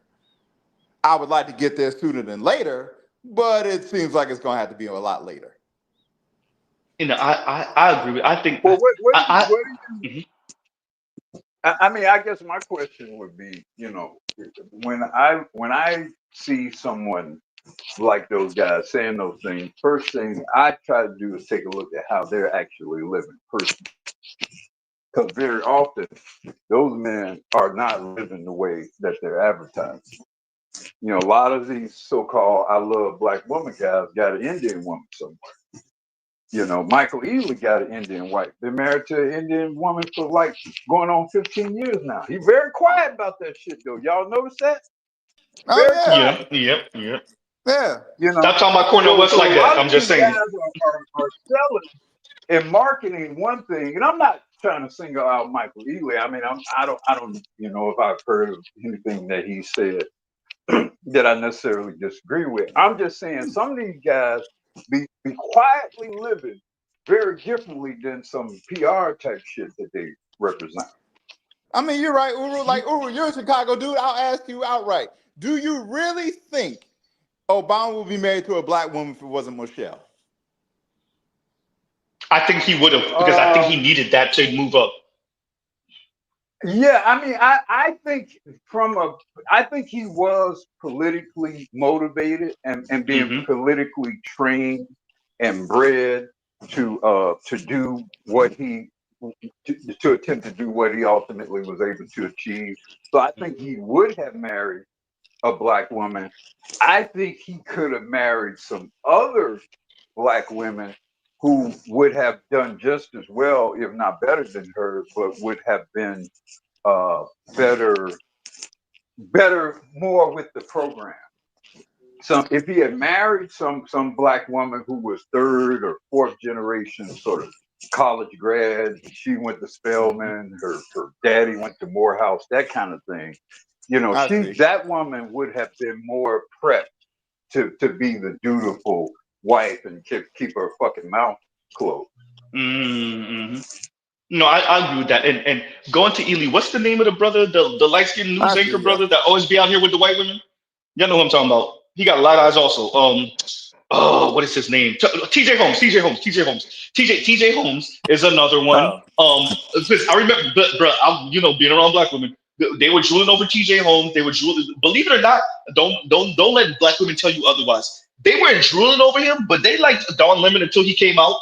Don't let them tell you otherwise. I was around, right? They were looking at Don Lemon until he came out, right? So yeah, no, these people that capture the eye of black women, and I agree with Sergeant Lee Pete. For many women, for black women, I'm sorry, excuse me, for black women, it's not about everyday black men. Whose It's about background is that? Yeah, I hear it too. But it's whose background is that? somebody's echoing a little bit too. They drew against the Vanderbilt kid, and they know he gay. Black women. Yeah. What's his name? Yeah. Anderson Cooper. Yeah. My younger sister even found him attractive until he came out. She was like, "No." Z, is that you with SWP? Is it me? Wait a minute. Is he playing in the background? Maybe I'm. No, I don't have the sound playing. Yeah, I don't know. So yeah, but Say, no. Z, So Z, what's going Black on? Woman. I mean, I don't know if y'all. go to Chicago, because Don Lemon came out of Chicago, and we knew he was a sword swapper going back in the day. So not fighting swords. We been knowing he been a sword swapper, but real talk, but while y'all Chicago, bullcorning, we knew he used to do the local news here. He was well known sword swallower back, Yeah. Oh, but Rasta, no. Go ahead, Ayo, go ahead. real talk. I don't know if y'all paying attention. And Z, I hope you might have caught it. That Chantel chick, the one that's Jamaican or whatnot, she just did this Simone thing. Chantel. Yeah, Simone Chantel. She just did this Oh, thing. Chantel Simone. I said it backwards. Yeah, Go ahead. I'm she literally exposing the fact that these black women are on the DL, and they it's like she was tired of all the the pander and whatnot, because they love to want to say how men are on the DL and this, that, and the third, and all the projection that they're doing to keep away from the fact that this is what they doing. She literally had like a half a dozen women, 6 women literally come out, and they were giving prolonged statements of how they get down, what they do, and all the tactics and tricks they use, and the gaslighting. And I'm sitting there listening to these bars like, I mean, we've been knowing since the 90s at these bars. I mean, I couldn't stand it back in the day when I was going to the club, and I literally see women 4, 5, 6 deep walking into the club, holding. Literally walking into the clubs like they schoolyard girls, back in the day when the teacher tell you hold y'all hold hands as y'all, we going to the lunch line. They literally would come into the club holding hands like we all walking together, we sticking together, and we looking at them like, what are grown women who call themselves going to the club to look for men, all coming into the club holding hands and hugged up, and then when we up here going, what we used to say, think it was a joke. It's always that one in the crew that's always cock blocking. No, it wasn't one. It was a whole lots of them cock blocking each other away. They were cock blocking and making sure would no dick go get at the main one that they truly like, but wouldn't tell the other ones to themselves, because at the end of the night, she was trying to get the one she really wanted all liquored up so she could go lick her up. And it was crazy. So when she literally came out, and I watched this yesterday, I was just shaking my head. I was like, I wanted to come back on y'all show and literally like, man, look, we need to highlight what she showed in them little segments, and we need to literally really dissect this and put this out on Front Street. Ain't gonna be no more y'all capping on us and trying to shame us and put us out there bad like it's grown heterosexual men that are doing this. No, it's not. It's literally y'all, and y'all promote this crap, and then you try to turn around and flip it and reverse it and try to make society think and white people think it's just the black men doing this. It's y'all the nasty one. You know what though? Here's the problem though, Ayo. Let me get this real quick. The conversation has changed. if we were to expose that really it's black women out here spreading diseases, that you could actually run with that conversation. But the conversation about who's really on the DL, the thing is now that we're in the quote unquote pansexual world, or now that we're in the non-binary world, now that we're in what non God, there's another term for this crap. But yeah, now that we're in that world, showing that in reality black women are really out here with other women, namely black women, and that's what's really going on in secret. It won't have the sting that it would have had in the 90s or maybe even the early aughts because the conversation has moved in a way where all that's going to come off as is LGBTQ shaming, right? And this doesn't have it won't hit the same. And I appreciate what you're saying, and this is a problem, particularly for us as black men, who may seek relationship with black women, and little do you know, your chick was out here munching on the next chick just an hour or two ago, or being munched on by the next chick and claiming straight, right? So like this is a thing. Number one. Number two, I fully expect this. As a matter of fact, Compassion is still up here. I don't know if he's able to speak right now, but when Compassionate posted something I said about black women being secretly LGBTQ on his TikTok, and a number of black women responded to that. And he sent me a screenshot of one of the women that essentially said, "Well, if y'all not choosing upon us, debatable, and if the non-black men aren't choosing upon us, what you expect, or what would you have us rather do?" And I think that's the thing. I think black women have put themselves in. They have put themselves in the pincer move. If non-black men have already shown you what they think of you. We understand anti-blackness. We get it. And if you're not getting on black men's program, then you put yourself in that position. That's a you thing. If non-black women who are also same-sex loving have shown you they're even more quote unquote colorist, they're even more exclusionary of black women than their straight straight male counterparts, then you put yourself in that pincer move. I really that one I don't have no sympathy for. Go ahead. Nah, I mean, at this point, to answer your question, like, what would you have us do? Starve. Mm-hmm. Yeah. If that's what if that's y'all just gonna have to starve. And I mean, and y'all can try and threaten us with lawsuits and all that stuff. But I mean, all y'all ain't making enough money to pay. Y'all ain't like, since the overwhelming majority of us are not in the 1% and never will be. It ain't like y'all gonna get a bunch of money to sustain yourself. No. Y'all not pulling, like a lot of y'all ain't pulling, like there's not a lot of Shannon Sharps out here for y'all to even run that play. This is the thing, line. I want and something BGS said. What are y'all gonna do when they come back? He never said if. He said when. If I remember correctly, what Trump and JD Vance are doing for white women to get white women back in line is going to have a catastrophic effect on black women. They're putting them in the pincer move to make them go back home, and white women know that. White leftist women, they're throwing a damn temper tantrum, but they know that, and they know eventually most of them are going to succumb. No pun, right? Now, what that puts black women in, who once again, as black people, are the first fired, last hired, is that they're going to have to make a decision. And here's my thing. I think so many black men have soured on black women, going to what KMS was speaking about earlier, going to what Black Women was speaking about, that many of them are either going to have to share dudes, or they're going to have to do their Golden Girls thing, or they're going to have to engage in same-sex loving relationships. Because too many black men, I think, have seen what black women have been on, and social media being a gift and a curse to them, they've been so loud about their behavior. That to a number of black men, you being real quick, line, because I'm about to speak about you too. You being one of them that like they lost out, and not just one more black man that y'all lost out on. And when you multiply that by however many, that's even more black men. If I like I said earlier, if y'all don't want to get on a black man's program, that's fine. But you got to eat the consequences. I think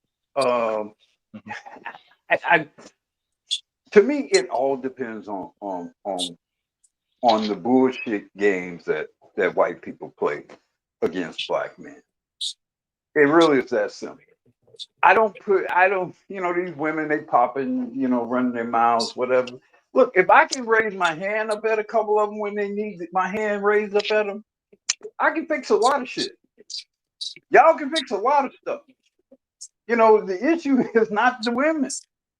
The issue is when she get mad and run and call somebody. That's the real issue with these women. A lot of this misbehavior, a lot of this running their mouth. Imagine what happened on the Pop the Balloon show if one of them women got popped in the mouth and then nobody do nothing about it. What do you think happens then? How do you think the world operates then for black women? But slowly, see, what a you're lot of saying, this ain't Ulu, even about the women. A lot of this ain't about the women. A lot of this is the unchecked. A lot of this is natural female rebellion that has not been curbed and checked. That's what a lot of this really is. You see it with your children. They behave and act up a certain way. You pop them in the mouth, they stop misbehaving. I mean, so when I look at when I consider the future of what's going to happen, let me finish. When I consider the future of what's going to happen, the open question to me is less the women and more about what the interference of the state. If the state does not interfere, all kinds of good things can happen then. But as long as the state's going to continue to interfere, then you don't have a chance of fixing anything. Let me say this real quick, and then you got a line real quick. But what about when the state is the one using the women as a freaking colonizing agent for black folks and as a regulation tool for the white dudes? That's the point. Go ahead. You can't fix that. You can't fix that. Black Ooh is right, but the whole thing is the state knows what they're doing. They've been using these women as proxies, and they've been allowing it. They're the ones who help co-sign. Let's not discipline our children anymore because there's no men in the house. So guess what? If the state says we're free to let them run willy-nilly, they're not gonna do nothing. But they didn't understand that the state was still okay. You can let them run willy-nilly, but if you let them run willy-nilly and we don't like it, we're coming after you. And then they were like, let's just become more docile. And this is the game that the two entities are playing and pitting them two against the men. And the men are literally, we're handcuffed. I agree with what Black Rule is saying. We need to find a way, but guess what? This is a total uphill battle that we're going to have to fight. And we have to come to some kind of resolve and come to some form of a resolution where how deep and how strong are we going to go to really want to fight up this hill? That's the question. Well, the thing is, go ahead, Ryan. Read this for me when you get a chance to, Ryan. And yeah, go ahead. Well, the thing is, the states slowly but surely are not footing the bill for them anymore. Slowly but surely, because one, there's been a huge decline in police officers. Cops don't even want to sign up to be cops anymore, or they're all moving or transferring out to places. They're becoming state troopers instead. So there's that. As far as the environment concerned, is like they can't even afford to. It's gonna like at the same time while they can't afford to pay for women's they can't afford to subsidize women. What they can't afford either is to check men slowly but surely, because even that costs money. Hence why they're bringing in, like you see Trump bringing in those South Africans as a replacement as far as that's concerned. So slowly but surely, yeah, but it's not they can't subsidize black women. Enough white South. It's not enough. That was just a token gesture for us. There's not even enough white South Africans. Shit, if you want to bring some white folks over here, I guess you go raid Sweden or someplace. But yeah, but they can't afford. But I do think if you're no longer going to run deficits, trillion dollar, multi-trillion dollar federal deficits, and I guess multi-billion dollar state deficits, if you really are going to have some real actual budgeting and production and that sort of thing, you are going to have to stop catering to the women. You can't cater to the women and run an unproductive system. So to the extent that Trump is supposedly actually trying to clean some shit up, he's going to have to stop catering to the women, and that's going to include black women. If if they taking the gloves off against the white women, they taking the gloves off against the black women too. And to the extent that they do that, it's going to force a lot of black women to start thinking more survivalistic, which means they're going to have to start doing some things that they might not have wanted to do 5 years ago. And that includes shutting their fucking mouths up when you need them to shut their mouths up. It means them cleaning up a damn house when you need them to clean up a damn house. And if you don't clean up the house, then it's going to be some consequences and repercussions, and the cops ain't coming. I mean, here's the thing, Uru.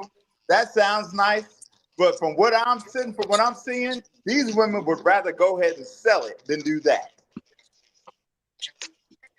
But I think that's true for a minority. Everybody can't make money being a hoe. If everybody's a hoe, then everybody's gonna be a broke hoe. True. But that's how much the autonomy means to them. I'm just saying, fine, let them go. And to the point Black Guru is making, he's absolutely correct. I don't know if y'all watched it last night. BGS literally put out on Black Godnocracy Speaks. The $3 with the quarters. I saw it. Yes, we're already there. Look, she asked for 5. The brother told her, all I got is 3. At first he said 5. Now all I got is 3. And she was like, 3, yeah, at $3 a quarter. Take it or leave it. She had to take it. She had no choice. And all of them. No, $3. 3 threats. Uno, dos, tres. I was just joking. I was just joking. So, and that's the day. So imagine if all of a sudden you double, triple, quadruple the whole. What does that do to the whole economy? Because and you're right, Black Guru, like he said, the mark is too many of them, not enough of us, and we've already withdrawing, and it's called supply and demand. It's too much supply and not enough demand, but yet still they're out here walking and talking like you still go pay me like I'm supposed to. Guess what? We go show you through our actions. No, you go take this $3 and guess what? Or nothing. Guess what? Worst comes to worst, honey. We've been knowing how to use our hands since 13 years old. And if we got to go back to that just to get a good night's sleep, bust that nut and get the rest, or get a 30-minute, hour nap, and then wake up refreshed and say, guess what? I didn't have to drop out no money to you. It will come to that. It's literally coming to that. Worldwide, globally. Good. And thank you for the cash out, Ryan. Thank you for the cash out.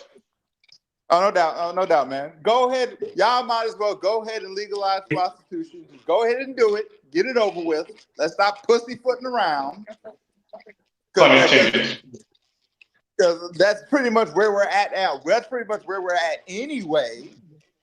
Because they don't want to, because that's never, because as far as them, like the whole come back to the table with a smile, I think they would rather sell it than do that. I think that the autonomy means so much to them. Their autonomy means so much. Their autonomy means so much to them that they would rather sell it than. I think y'all put too much stock in what these women say. I mean, they, like you said, they get emotional. They start saying all this stuff. They drink their box wine. Black Roof said they full of shit. Don't listen to them. I say hold them to it. You know, they start running their mouths. And then when they stop taping, they go somewhere, crawl up in the corner and cry. You know, that's what be really going on. So I don't put too much stock in. I don't put too much stock in what they say when it comes up against blunt reality. I understand that. I mean, I understand that. Wait, Lion. Let me play this. Let me play it before you land. Let me play it. Look at me. Look at me. If you were single. If you were a single woman in Charlotte, North Carolina, look at me, okay? I was feeling great about myself. I was like, I'm a bad bitch. I'm single. I don't need no man. I actually really would love a man, and I do need a man. But just, this is what we say when we're single and we just want to... Anyway. Go into what Black Roof said. You heard what she said at the end. This is what we say when we're single. Yep. I don't... And that's what she's saying on camera.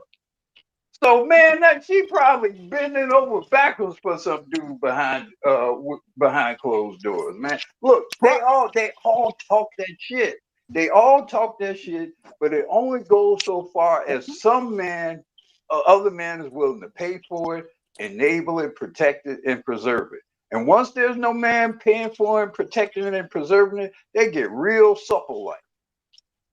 Yep. I mean, that's Hey, and you know did what? That's somebody fine. read Urban Reed's statement? Somebody read Urban Reed's statement. Shout out to Urban Reed for the $5 donation. Lion, when you get a chance, read this Oh, for I me, read please, it. and thank you. Shout out to Urban Reed, 100%. If she ain't blood, it doesn't matter. Her mattering to black men, if not men in general, is the new age currency social credit. Welcome to the new age. Yes, Hello. that's Hello. exactly what I'm saying. Like, so what? I don't even He's care. right, you know. Hold you to it. I don't care if you're lying. It don't even matter. I don't care if you're posturing. I don't care if you're telling the truth. It don't matter. We gonna hold you to what you said. We gonna find Real out quick, how Ryan. real you are about it. Real quick, Indigo, when I played it the first time, when I played that, it was either the first or second time, Indigo was in the comments, and Indigo was like, he said, we know you lied, but we gonna hold you to it anyway. He said the same thing Exactly. you said. Like, We know you lying, but we gonna hold you to it anyway. That's the And see, attitude that needs to happen. yeah, and see, and what happens is that is the attitude that's happening. Y'all correct, but when we say we hold them to it, this is when they puff out their cheeks real swole like a little 5-year-old little girl with pigtails and start going, you really gonna hold us to it? Yep. And guess what? You gonna have to eat it. And then when they eat it, it's like, you making us eat it. We don't like it. We was just stunned. You was supposed to fold when we was stunned. We not folding no more, missus, ma'ams. We're not doing it. No, don't nobody I'm still in that misses and crack ma'ams. harder than somebody when you hold them to what the fuck they said, regardless if they were lying or not. Hold them to it. That's when we'll find out. Hold them to it. And that's when the scorched earth policy is going to end up taking effect. We have to do it. We have to.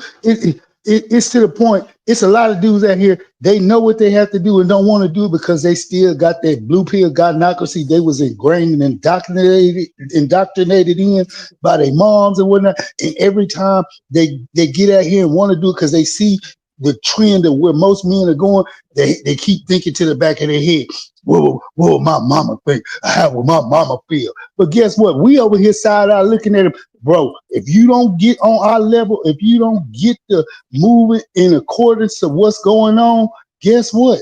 When that hammer come down, we gonna make sure it come down on your head first before it come down on theirs. And guess what? We're not gonna have any empathy towards you. None. And we've been saying this for years. We were saying this during the Coliseum days on Saturday night. Y'all remember? But everybody was like, well, don't over talk it too much, because if we do, because there was some dudes that they knew what has to be done, but they didn't want it to all the way come to fruition, because in the back of their mind, it's always, what am I not going to get? What's not going to benefit me anymore out of this? Because you had those guys that were playing both sides of the coin when you had most dudes who we would tell them in the Coliseum, no, this is the way we're going. We're trying to set up structure and order in a code, and you're going to have to walk by this code and adhere to it. And if you don't, guess what? We go hit you upside your head too with this sledgehammer, dude. You're going to have to get with the program. But you still got these ones lagging behind, because why? They don't want to overly offend the godnocracy. But when they hear people like Black Ooh, me, BGS, Charles Faulkner, Mr. Z, and AB, we still got this hammer ready. Y'all keep playing. And Black Ooh, his little slogan, he has a hammer ready in his hand. He's laying dead. So y'all keep playing. I mean, that's just Let me say this to my fellow Southerners. Them closed-minded folks, you know what I'm saying? It's like we got a demo tape and nobody want to hear it, but it's like this, the South got something to say. That's all I got to say. Go ahead. That's got to be the attitude. That's just got to be the attitude. So yeah, so Jason Black talking about don't threaten with marriage. We don't need to threaten them with marriage. No, we know they don't give a fuck about marriage. But this is the new motto: dick and distance. That's all you get. Jason says that, but yet the women are out here like this. I'm having dinner with my girl, and I want y'all to just notice something. There's women, all eating there. Women, all eating there. And let's not forget right there too, because they're everywhere. Oh my god.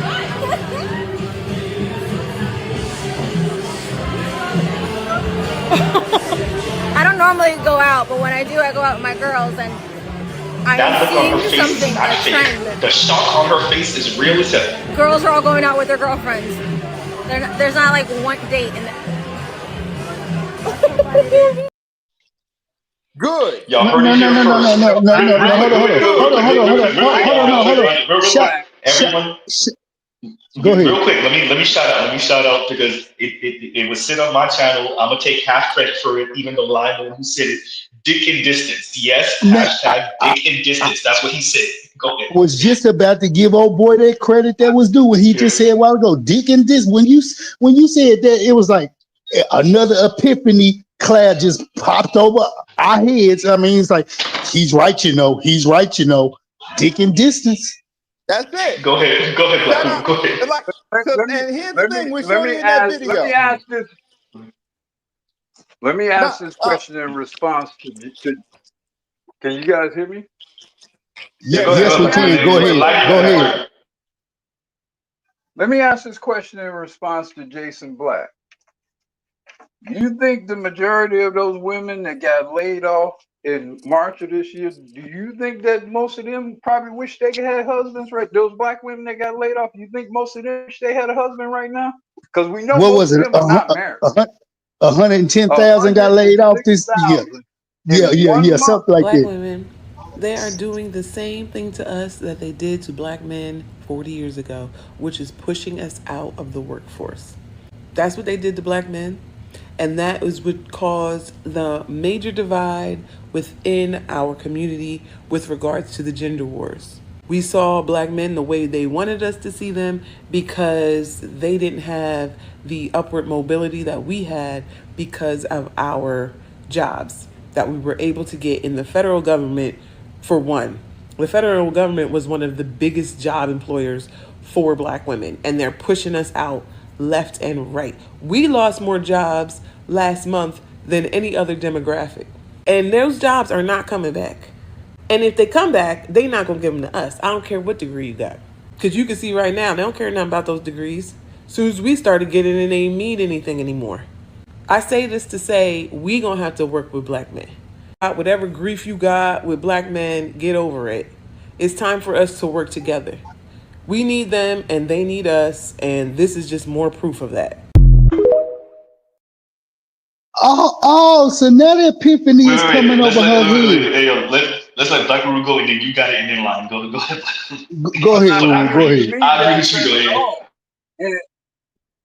And to I mean, a lot of times we speak too much to the present, and I think not enough to the trend. And there's one thing to say about what some chicks are popping today, but that was 1 month of layoff. 1 month. Not a year, not a quarter, not a half year, not a quarter. That was 1 month.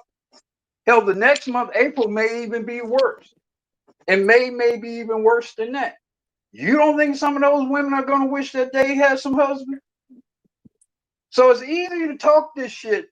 Like I said, you get on, you get some little cheap alcohol in you, you get on the social media and start running your mouth, and then you go to work the next day and they got a peach slip for you. Then how you thinking to talk? See, and that's the reality that a lot of them are facing now and will be facing in the months to come. And that's going to affect and change a lot of this talk about marriage and relationships and black men and whether or not he has a six-figure salary and all that kind of dumb shit. A lot of that shit is going to get clarified real soon. And a lot of it ain't gonna make any sense at all. I said it the other day. Shout out to you, Black Guru, for giving us the definition. Right. What happens when everything you are, whether you realize it or not? I think the Kim Fosters get it. Right. I think that obviously the Jasmine Crockett's appreciate it. But what happens when what you have, much of what you have, and not tying to the civil rights movement, no, is white women's largesse. It's what white women were willing to flick off. It's what elite black women were able to advocate for you from white institutions, mainly on liberal and from white elite women. What happens when they tighten up their butt? What happens when a random black woman runs afoul of Mackenzie Bezos? What happens to black women then? Right? What happens then? Let me Go ahead. let me tell you from a corporate standpoint. What happens when Trump ends an executive order that has existed for 60 years that required specific programming to prevent discrimination? 60 years through the entire duration of the initial enactation of that initial 1964 Civil Rights Act. All of employment has been framed around that act and those executive orders that succeeded that act. Trump has put those aside. So all those programs where when they go to these boards, they formulate these committees, diversity committees and inclusion committees and employment committees, and all of them have these anti-discrimination policies. And they're based primarily on those executive orders. And now that executive order is going away. So now there is not as much motivation to have those committees and to have those board meetings that are proactively employing women, are proactively hiring female contractors and consultants, right? And including especially Black women, because of course the double minority of asset afforded their particular involvement. That motivation does not exist anymore. None of us have lived in the world that Trump remade when he got rid of Lyndon Baines Johnson executive order. None of us have lived in that world prior to that. It can go in a very bad direction. It can go in a bad direction for all of us, but it will definitely go in a bad direction for Black women. And I think we just saw a little taste of it with those employment reports. And so, again, that's why I say I don't put a whole lot of stock in all this chest beating they doing. I think by this time next year, they're going to get all very warm and fuzzy. Not warm and fuzzy, not cuddly, not you stupid presuming. But mind you, Black Guru, what you're saying is accurate and correct. But what we're gonna witness is another fake front. And just like when we saw COVID, how they were faking and fronting because they was by themselves and had to carry that weight by themselves. There was nobody there to pick up the water for them or go to the grocery store, this, that, and the third, and they was needing and they, hey, big head, all this and that. We gonna get that same thing in a mass dose, but it's gonna be fake. I got an answer for you. Real quick, Black Rule, real quick, Black Rule. L's actor says 200% tariff on their ass. Go ahead, y'all. Go ahead. Cold-blooded. But I'm saying we none of us have lived in the real world of no diversity participation. None of us have. So you can't even really compare what they did 2 years ago or 5 years ago or 10 years ago or even 20 years ago to what might happen now. Because right now, all over the country, whether it's at the government level, corporate level, whatever, they are tearing shit out of their policy manuals and shit involving diversity and all of this. And some of this stuff has existed for decades. And the states are now, especially the red states are now taking that shit out. So none of what you've seen from women that you describe, it's a different landscape now. And we haven't lived through that. None of us have lived through that.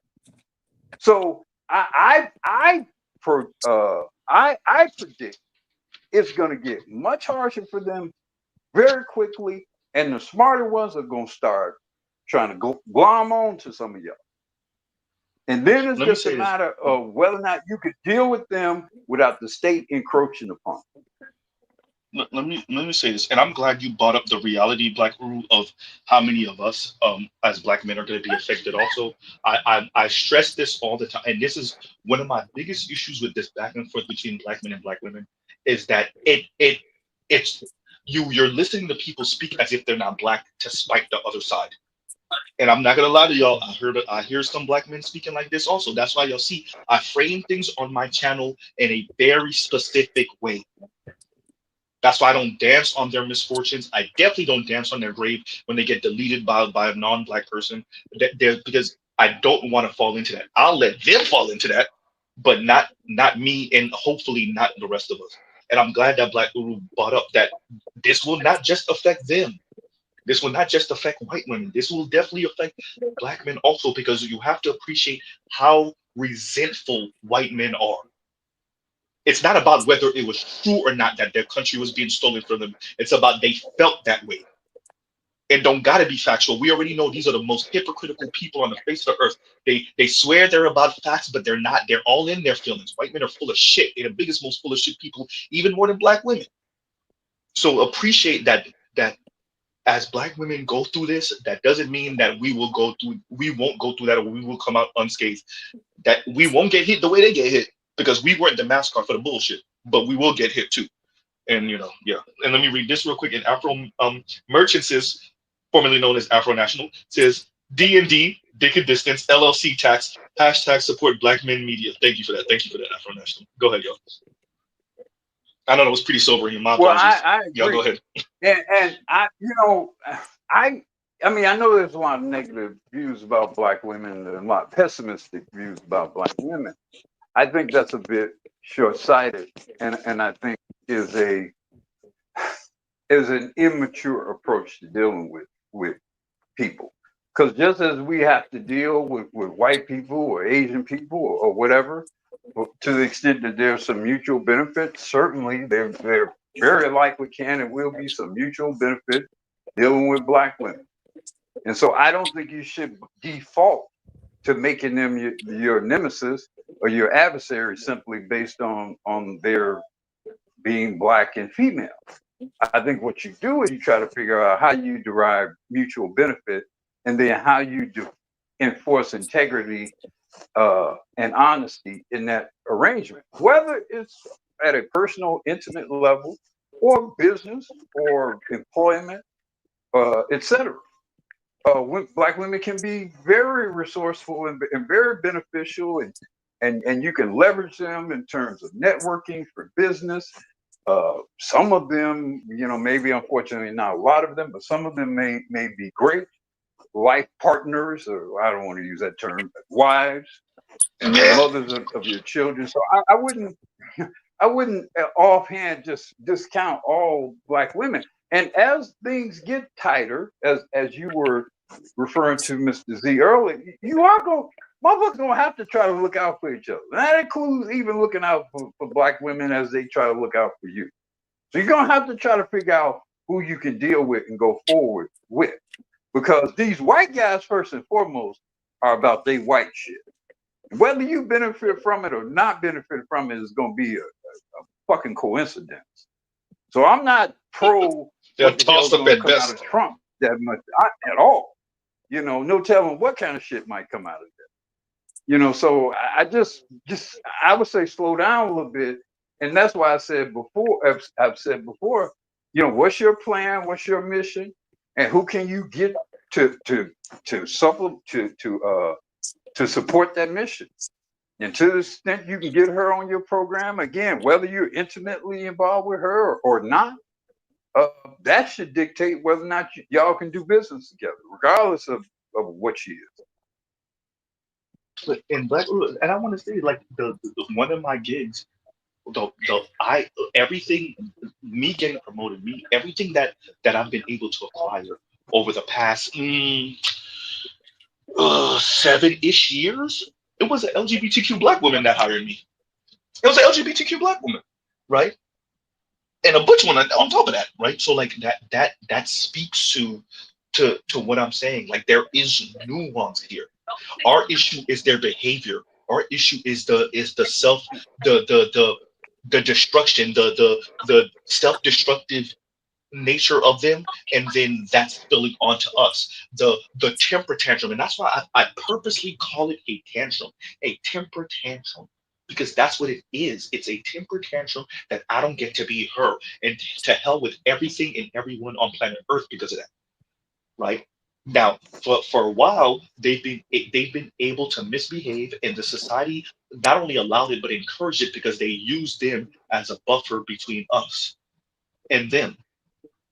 Now they don't really have the time or the resources, and China got a foot up their ass, and so they may not be able to play them type of games anymore. Going to what Black Uru was saying, they don't have it anymore. The gap between the U.S. and the rest of the world is not what it was in 1950. It's not what it was in 1975, right? The gap in the because it's America and China, and then there's a bit of a gap. But China's on its ass in a way that Japan wasn't, in a way that the Soviet Union wasn't, and so they don't have the money to waste on this kind of sabotage anymore. That doesn't mean they're not going to attempt to sabotage. That doesn't mean they're 100% broke, but they just don't have it like that right now, right? And you got to appreciate the technology and the social media and how that makes it real difficult to keep on doing the type of things they were able to disappear people. I'm not saying they can't do that now, but it's much more difficult now to disappear someone compared to what you were able to pull in the 40s and the 50s and the early 60s. There's cameras everywhere. It's just a different game. Go ahead. In the past, when you disappeared somebody, you also disappeared their message and their voice. Kevin Samuels been gone for several years now, and his voice is as strong as it was before. So you can't even if you disappear, and if anything, if someone today has a strong enough voice and reach, and has enough depth and breadth in the media, in terms of duration of time and content, if you disappear that person, you're very likely going to martyr him or her, which is going to bring even more attention to what he or she has done. So now even the whole disappearing thing makes you even hear people refer to Kevin Samuels as Saint Kevin or that sort of thing. You sanctify that person. So even the disappearing thing is dubious now. Now the best way, the thing you have to do today is to destroy their reputation and their image. That's the most effective way to get rid of a threat today. Not necessarily kill them, but to disable them in such a way in which people have low disregard for them. And actually, you all remember? Did you all see? It's a very haunting commercial. Y'all ever see the cartoon, the Justice League cartoon, the Justice League Dark cartoon? No, I haven't seen it. It's a cartoon where basically Darkseid has these eventually he conquers the Justice League and Earth, and most of the Justice League are wiped out rather graphically. It's quite a startling scene to see, even in a comic book.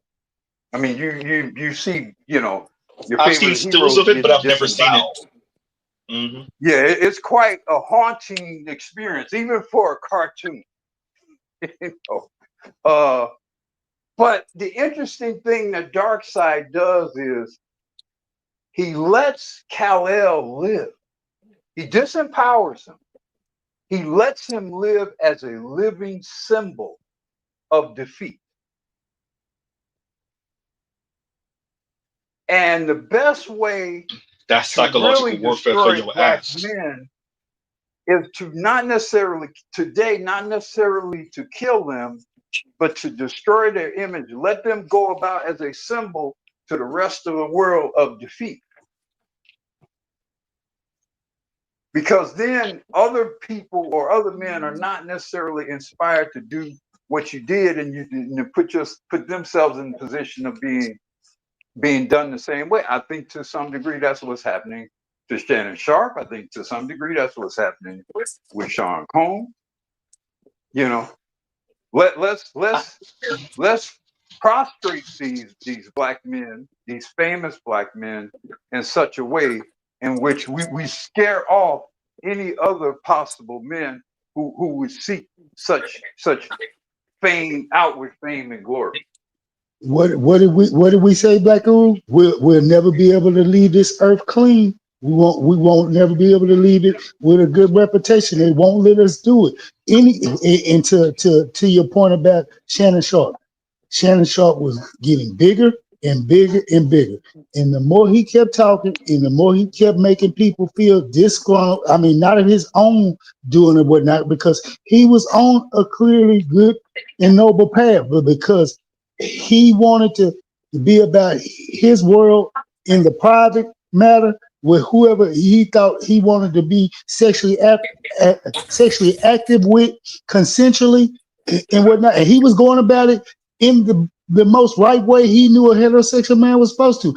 Just because they didn't like it, they weren't going to let him get away clean whatsoever. We had to put a stain on this man. So you're absolutely right. Yeah, we're not going to be able to leave this world clean. Let me say this. So what I think is happening now with white folks is the zombies are coming to haunt them. There's things that you think you won, you ain't win, and this is a problem for black people too, because I think the race conflict is a perpetual one. It doesn't end. None of the victories are permanent victories. You gotta fight those battles and increase your position every generation. I think that's one of the issues that we're having now, is that we thought these things were laid to rest, and I'm not beating up on us about that. We thought these battles were laid to rest, and they clearly weren't.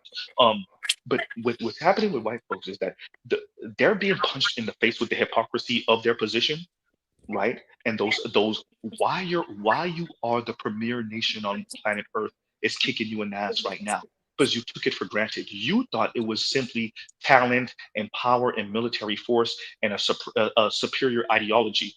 And maybe it might have been a bit of that, and also just a consequence of time. Somebody's background. But yeah, so yeah. So I think they're dealing with that right now, is the cost of winning. The cost of winning. What happens when when the Soviet Union falls, and you think, once again, going to Francis Fukuyama's book, you think it's the end of history. And when he said the end of history, he wasn't really saying the end of history. He's saying the battle of the ideologies is over. Clearly, neoliberal capitalist democracy, liberalism has won the day, and we're going to go from here. Now, a couple of years ago, he released a book called Liberalism and His Discontents, essentially revisiting his idea of of the end of history, and saying about that. It looks like them shit is haunting us. So I'm using that, and there's a through line here where white folks, white men in particular, their arrogance makes them think that these things are over, that they won, and they won permanently. Where the Chinese learned from that, right? The Chinese learned from how the Soviet Union fell. They learned you don't play the U.S. game the way the U.S. wants you, and that was one of the Soviet Union's fatal flaws. Is that they allowed the U.S. to drag them into economic war that that's not where they were going, especially with them professing some type of communism, right? They just didn't have the numbers. They didn't have it. The Chinese learned from that, and now you're dealing with that. I'm tying that to what we're saying by saying the symbolic deletion of black men. So that, like the Shannon Sharps and whatnot, that is not going to be the end. And I think white folks, white men are putting themselves in a really messed up position by continuously advertising this to black celebrity men. That's how you get what's his name, where his wife was pooping in the bed and whatnot. What's his name? Johnny Depp. That's how you get Johnny Depp. Would that even be a story 34 well, maybe 30 years ago, but 40, 50 years ago? Johnny Depp and Amber Heard's situation wouldn't necessarily be a story. But it's a story because you kept on burying black men with this type of thing. So every once in a while, a white man got to get caught up in the bullshit. That's what ends up happening. Your ideology is kicking you in the rear end, and your arrogance and your myopic view of history is kicking you in the rear end. White men deserve everything they get with the rest of the world right now. If their reputation is in the mud, it's because it deserved to be in the mud. I just worry about us because we're American also, and we're attached to them, unfortunately, right? So if I don't even want to go into the whole black fatigue thing again because I'm gonna start ranting. But yeah, no, they deserve everything they get, right? And let me read this real quick because Mr. Heat, and thank you for the super chat, big old super chat. Actually, damn, I don't have any of my things anymore. Okay, all right. Mr. Heat says, and Mr. Heat and more says, I agree with Uru, but there is just too much reservation in my agreeing with him to take that chance. The chance for failure is just too high. The rate is too goddamn high. It's too high, Black Uru. That's what he said. What you got to say to that, Black Uru? Mr. Heat said it's too high. The chance is too high. I think every individual man has to do a cost benefit analysis of his situation and what risk he should or should not take. Mr. Heat might be in a position where he don't have to be bothered with any black women. He may be a very affluent man, very highly powered and leveraged man, such that he can very easily achieve what he wants to achieve without ever really having to concern himself with many black women. I think that, however, he would be in the minority of black men.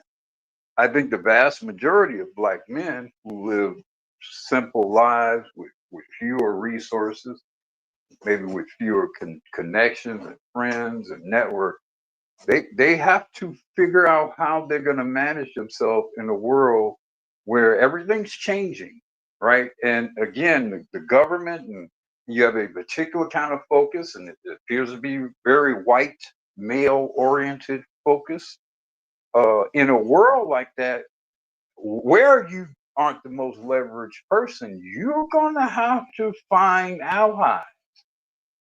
And some of them may just happen to coincidentally be black females for whatever reason, whether it's family members or women maybe you grew up with, maybe a few women you have been intimate with.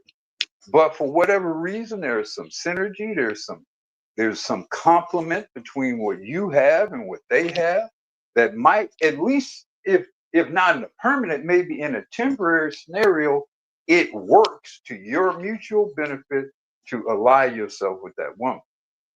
If you got a particular skill set and resource, and you need somebody of some particular skill set and resource, otherwise it's going to be incredibly expensive for you to acquire that skill set elsewhere, then you might have to work with some sisters who have that skill set and can provide it with you and to you in a cost beneficial way.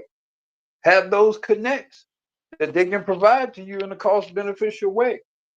So I think, again, I look at black men, 6% of the population, 5% of the electorate, maybe at best 2% of the national wealth. You cannot afford to discard potential allies just on some basis of whatever their combination of demographic qualities are, especially black people who might, for whatever reason, be motivated to support you. Let me Black Uru, question again. Please tell me you watched the Gladiator, the second one. You still ain't see it yet. Yeah, I watched it. I did. I did. Oh, you did? Okay. What did you think about that? Did you understand the ending? Did you read from the ending what I read from it? I don't even remember the ending. I remember being rather unimpressed by that whole movie. So remind me of the ending, and maybe I can piece it together. So I'll just give you the kind of Reader's Digest of what I got from the movie. What I got from the movie, and this is full on tinfoil, conspiracy theorist Z. Now we going full on Z. I don't know if that's what they were saying in the movie. What I got from the movie was like, Fuck that. We choosing our sons again. We choosing the white men again. Yes, black men, you have a better reading of history. Yes, you know what ills the nation. Yes, you know what, you're right. But fuck it, we gonna choose our sons again. That's what I got from that ending. That's what I got from the whole movie, between the dynamic between Denzel and what's his name's son in the movie.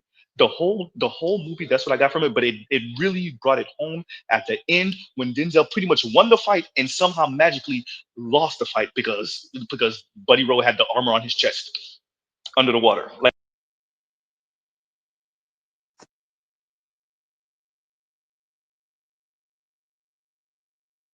Yeah, well, maybe it's just me for whatever reason right now. I don't hear Z. So is it just me or?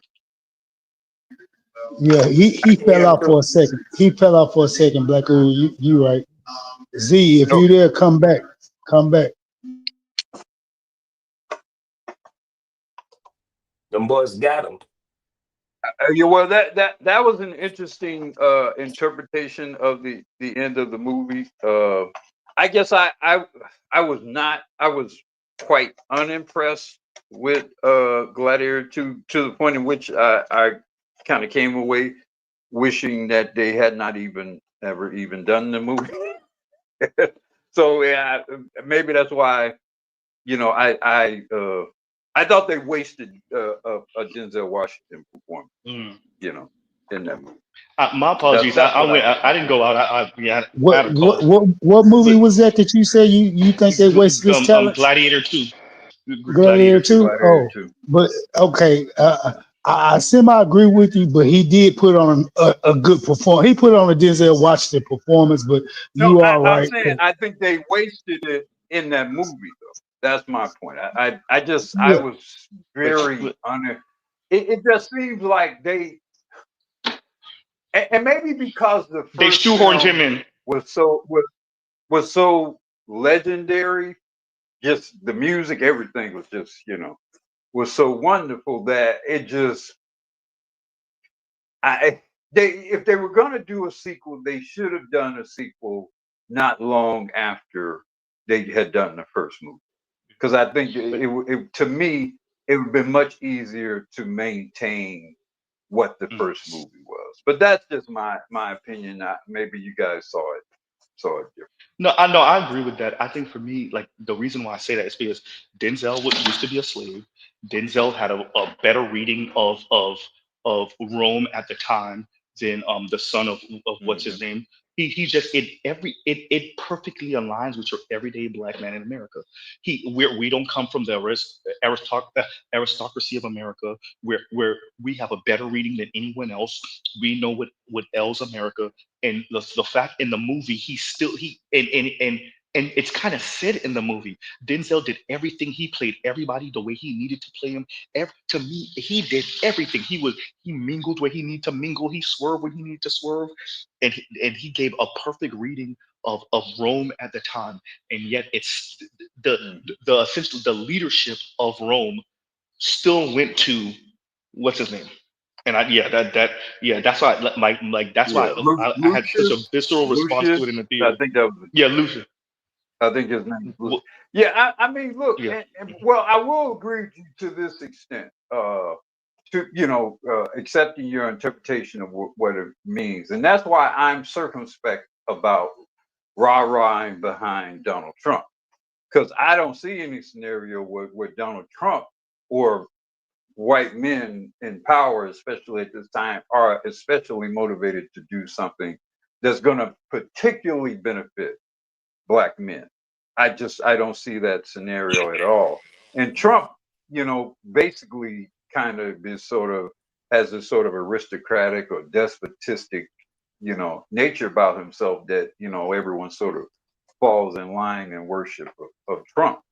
So I think at best what you get is some change, some structural changes in some areas that make them at least less likely to interfere in the dealings between black men and black women, to the extent that they are less likely to interfere between black men or pick favorites or pick winners and losers between black men and black women. If Trump achieves that, he will be better than I can't even remember what president.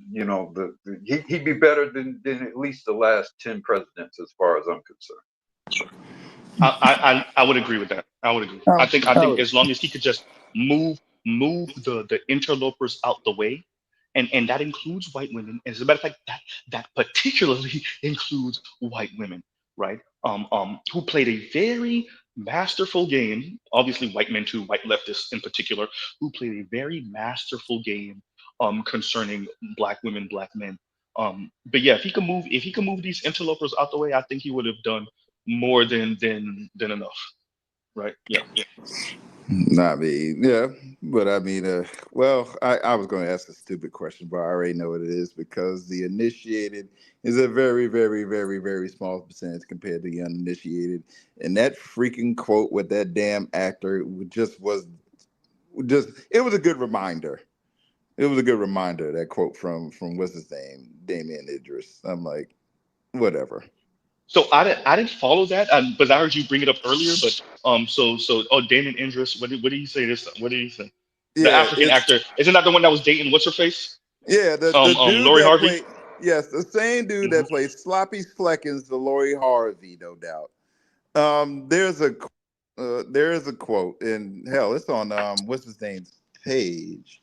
I'll go ahead and get it because I want to direct quote it. Hang on 1 second. I go right to his page. Do channel. Yeah, this faggot. You aren't men to us. A new year is approaching. Grow up. That's Damon Idris on the hate towards black women from black men. Once again, let me say this as a child of immigrants to other children of immigrants or recent first-gen immigrants. Y'all don't know what the fuck y'all talking about. Y'all don't appreciate the dynamic. You don't know what the fuck you're talking about, and you swear that these women are perfectly innocent, or that if black men would behave, then black women would behave, and you just don't fucking know what you're talking about. That shit sound nice. That shit sound nice, and let me be very clear. I get it. That's why your manhood is. Your manhood is you never say nothing to the women. You always bash them in. You always bash them in because the men are the head of the household and the men are the head of the community. And the men would act right. That shit sound nice until you appreciate the sabotage. Number one. Yep. Number two, I get where your manhood is. I get it as a man. That shit sounds soft and pathetic when it's talking about how the women are misbehaving. But you don't appreciate decades of supposed equality in that movement, in that direction. And so we ain't responsible for none of their misbehavior. Fuck what you talking about. You don't know what you're talking about. Nah, that he'll shit get sound it. nice. He'll get it when 6 months to a year from now, his dumb ass is in court because a chick is either putting him to a lawsuit or trying to put a child on him. He'll get it then. Let me say this way, nigga. If what you were saying is correct, then after Michael B. Jordan, maybe Lori Harvey would have married you. Oops. If you knew what you were talking about, as a matter of fact, if you were correct, then actually there would have never been a you. Lori Harvey would have married Michael B. Jordan. If you really want to go there, if you were correct about their behavior and how and number one, number two, who's not real men and who's real men, you just don't fucking appreciate. This is especially with African brothers. No offense to any of the African brothers listening, y'all just don't fucking get it. Y'all, it'd be fascinating to me because y'all really think we back in the home country. Mm-hmm. Y'all don't fucking get it, and what kills me is the talking and the opinions when you don't know what the fuck you're talking about. That shit sound good because of where your manhood is. I get it as a man. I get that. I get it. I do. But you don't know what the fuck you're talking about. Go ahead. No, I get it too. But It's still bitch made. absolutely. And the thing is that, are these guys listening? Because women in the West are very explicit and loud about their negative liberty, about how they don't owe men anything, they don't owe society anything, they're free to do what they want. So this claim that your behavior determines their behavior is absolutely not true, and they say so. Let me play this. I'm sorry, y'all, but I gotta do it. Here go Munchkin, y'all. Just in case. As a man, if you don't have house core job, don't look for a woman with house core job. And for the man that complain about women that do that, look for a man that has all three, and they don't have all three. We can do that. We are women. You want us. You need us. Y'all want one thing from us. And mad because we boss y'all around because you're a fucking servant. You're a provider, right? You're a protector, right? You're a security guard and you're a goddamn assistant. Know your place. Stop being contradicting. And bow down. Because I'm sick of it. Yo, Z. Refer back to Z. what Black Guru said. Refer back to what Black Guru said He's just about the crazy eyes again. 102,000 jobs. The 102,000 jobs been lost in 1 month, and see if she's still hot capping like that. Refer back to what Black Guru said. And let me say this one more again, and then we got Socrates. What ends up happening is the Idris of the world. The problem is that the women weaponize niggas like that against us. They talk to them when they're, whether it's after a session, whether it's just a friend or a coworker. It's like, yeah, my boyfriend, yeah, the black man I like, yeah, my baby daddy. And they weaponize those guys with all these fake ass crocodile tears and these bullshit ass color purple ass stories and these no scrub ass narratives. They weaponize those guys against us. Y'all Right, and this defending. is and that's why I had to play this, because what's important about this clip is pretty much nothing she said before that. Fuck everything she said before and bow down. Z, I swear to Right? God, Go I ahead. will buy you a fucking PS5 controller. Just don't play that damn video ever. Jesus Look, Christ. look, this video, shout out to BGS, that this video has become part of the channel. This is like a painting on the wall, okay? Oh God. This video has He's a become monopoly. No, because this is a painting. What kind of monopoly? This is I'm a modest guy, so like if I have a $2,500 painting on my wall in the living room, then that's a lot. This is like a $3,000 video painting game. on my wall in the living room. Won't I nobody got play to show it with to you. y'all. So I got to show it to y'all. Bro, Okay. this is the same fat bitch working at the H&R Block stop at Walmart. Get the fuck out of my face. You the worst. That's just funny. That's Get away Chewbacca, from man. me. Leave Chewbacca alone, man. Hey, Adrian. When Adrian called her Munchkin the first time, I didn't know what he was making reference to. But then when I realized it, I was like, "This is hysterical." He said Munchkin. Oh man, that's hysterical. No, that's not a munchkin. That's a pumpkin. That's what that is. Ain't no munchkins. Yeah, but Go ahead, sir. women have been saying what she has. Women have been saying what she says, of course, with better verbiage and better vocabulary and more sophistication. But they say it. They say that if you ask women, Andrew Wilson did it when he was a Piers Morgan. Andrew Wilson is a commentator who argues with people about Andrew Wilson's the one on the whatever podcast, right? Correct. Yes, correct. So he went to Piers Morgan, right? And they brought up adolescents that show on Netflix and say that men need to do this, men need to do that, men need to not be toxic, men need to protect women. He said, cool. Then he says, what do women owe to men? And all of the panel, the men and the women just look stunned. What do women owe to men? Yeah, like he used to be asked. He said, "What do men?" No, he asked, "What do men get for that?" Yeah, yes, but basically, what do men get for that? What do men get for doing all this behavior? What do women owe to men? If men do this, what do men get? And they couldn't answer. And I'm like, they couldn't answer. Not even the men. Correct. And that's what I'm saying. I'm like, listen, women can hark all they want, but the truth about negative liberty is that it cuts both ways. Once women got free from obligations, men got free from obligations too. I ain't got to do a damn thing. I don't even have to listen to you. Like, you don't even exist to me. I don't have to talk to you. I don't have to pay attention. You could be, again, dog walked by some girl or dude. I'll call the cops. But other than that, I'm not getting involved. I don't have to hear cries. I don't have to hear complaints. These whole panel stuff. Most of the guys who go on these panels are getting paid to do it. Real men or most men aren't going on panels. They don't care. Men aren't going to speed dating anymore. Not going to clubs. Men don't have to participate in this foolishness at all.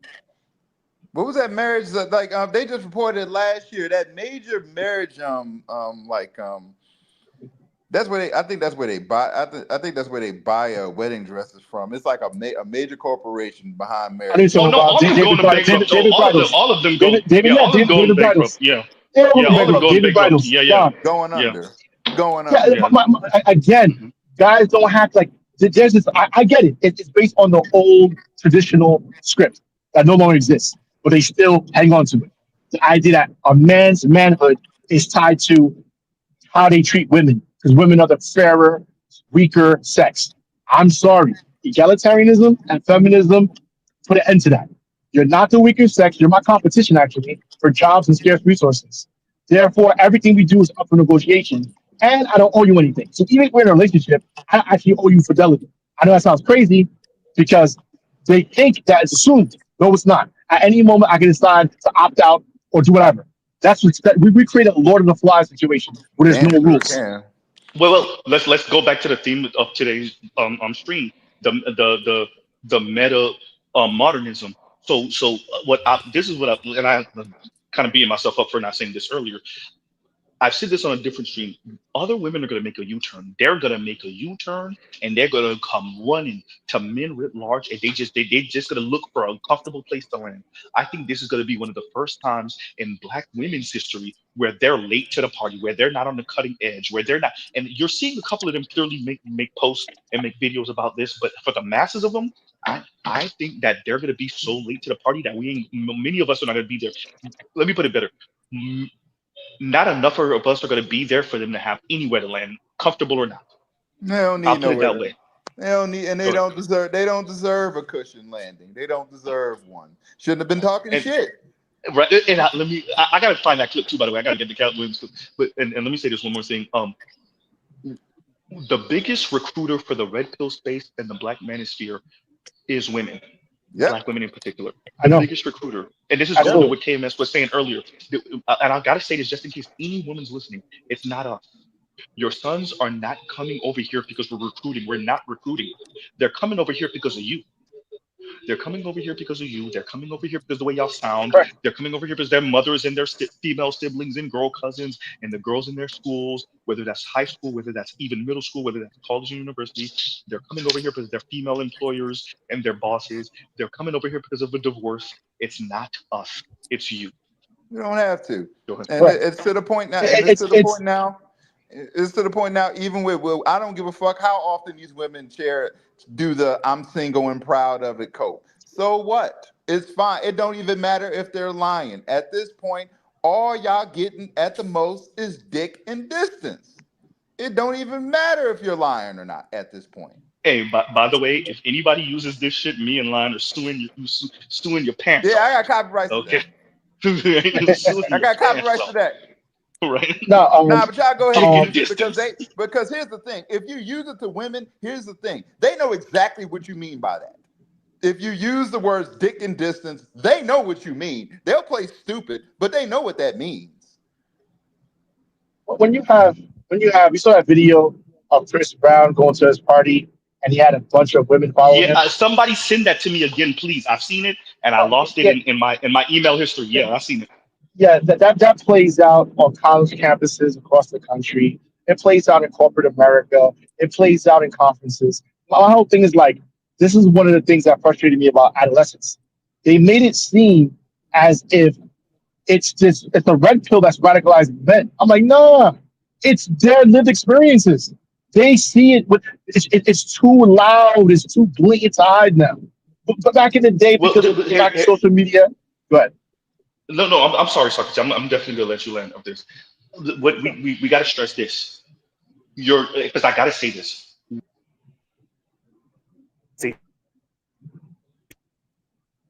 With the young men interpret this differently.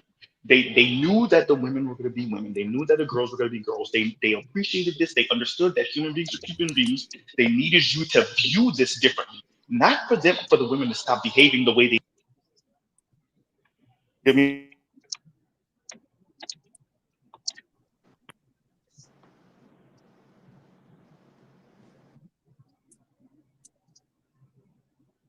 Hello? Yeah, hello? This is Z. That's Z Borgen. Oh, I see. So it's I me. thought at first I thought it was me acting up, but it is Z Morgan now. Yeah. Okay. My Z apologies, y'all. Morgan. You Yeah. good? I'm back. Okay. Yeah, my bad. Nah, go Like, ahead. yeah, I What don't was you know what, saying? like, no. So it was about having the young men interpret this in a different way, right? That was the goal. As a matter of fact, I would say it's really art.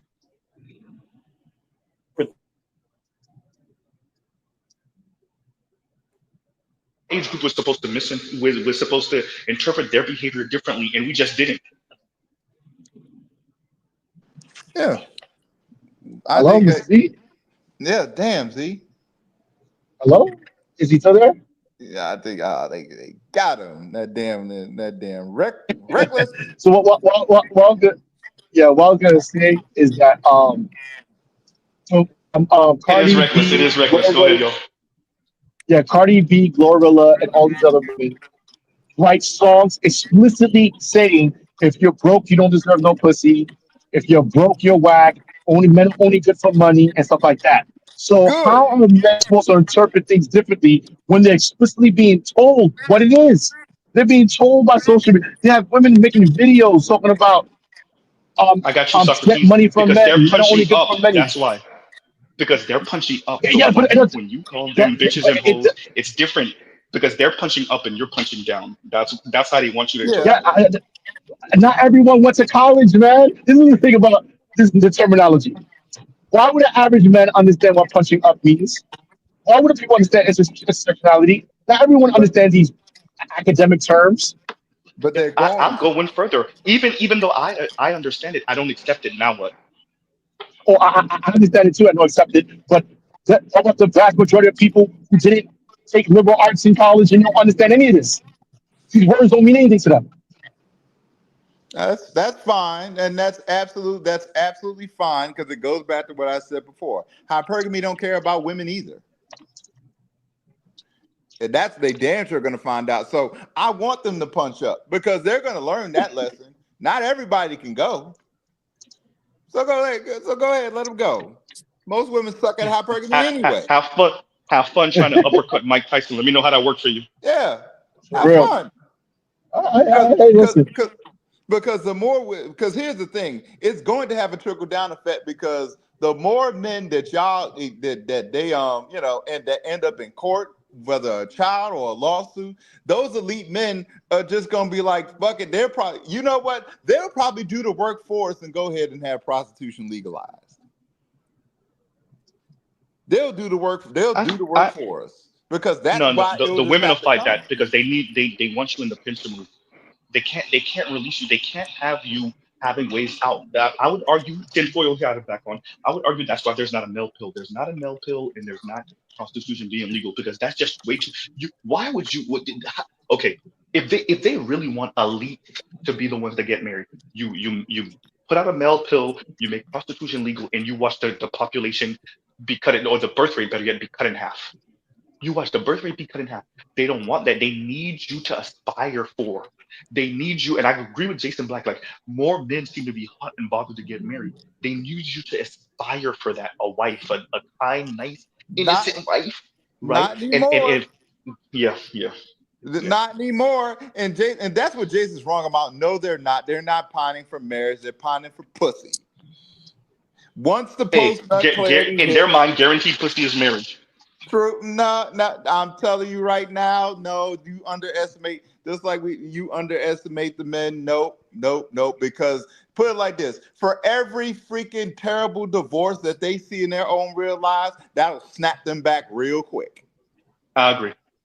That'll snap them back real quick. So yeah, you go ahead, let those men go ahead and quote unquote aspire for marriage. Well, They, the best thing I say is like, uh, shout out to all of you with daughters and whatnot and the black ooze of the world, but his dynamic is different, right? I keep on saying this. Hey, if your ex-wife was an asshole and she divorced you, bro, for the littlest thing, you realize that your daughter is her 2.0 yep. and you want us to marry her. Let me know how to, or okay, fine, you know your daughter is not marriage material. You still want somebody to help her out and subsidize her and take care of her. Your daughter is your wife 2.0. How the hell this supposed to work? Yeah. Can I ask a question? Go ahead. When Jason, because I don't listen to Jason Black. I've never been a fan. Now my question is that this business of he actually said that men are pining for marriage. Did he say that? The word wasn't pining, but it is like men are the ones that are hot in the ass for marriage. Not it looks like the women are more gangster nowadays. That's not the word he used, but that's how I interpret it. But yes, that was the overall sentiment. Yes. Yeah. I mean, cause I guess I mean, where's the evidence of that, or what reporting, or what's the source of that? That's what I want to know. Mm-hmm. What exactly is it that leads you to believe there is some literature that I heard that I've seen actually, because I've seen it posted that speak to that, but I don't know where the source of All that his is. evidence, all the I think evidence that he has, I think there all those was. articles. Those articles saying I niggas think are there lonely. was. I think there was a time, probably pre-pandemic, where there was probably a few percentage points where supposedly men were more pro marriage than women, and even that I think was. I don't think there was this great gulf or whatever. It was like, men are 35% pro marriage and women were like 30% pro marriage, that sort of thing. But again, I think that was pre-pandemic. I think post-pandemic has turned that dynamic on its head. Because last time I saw or read anything of that sort, it was prior to the pandemic. I mean, if you're not citing any sources and that include recent studies of any sort, then I think you're just fucking lying. I believe that. And Jason Black, he don't do enough of any kind of actual real substantive debate with smart people. I think when you have been in this kind of space, and I feel, frankly, I feel the same way about Sergeant Willie Pete and a number of those other older guys who've been around a while. You got this monologue going on for 8, 10, 15 years. Man, you're not talking to nobody but yourself. Yeah, I just don't put a lot of stock into those kind of guys, man. I don't have much. I want to hear your ideas actually challenged real time with somebody who knows something. No, never Jason Black has called in. People call in, but he summarily takes their head off. No, I'm saying some substantial people. I'm saying some substantial interview and some substantial debate. Him and Obsidian had a back and it's forth. not anything that you totally control. I remember that. It's not anything you totally control yourself. So I don't. Like I said, when you've been in these environments for like over a decade, man, and you just maintaining this dialogue, I mean this monologue, I kind of look cockeyed at this sort of thing. Oh yeah, I get what you're saying, but I agree. I think. But no, I was just gonna say, Uru. Him and Obsidian had a back and forth. Like Obsidian had a break. Obsidian. This was like 4 years ago, 4 or 5 years ago, something like that. Yeah, I remember. They had a little back and forth, and Obsidian. This was back when Obsidian was still on YouTube, and he was doing a breakdown because JB was interviewing some white supremacists, and like it was funny. It was funny as hell because like the Jason Black that was talking to him was not Jason Black you hear talking on these damn like what's his name? It's like so matter of factly. That was the beauty of it. But yeah, you're right. Like that's the thing about Jason Black. He has yet to debate anybody of substance. And so Jason Black and Obsidian. Jason Black and Obsidian had a real time debate. Black. Hold on. Let me clarify. Can you all hear me? Yeah, go ahead, Black. Go ahead. No, they didn't have I was just trying to see, did they have a real time? Wait, let everyone wait a minute. Yeah. Let Black Uru go, and then you got it Bruce Owen. Go ahead. So again, this just kind of, you say something, I say something, a few days later, you say something, I say something. I mean, you're a smart man. Let have a real time debate. Why not? You've been in this environment too long. You've been a prominent voice in this environment too long to just be monologue all the damn time. And to me, I agree. it's an intellectual credibility and integrity issue, especially if you've been here a long time, because people have been following you and listening to you for a decade. You have an intellectual responsibility to contribute more than just the monologue. I agree. And the thing is, Obsidian was simply responding. Like, wait. Yo, let me let Bruce on Wayne, and then you got an 18th. I didn't realize that was you. Go ahead, Bruce on Wayne, 18th, and then you got your game on. No, y'all go ahead. I like what y'all are saying. Go ahead. I'm not going to interrupt. Okay. All right, 18th. What's going on with you? Z, what's going on with you, brother? How you been? I know it's been a while. Good. What's up with you? Nothing much. It's been a while since I've been able to stop by and everything between working and all of that. I sent you a video, and it goes back to what you were saying a while ago. It was a black chick on TikTok that was talking about how she had to stop listening to Chrissy and Paris Milan because it was kind of like a BWE to alt-right pipeline. She was like, it was starting to sound like too much like alt-right. Yep. No, I saw it. I actually, damn, resend it to me, please, because I didn't save it. I've gotten good at saving y'all videos now, but in the early days, nah. So there's a lot of stuff I'm actually able to resend, and so I can save it now. I'm gonna have an archive like a mug now.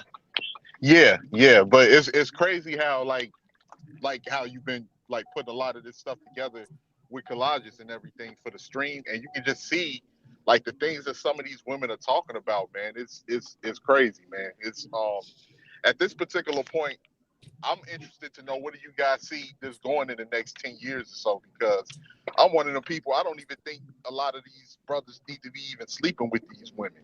I having any type of interactions with them at all, because it's gonna end badly. I think we're still going to sleep with him, but this is going to become the motto. And here's the thing about with Jason Black. Like, let's take into account. I'll take into account what Jason Black's saying. That okay, so the men are more pro-marriage. They will not be pro-marriage with American women. That's gonna be. We just gonna sleep local, if that, marry overseas. I don't understand what Jason Black's point is, because it seems like he's making an argument that everyone needs to become the top 20% and then everything will be okay. Am I wrong? Yes, that is his position. Yes, if you listen to him long enough, yes, that is his position. The old alpha your way through it. Yeah, so I'm confused by that. How can 80% become 20%? I don't know. I think that's my fundamental. That's my fundamental problem. That's what even the smartest of us, or the most intelligent of us, are capable of drawing some faulty conclusions, some fallacious conclusions, and that usually happens when your views go unchallenged.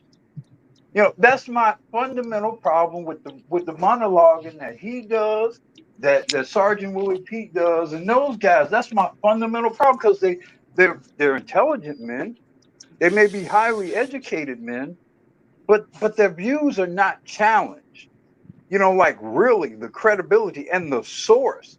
And we saw that, for example, with FD Signifier. What happens when this so-called smart guy, but his views are actually challenged by people who know what the hell they're talking about, who've actually read stuff? We saw what happened with him, real time. We saw what happened to him on BGS channel. We saw what happened to him on Mr. Z's channel. Bernard Raleigh's channel. I think I did a pretty okay job. Had the intellectual integrity to appear amongst those with that's whom true. he may not agree. That's true. They don't even have that. Let me read this from Hard Bottom Shoes real quick, and then you got to Bruce Sunway real quick. That's Socrates. Okay. Hard Bottom Shoes says Gen X women who divorced us in the 90s live with their aging mother and are parents to wayward Gen Zers who are financially crippling them. Their party never got launched. That hurts. That hurt. Living with it, yeah. I don't even got nothing to say about that. I'm a millennial, so yeah. And I'm thinking about a couple of extra women that I've worked with that this is kind of their story. This is what you're describing here. And thank you for that, hard bottom shoes. Thank you for that. Go ahead, Socrates.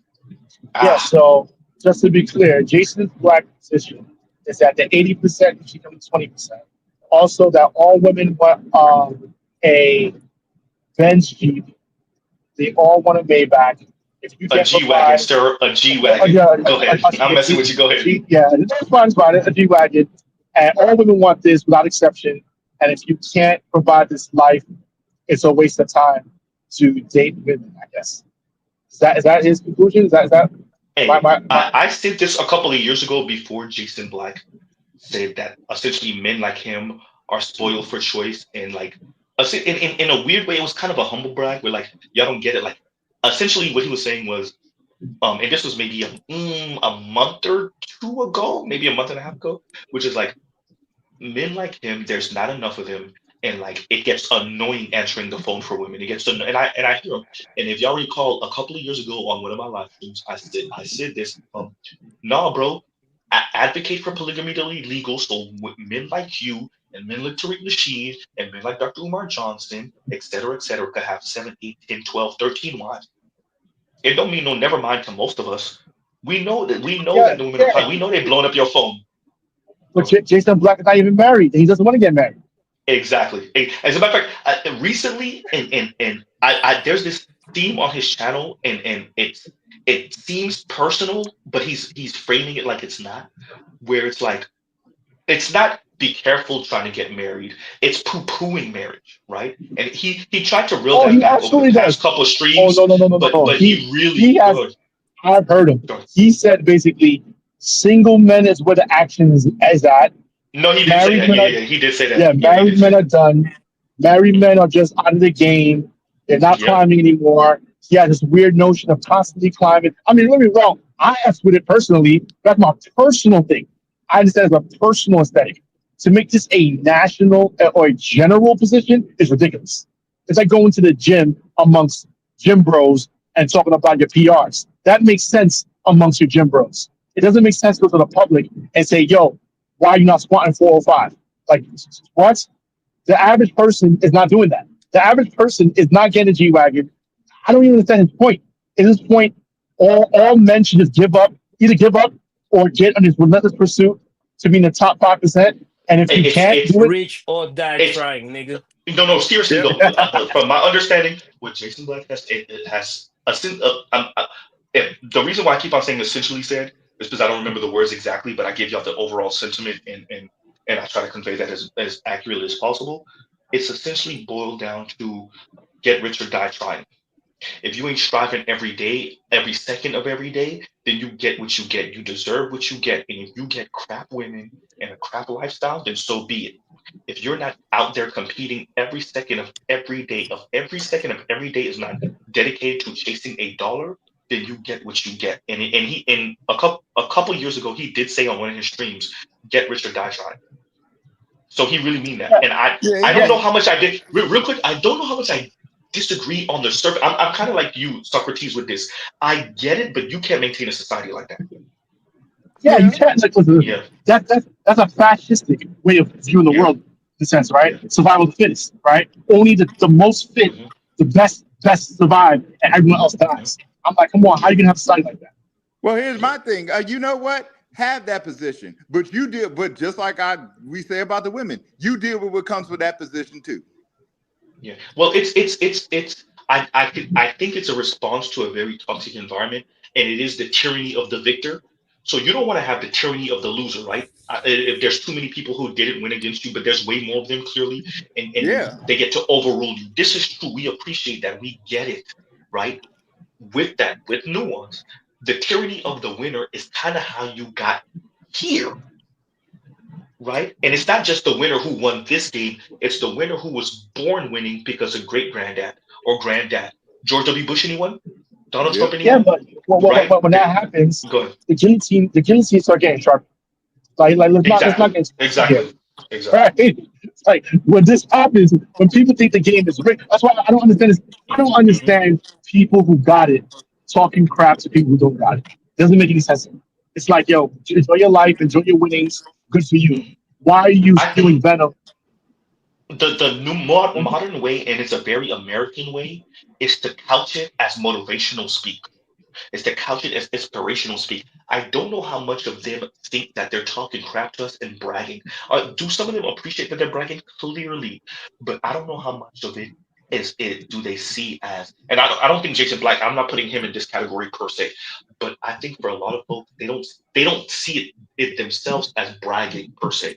They think they're motivating us by using their success as something for us to aspire to. And I can appreciate that on the surface. With that said, when we do find out that that this game is rigged, when we find out that you chipped off this politician, or that you closed the door on that person, or that this politician turned a blind eye to your monopolistic, tendencies, that makes it real difficult to continue to speak this way. Once again, the college school scandal. It's real easy to tell the kids to get good GPAs, but then we find out when you find them kid into college. Go ahead. Absolutely, but it's just not that. Even if the game wasn't rigged, 20% is always 20%. 20% is always going to be 20%. So even the it doesn't matter if the game. Yes, so it's like I'm into lifting, I'm into bodybuilding or fitness. Most people going to the gym are never going to bench press 15. That's just a fact. Why? No. Some of it might be genetic. Some of it might just be the fact that most of them don't want to do it, and that's fine. This idea that everyone's going to aspire to be the best of the best is ridiculous. You can't run a society that way. Some people, I'm not interested. So the motivational aspect, I get that. That has to be contextual. It has to be for people who actually are interested in that. If you don't go to a regular person and try to motivate them by showing them pictures of Arnold Schwarzenegger and bodybuilding and say, look, this is what you need to aspire to, if that's not their personal aspiration, so why would you go to a regular person who wants a comfortable, decent life and say, why aren't you a millionaire? I call them there's a capitalist Viltrumites. Okay. Yeah, that's the thing. Thank you for that. Thank you for that. The Viltrumites. I was thinking about that earlier. So exactly. what I was gonna say. There's an author of the book Age of Anger, Indian Cat, and he said the exact same thing, obviously a bit more articulately though, Socrates, but he wrote a book on this, and actually there's a mini doc on this, which is exactly what you're saying, which is like y'all are dragging people who want to be just chill out. When I say chill, I don't mean sit on their ass. I mean, like you say, live a standard, comfortable life. And so he wrote this book, very proficient English speaker. He doesn't have an accent or anything, or it's barely noticeable, better yet, I should say. But Indian Cat, and he's saying like when you speak to these Indian cab drivers or these Indian farmers, for those of you that don't know, Indian farmers have some of the highest self-deletion rates. And it's because they're losing farms left and right because they're forced to hyper compete, right? And this is going to exactly what you were saying, Socrates, where it's like it's not this is what America did and what the Western world did and what neoliberalism did was make everything market based. And so you can't just chill out, you and your wife and your kids. No, y'all were thrusted into the market and told to hyper compete with people who the game was already rigged for. And if you lose, you lose. So be it, starve to death, or have your wife leave you, right? Or sell your daughter to the streets, right? Or maybe your son, oops, right? So like that, and I think I appreciate certain Black people's response to that because I think I get the well, if this is what it is, right? I get it. I would rather not engage in that, but I get the well, if this is what it is, then right? And when you don't respond that way, I appreciate it. Go ahead. I have a much more cynical view about that than you have. I consider it to be a form of treachery. Again, that's why I always say 6% of the population, 5% of the electorate, 2% of the wealth. Like Desaline said, short of you motherfuckers being some damn Vultrumites or Kryptonians, there's no win in this rugged individualist shit here. There's no win here. There's a few fucking chicken Georges here. That's it. Ooh. Ooh. There's a few. Yeah. There are few heads that poke outside the cotton field, right? Every one of the rest of us are fucking losers in some rugged individualism shit in America. If you're a black man, so to me, any black man who is talking this rugged individualism, strap on your 6-gun shooter and go out here and take on the wild west, they sending y'all all on kamikaze mission. There is no win for 98% of you doing that shit. That is not somebody you want to listen to. And meanwhile, everybody else is forming up like Voltron against your ass.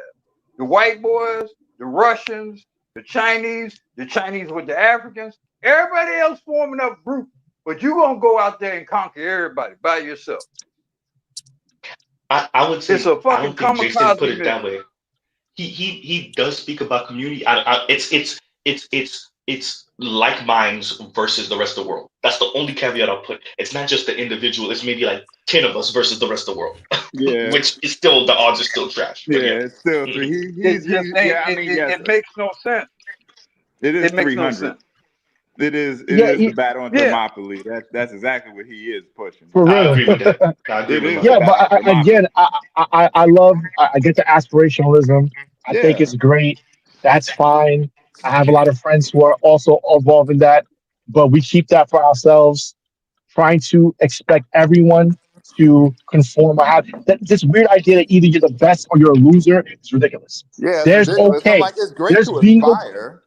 Yeah, no, that's great. It's okay. There are people who are okay. There are people who drive a Toyota Corolla, who have a house with 2 bedrooms and in a nice semi-big or small city, and they're doing okay. They're a nurse, and their husband is a mechanic. They're doing But great. today in America, just trying to be normal is expensive. It depends where you are. Now, it depends where you are. Yeah, absolutely. Slowly but surely, it's becoming expensive just to want to be normal. That I would say major cities. Outside of major cities, here's the dilemma. But here's the thing. But the people with the major cities, the ones who can actually afford to move out of those, come down south, and it raises the property value. And then if they go to another major city, I'm talking about most America is not a major city, right? Most people live in major cities, but most of America are not major cities. There's many small cities and small towns. Most people are living okay lives. They're a nurse, they're LPN, their husband or boyfriend is a mechanic or a landscaper. They make combined, they make about $80,000 to $100,000 a year, and they're living okay. Okay, but most people living that way. Okay lives. Most Let me people say have something.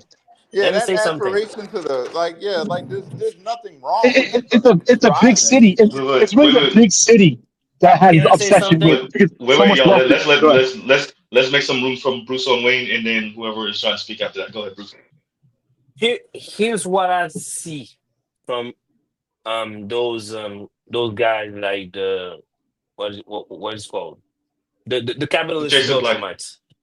Hysterical. I see them as another tentacle of the gynocracy, because notice what many of you are saying, that you can live an okay life, but you are a mechanic as a man and your wife is a nurse.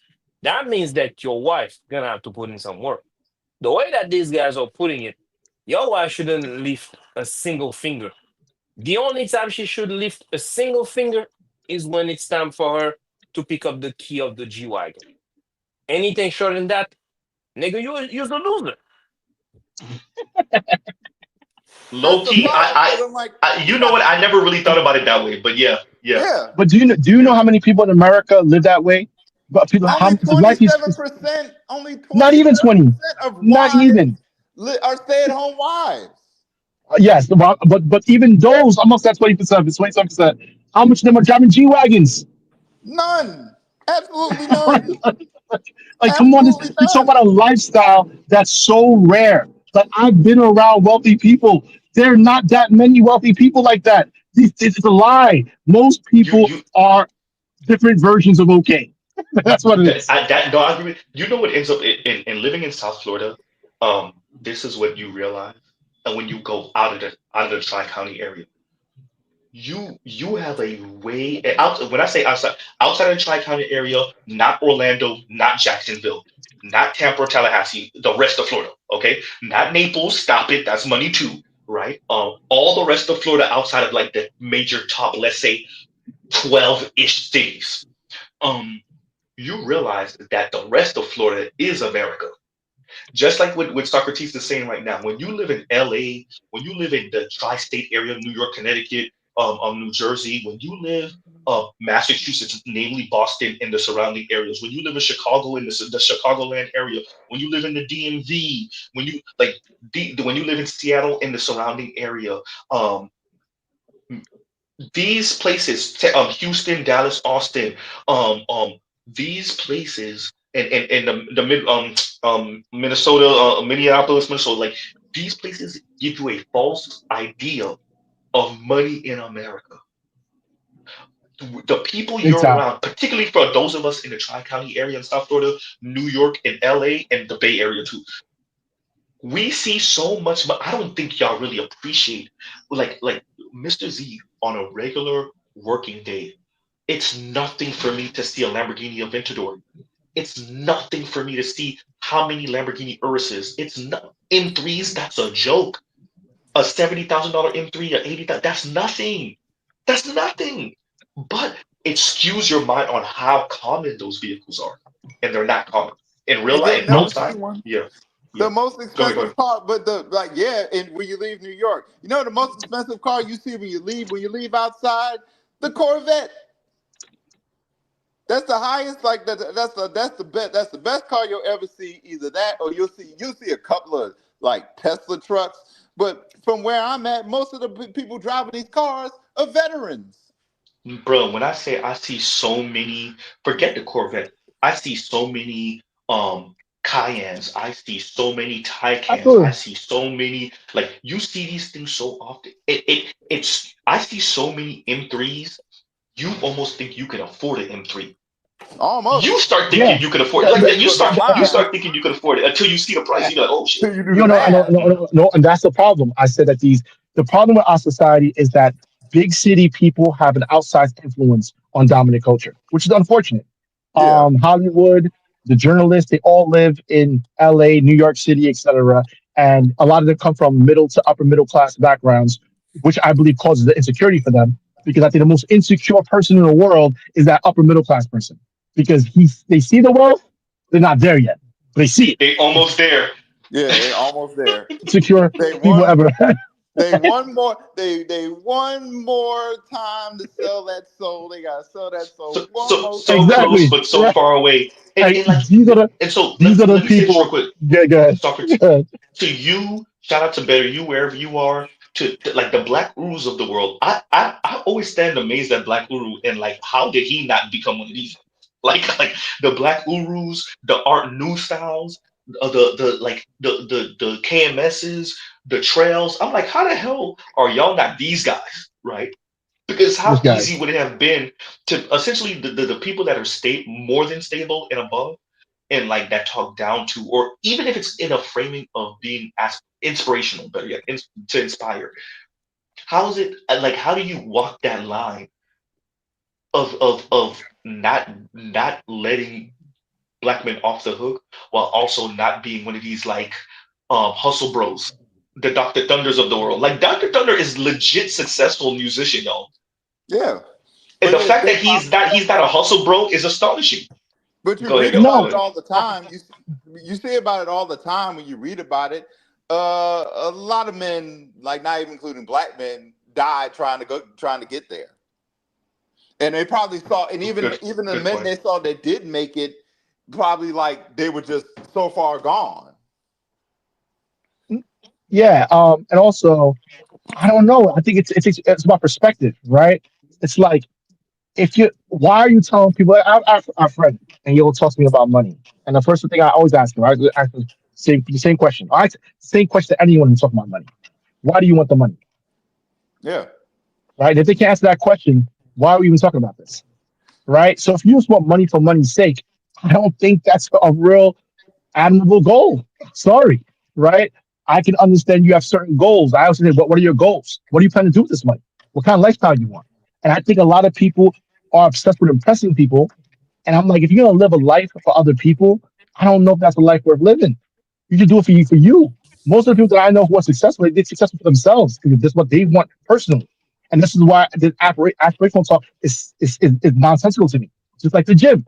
Most people, they probably want to get in shape a little bit, but they don't want to be fitness models. And that's fine. Like I just care about people being healthy. I'm like, yo, just have some modality. I don't even care if you go to the gym. Jog, do play basketball, do something. Just be healthy. Other than that, I would say when it comes to Jason Black, I do think Jason Black is being earnest. I don't think for him it's just showing off and stuff. I'm not gonna lie to y'all. I think for him it really is get your money up. That way you could defend yourself and defend other Black people. With that, there comes I agree a with dark that. side of that. Go ahead. No. I can understand that. I I can completely understand understand that. that position. But that's a talented tenth argument, though. That's a talented tenth argument. You're making a talented tenth argument because how are you going to tell? Like, think about the I had a friend of mine, right? And he's a little brother, so I'm friends with his bigger brother, and I'm friends with him also, but he's a little brother. And so his bigger brother is the aspirational type. Was a model when he was young, was doing music videos as a producer when he was in his early 20s, always had money, had Louis V, big aspirational type of dude, right? He and I got along. We're enemies at first, but we got along eventually.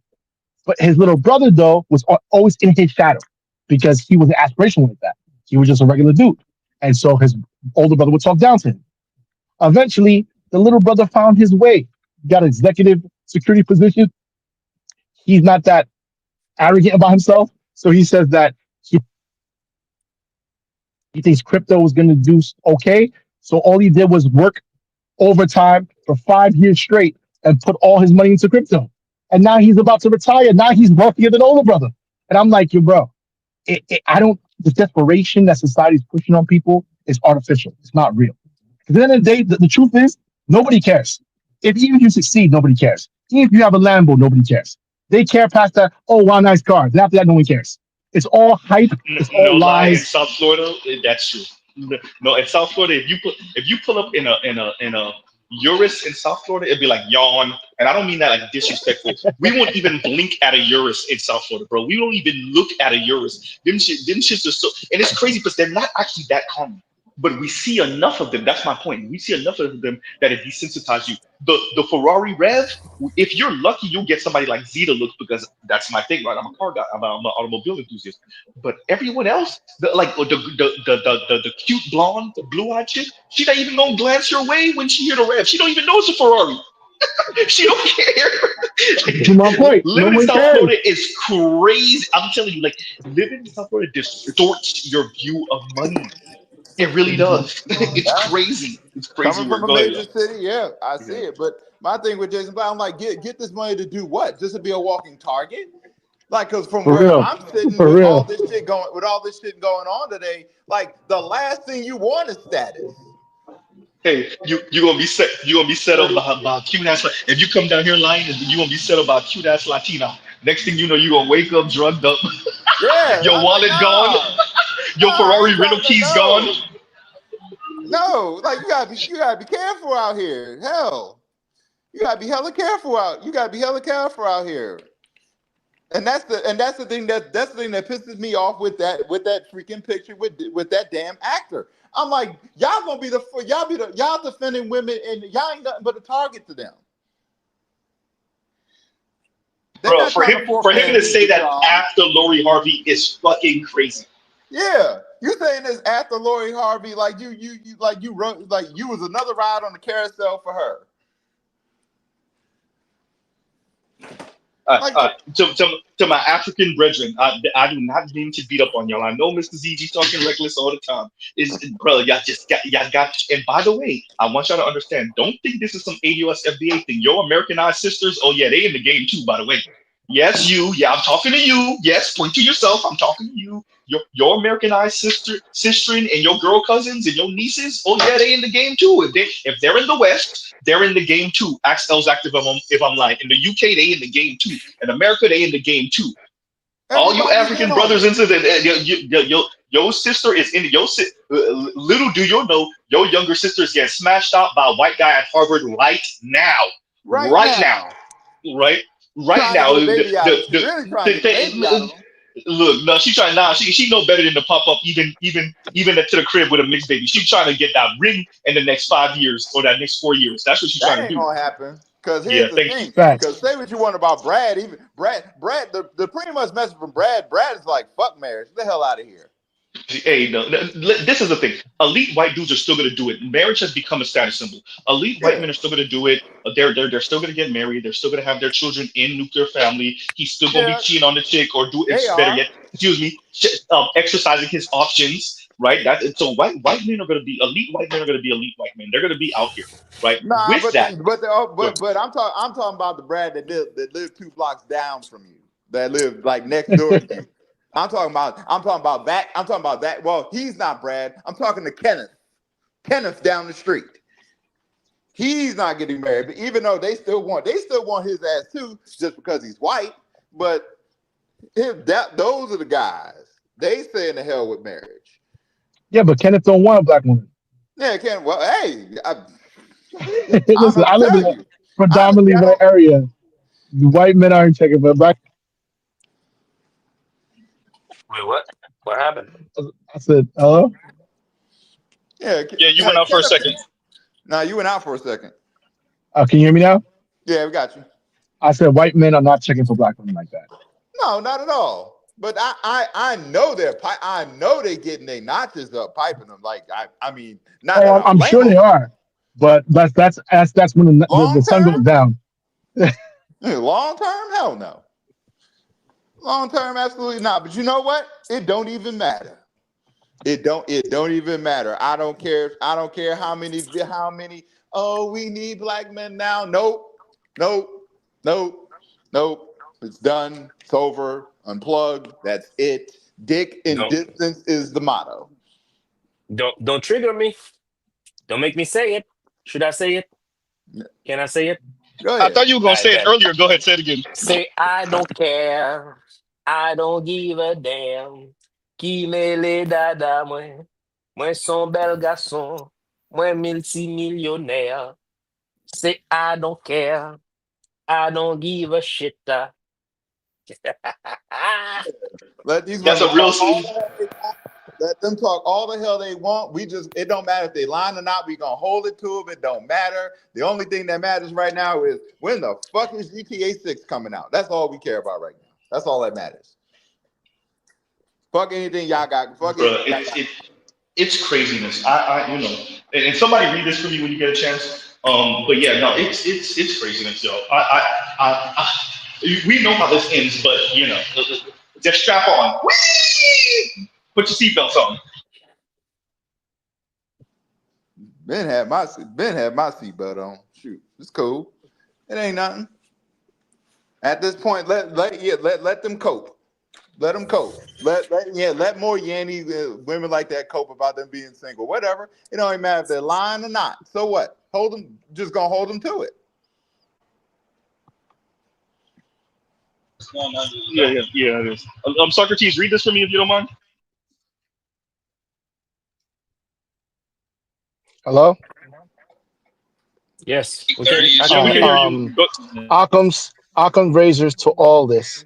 VW with a bond to their modern day black father will rely on their fathers to arrange marriage and give them away. That said, all others will achieve their own equilibrium. And thank you for that urban read. Give me a second, yo. Give me a second. I don't know. I think we under. At this point, nah. I think they will die for that. They will sell it before they even subscribe to that. That's how much their autonomy means to them, and that's fine. But I'm I just saying, still got $40. that's fine. They can hold on to their autonomy to their heart's content. Again, I still got my $40.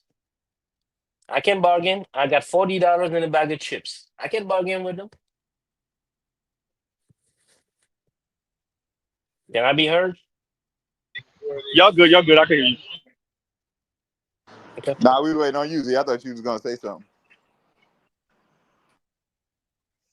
Nope, y'all got it. Y'all know reckless. Go ahead. Oh yeah. Oh hey, nah. So be it. Let it be what it. Let it be what it's gonna be. At the end of the day, the sexual marketplace is what it is. Be fruitful, but don't multiply.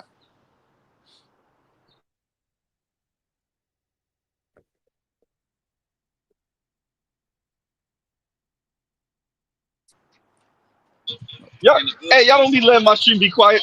Oh, that's it. Leon said. Nah, I was reading what Leon said. Leon said the price going down. Good. We said we couldn't afford houses. We said we couldn't. We never said we couldn't afford a late night session. Especially if it's $3. $3 in quarters. Oh, ain't nothing but a quick run to Ain't nothing to do a quick run to Starbucks. I'll take it. Gregory Scotland. I'm gonna read your super chat 1 second. Gregory Scotland. And Gregory Scotland says $3 coffee dates. Hey. Hey. Hey, for real though. And let me do this. Give me a second, Leon. Give me a second. Okay, give me a second.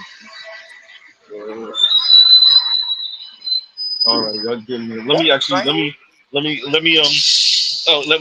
actually read this too, because y'all read it, but let me make sure. Black women with bond and a modern day black father will rely on their father to arrange marriage and give them away.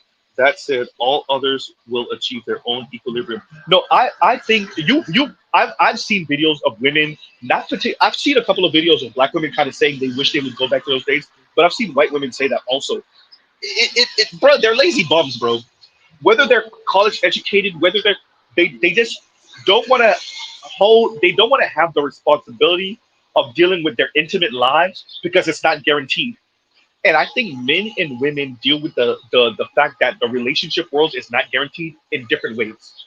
That doesn't mean we don't get sad. That doesn't mean we don't get depressed. That doesn't mean we don't feel defeated sometimes.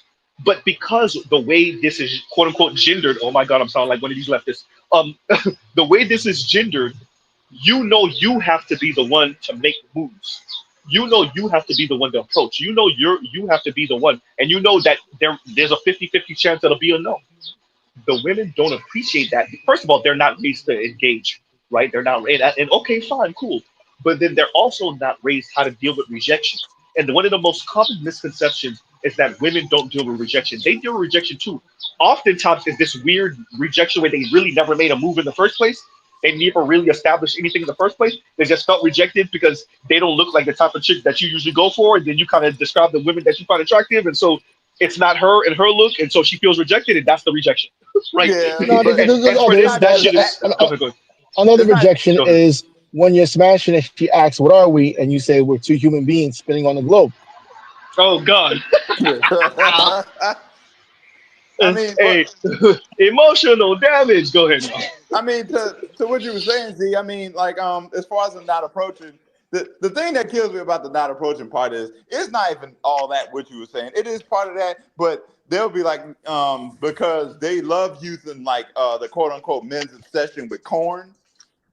So they automatically think that we all in our mind we always dreamed of being with some sort of corn star. So if she's not, insert whatever actress, then it's a no-go.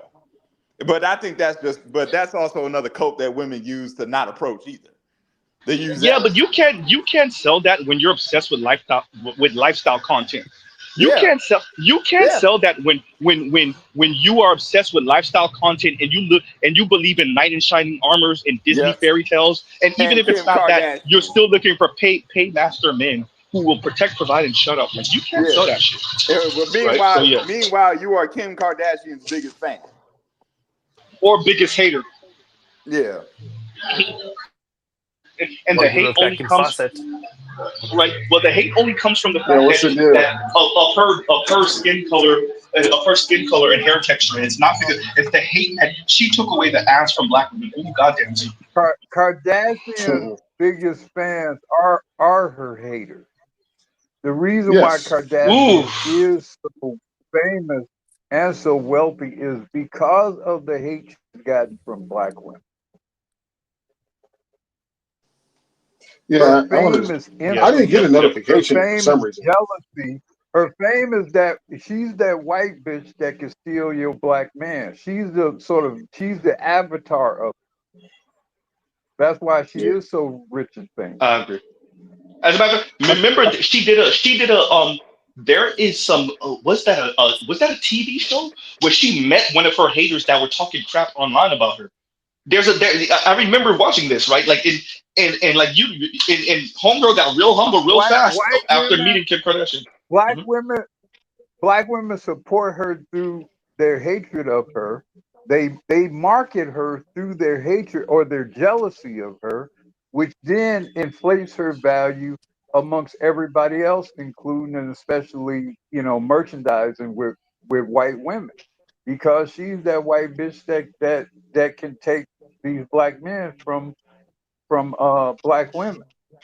She's our goddess. She's our hero, and she made it popular to fuck black Mm, men and not be destroyed by it, not be socially mm, destroyed by it. yeah. Mm. And That's that what. is Yeah. that's one of Famous the from a worst things she sex could have tape. ever did with that. Let me read Famous this from from a. Gregory Scotland real quick. And Gregory Scotland says, "Just be a chaser and get your money up, and everything will work out." That's what they say to us. That's what That's they what they say. say. That's what they say. That's the And motto. by the way, is that somewhat true? Do we not live in a capitalist society? Yes, but we are black. So, is chasing after money, is that necessarily a bad thing in this society? No. Like, No. so let's not be hyperbolic here. Is that a It bad is. thing It's not a necessarily? bad thing. It's not a bad Mhm. thing. It's what you're willing to do to get For said money.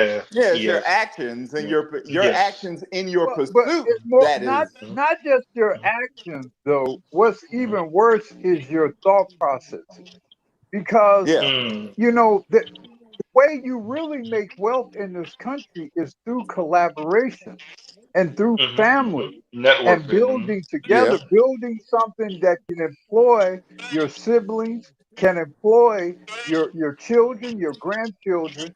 That's how you really make and maintain and grow wealth in America. And so Yeah. you're selling a Agreed. false premise of this rugged individualism, because that's not how really wealth is made in this country. For the vast majority of people, vast majority of people are not going to make their money because they have some outsized, make millions because they have some outsized media or sports career. Most of them are going to make their money in things that are fairly accessible to most people, and they're scalable through their family, through their friendships, through their relationships, through their ability to network and leverage uh, through other people and through other families and communities. That's how most people make wealth in this country. So they're selling a false idea on the face of it. Yeah. Yeah. Oh well. That's why I said it matters how you get the money. If you can get your billions of dollars and become a quote unquote honest and ethical billionaire, go ahead. But if you're gonna have to break everybody else to get your Bruh, I billions, don't even know that's what when I language you're start talking looking right now, at you. because you ain't talking Creole, or you're not Um. speaking Creole or English. I don't know what an ethical billionaire is. You got to tell me what that is. I don't know what No, that I is. know that's right. I know I'm messing with you. I'm messing with you, Bruce Wayne. I know A, what I know a that's right. billionaire in I said essence. ethical billionaire. There is no such thing. So when you I, have to I think you break could be. I everybody, definitely, real quick. I think you could be an ethical millionaire. Yes, I think you could be an ethical millionaire with 10 and 15 and 20 million. But bro, once you start creeping past that $100 million, bro, not even. But yeah, once you start creeping past that, I don't really know how you get that outside of winning the lottery. With being ethical now, moral relativism. Yes, I get it. Like not everybody has the same moral compass. I get it. There's certain things that I'm willing to do that you're not. There's certain things that you're willing to do that I'm not. I get it. With that, and I'm glad you actually used that term. When it comes to like that's I always found it funny when they would talk like business ethics. I'm like, what the fuck is that? Like, right? So like and I want to be clear. Like, I know often it sounds like I'm poo-pooing business and entrepreneurship on my channel. I'm actually not. I don't appreciate the culture behind that and the fact that we speak like that's the answer to everything that ails us. And I'm careful with that as a Black person born and raised in America because it gives. I'm not going to be racist to your face. I'm going to use the institutions, the economy to screw you. But hey, man, if you hustle hard enough, like this is hustle bros culture that I think hampers our politics, and we're not able to use every tool on the table because it can't just be politics, but Well, then it can't it also be also economics. Also, go justifies, ahead. it enables and justifies tyranny to be used against you because the white man Yes. still got ownership and control over everything. So while you think you playing their game, you're just setting yourself up to either lose. You, you're setting yourself up for one of two things: either to lose flat out, or to be co-opted, or even practically, virtually enslaved by them. Because even if you do become so-called wealthy or relatively wealthy, you be wholly dependent on their acceptance of your presence and your involvement. You know, and a lot of these people who talk that rugged individualism shit, I think they're flat out paid operatives. I think a lot of them are flat out paid operatives. The Negroes in social media, especially some of these brothers, talk all this conservative and rugged individualism shit, and I think a lot of them guys are on the tape, Hey, man. stop saying Anton's name out loud, Black Guru. Stop saying Yeah. Can I Anton's touch name out this? loud. You know, hey, I'm okay with that. He was at the Trump inauguration Yeah. ball. I mean, I don't think you get invited to that kind of shit unless you're part of the program. But by the way, but Black Guru ain't say You it. I gotta said be a it. part of Anton, the Black Guru ain't program. say it. I said it. But, You know. and by the way, nothing wrong with that. Like if you get invited to a presidential ball, okay, maybe you know. But then when we see how, because Anton's been conservative, okay, we get it. But ever since Trump's election and the direction that he's going on his channel, I already saw this direction that he was going. But that black fatigue thing, oh man, that bro, I had no problem expressing my feelings towards it, and I used the word feeling deliberately. I had no like I was really on some black women fuck your fact shit because when you start weaponizing this phrase that originally meant something else, meant actually the complete opposite, then it speaks to, even if you're not being paid off, which actually would be worse if you're not being paid off. Even if you're not being paid off, for you to weaponize this phrase against the masses of black people, because quite frankly, the masses of black people, including conservatives, go through things in this country concerning their race that would cause them to be fatigued. And so for Anton to use that phrase again The and reason then make why multiple streams I on it, believe yeah. I think as a black man in particular, you have to be willing to say something is something, sometimes without indefatigable proof. Sometimes you have to be able to, based on your experience, based on your observation, based on your logic and your intellect, and your ability to see relationships between things, especially over time. I think you need to be able to draw a conclusion because they've mastered the ability to hide shit in plain sight today. So you have to be able to say this shit looks like a fucking duck and it's quacking like a duck, so it's a fucking duck. I don't care what you say it is. I don't care if the book says it's an alligator. I'm going to say it's a damn duck.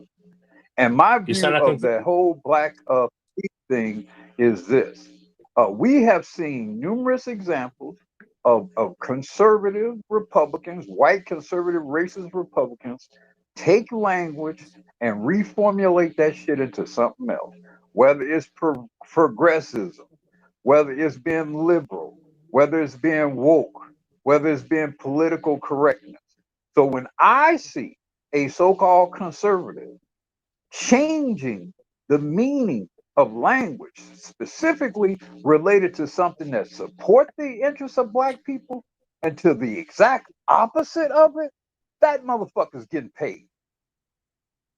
Now, You I sound don't like care a what you say, conspiracy you get theorist, paid. Black Oro. Wait, real You quick, can real quick. call Let it Black Guru whatever land the with hell that, you and then you want to can ask your call it. question. You can call it whatever you want to call it. Go ahead, Bruce Owen. Go ahead. No, I said the way that he presented his argument, he almost sound like a black conspiracy theorist. He sound like a doctor. He walks like a doctor. He's a Yeah. doctor. No, I mean like no. Seriously though, what gets me about this conversation is that you're dealing with people that oftentimes hate to see characters in movies, fictional characters, race swapped. And by the way, I somewhat agree with them. I can appreciate it. I get it. But if you have an issue with fictional characters in movies, in books, in mainstream media being race swapped, how are you also? This is why I'm telling you these conservatives that postmodernism and all these Dr. Peterson and all this postmodern crap, they're full of shit. They're full of shit. If you have a problem with Man, mainstream a characters and few years mainstream things ago, being race swapped, a you few can't years ago, reframe these words. they made a whole damn movie that included blonde Egyptian gods. Don't Yeah, talk to yeah, me yeah, about no damn race swap. yeah. Oh yeah. I'll just ask a question. I mean, as far as that's concerned, These because I are the know what. people who gave us a Chinese Mickey Rooney. These are the same people who gave Oh us yeah. a Somebody's Laurence background. Olivier as Othello, right? As Charleston Heston is Moses, and then more recent than that, Christian Bale as Moses. These people who are against race swap, get the fuck Yeah, out of here. Say that. yeah. Hello. Antonio Radix. Yeah. I'm against race swapping, but not because of like those issues. I'm Mm-hmm. against race swapping because it's usually a symptom of them not caring about the entire situation, right? Mm. So what you'll find is that if you look at race swapping, the production value will immediately decrease once they start race Mm-hmm. swapping. So the story is weak, the amount of effort they put into it starts to diminish. Look at Ironheart, prime example. Look at Translation: Ironheart we gave you compared to your Negro, your Negress. Shut up now, man. Hey, exactly, here go half a right? $1 million budget for a Disney movie. Correct. That's Go why ahead. I'm against race swapping because it's just an indication, particularly in video games, when a video game start talking more about woke stuff or whatever that means, I know that they don't actually care about this video game. It's gonna have bugs. It's gonna have patch issues. It's gonna have just the quality of life issues that a game that's finished production shouldn't have. It's gonna have all these issues. That's what it's an indication to me. Like, you don't care. Well, here's the thing with the Ironheart thing. That would be a form of tokenism because that character does exist in the comic books, but no one really gave a shit because the comics didn't really sell. So But that's my point. That's again my point. They don't care. Like it's just an indication. Like I know once I see a black minority, not a black person, a minority. Oh, I know that. And this has always been the case. In the past, it wasn't like this. You had Blade. Blade was an amazing movie. You had plenty of minorities in movies that were amazing movies. I think it's in the past decade with this new, I don't know, this whatever you want to call it, where now they obsess about political correctness and checking boxes, and checking boxes mean more to them than actual quality of content. So as long as they check the boxes, they're happy. And I'm like, yeah, but your show is trash. I don't think race swapping.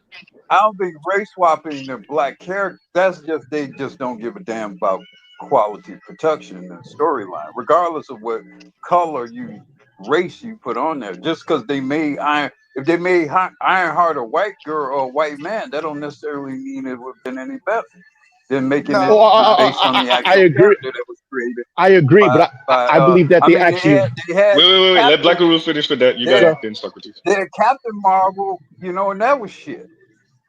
You know, Correct. they had these, Agatha and all them, and they all shit. They just in the shit. They turned it over to that damn mouse, and everything's been shit. But Star that's Wars been shit. So it has not. The issue has not been race swapping. The issue is who owns and controls everything, and what's their motive. They don't have the same motives as Stan Lee. They don't have the same motives as George Lucas. They don't have the same inspiration. These are different kinds of people, and they have different kinds of motives. And there's gonna be shit regardless. They don't have the same motives as John Favreau. yeah. So it's about what the actual motives is and what the actual inspiration is about what you're doing, regardless of whatever color you make a particular character. Because they care more Can I because it's can I say agenda. something about race swapping, please? Let Lion finish that, and then But, you got it. You got it. Yeah, he well, was on the well, roll. Go these ahead. days it's not because these days it's agenda over storytelling. It doesn't like Say that. that's pretty much what it's about. They would rather give you the agenda than tell a good story, and that's why a lot of the stuff that's coming out is shit. Okay. That's Go why. ahead, Bruce Owen. Yeah, I agree. By the way, I agree with Lion on Here's that the one. Go ahead. here's the reason why I'm against race swapping, especially when it's a white character that they are trying to change into a black character. My problem with it is that it is as black people, we are more creative than these motherfuckers. So why the fuck should we live off of their shit? We can create our own shit. I don't need a black Magneto. I don't need a black Professor Xavier. I don't need a black Superman. I can have my own black shit. I can create it from scratch. So why should I just content with just, oh, okay, this existed prior, so we're just gonna just change the skin like some Fortnite shit and just give it to you. You see, there you go. Have it. No, I don't want it. I'm going to build my own shit. That's why I love I media, man. mean, I'm indifferent to it. Well, here's my thing. Okay, kind of consistent with you. I mean, to kind of challenge what you guys said. I think Idris Elba's Heimdall was one of the best parts of the whole Thor franchise. Yes, he is. The way that he was standing back there, being So stoic, I think seeing depending on everything. the actor, I think depending on the actor and depending on the presence of the actor and the performance, I don't have a problem with race swap. I just don't. And I think a I'll lot say of this. times, particularly with black men, a lot of times black men bring a particular presence and a particular energy to things that white men can't do. Bottom line. Well, if we're gonna go on that, then we also got to say, wasn't Jonathan Majors as Kang a race swap? Well, Kang. Well, Yeah. I don't know. If Kang was Yeah, that. Yeah. yeah, yeah. It was, What nobody really emphasized that. Go ahead. What's Darth Vader without James Earl Jones's voice? Oh, Nobody. there is no Darth Vader without James Earl Jones' They voice. put David. Mhm. They took the guy who was the white English actor, and they was using his voice initially for that character, and the shit Yeah. didn't work. So then they used James Earl Jones as one of the most iconic things in the history of American cinema. Your powers are So I weak, don't old believe man. you. Look, if a brother can do the shit as well or better, I'm saying let him do it. White men have been stealing the roles from black people and Native American people and Indian people and Chinese people for forever. So I don't have any problem with some roles getting stolen from their ass. I don't have any Yeah. problem at Yeah, all. yeah. My Yeah, my issue but is not about the roles getting stolen. It's just that the fact, like I've got the gentleman who said before, the agenda becomes more important than the story, right? yeah, that's So what the Lion reason was why saying. all those, Hmm. yeah, all the But just Agatha, because it's a black person, just because you Hmm. change the race, that don't have anything to do with the quality of the story. That's again yes, the people who unfortunately are it making it. does. Unfortunately, it That's does. their No, own. Unfortunately, wait. Let That's me do this. Let me do this. Let me that's their go ahead. own. Finish with That's that Black their Guru, and own then I'm gonna say this. faulty. That's their own faulty thinking. Their own faulty approach to things.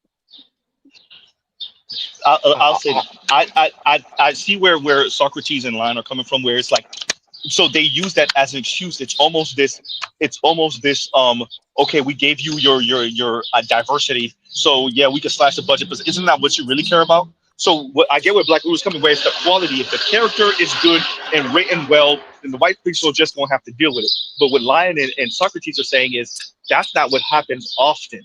Or that's the excuse. They use the black character in particular, the non-white character, as a way to say, well, now we can maybe not have the best writers and not have the best production team because we gave them the diverse Superman or whatever the hell, right? So yeah, no, Yeah, I definitely appreciate what and it's not just black people; it's LGBTQ, Yep. white yeah, they do it women, to all of them. Yeah, black yeah. people, and They do I it give to you everybody. examples. Let's step away from Hollywood. Let's go to video games because I think it's more salient and apparent in video games. Damn, Socrates, Video- don't do that because I know where you No, going. no, because I know video games. So I know where you Concord, going. Oh Concord, God. right?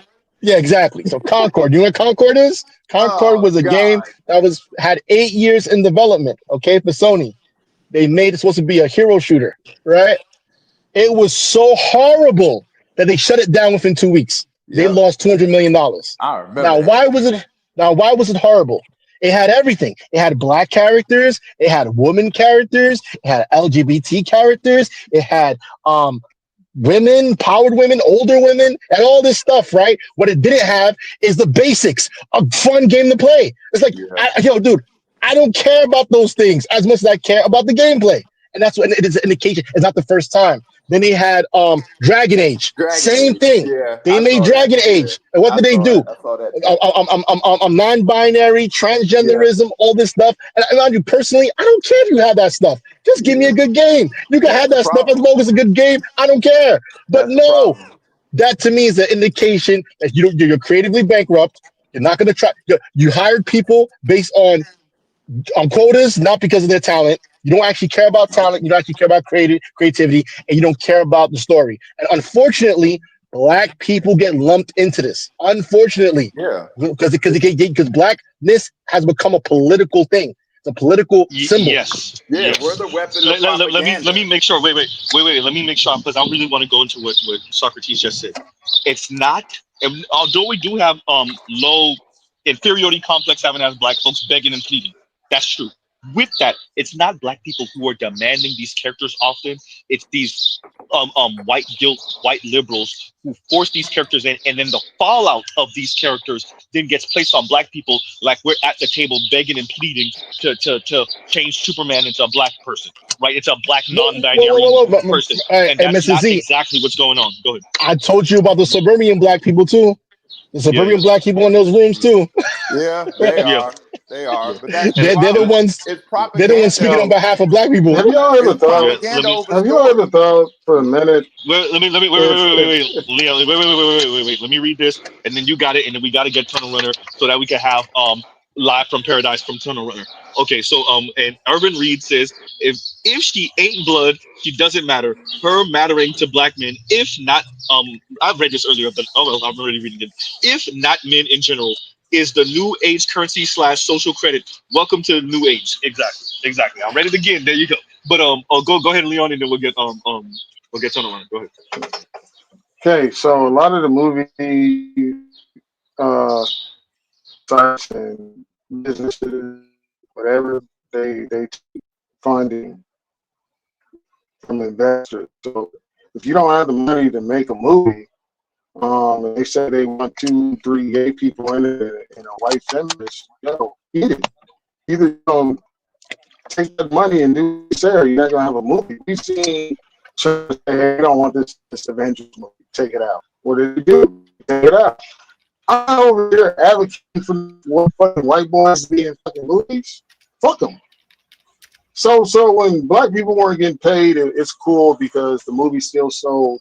Now black people kind of get paid, and white boys are mad because they could consider it DEI and blah blah blah. Man, fuck y'all. Y'all mad because y'all not getting paid. Eat a dick. Suck one too. That's how I feel about it. Straight up. It's like you want us to.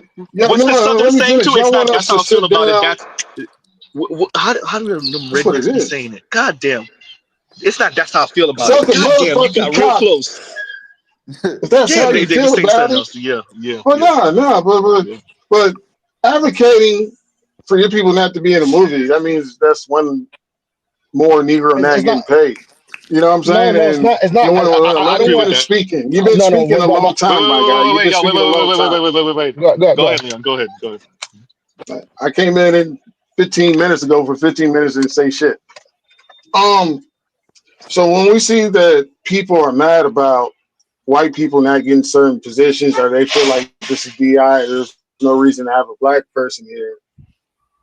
There's no reason to have the white people here, because guess what? You didn't fund the fucking movie. Like, you can literally look up who funds these fucking movies. Like after Obama, the rich white lady lesbian was funding a lot of Disney stuff. Okay, you want that $1 billion check, you're going to fucking do this, or you don't have to take this movie and you can make a comic book or some shit. So that's the part that everyone's missing. Even when China invested, they told people to take this out of this movie, take this. We expect for this to be in the movie. I'm not advocating for white boys to have no fucking job. Yeah, they do. I want to watch The a whole The bunch of Chinese white definitely people do in that. fucking He's right. movies. You know what I'm He's saying? right about that. So all this DEI, y'all gotta understand who is cashing the fucking check before you make that cash. Let me make sure, because I was talking over you. My apologies, but Leon is right. The Chinese definitely be like, yeah, nope, and nope on American made movies, by the way. But yeah, so we got Yeah, I'm BGS for up that. here. We got yeah. So BGS, if you want to say anything, Oh, and I was yeah. gonna say the reason they put black people in it is because they use black people, especially black women, for cover for another agenda. So if you want to inject Ooh. a social agenda into the population, you use black people. They always have since slavery. Okay, Yeah, the weapon of propaganda. it's a weapon of propaganda. That's like that's why they're mad at the black women now for not standing up for DEI. That's how DEI is going flat. Is because black women won't stand up for it. White women don't have any cover, and white women do not want to be the front face of wokeness. They don't.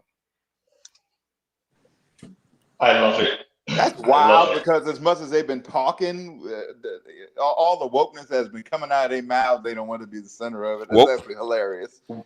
wokeness is nothing but a rip off of the conscious community from the 80s and 90s. That's all it is.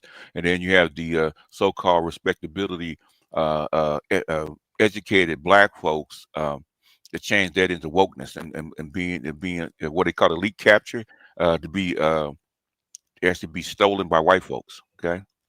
Wokeness is nothing but consciousness, what we call the conscious community or pro-black community in the 80s and 90s.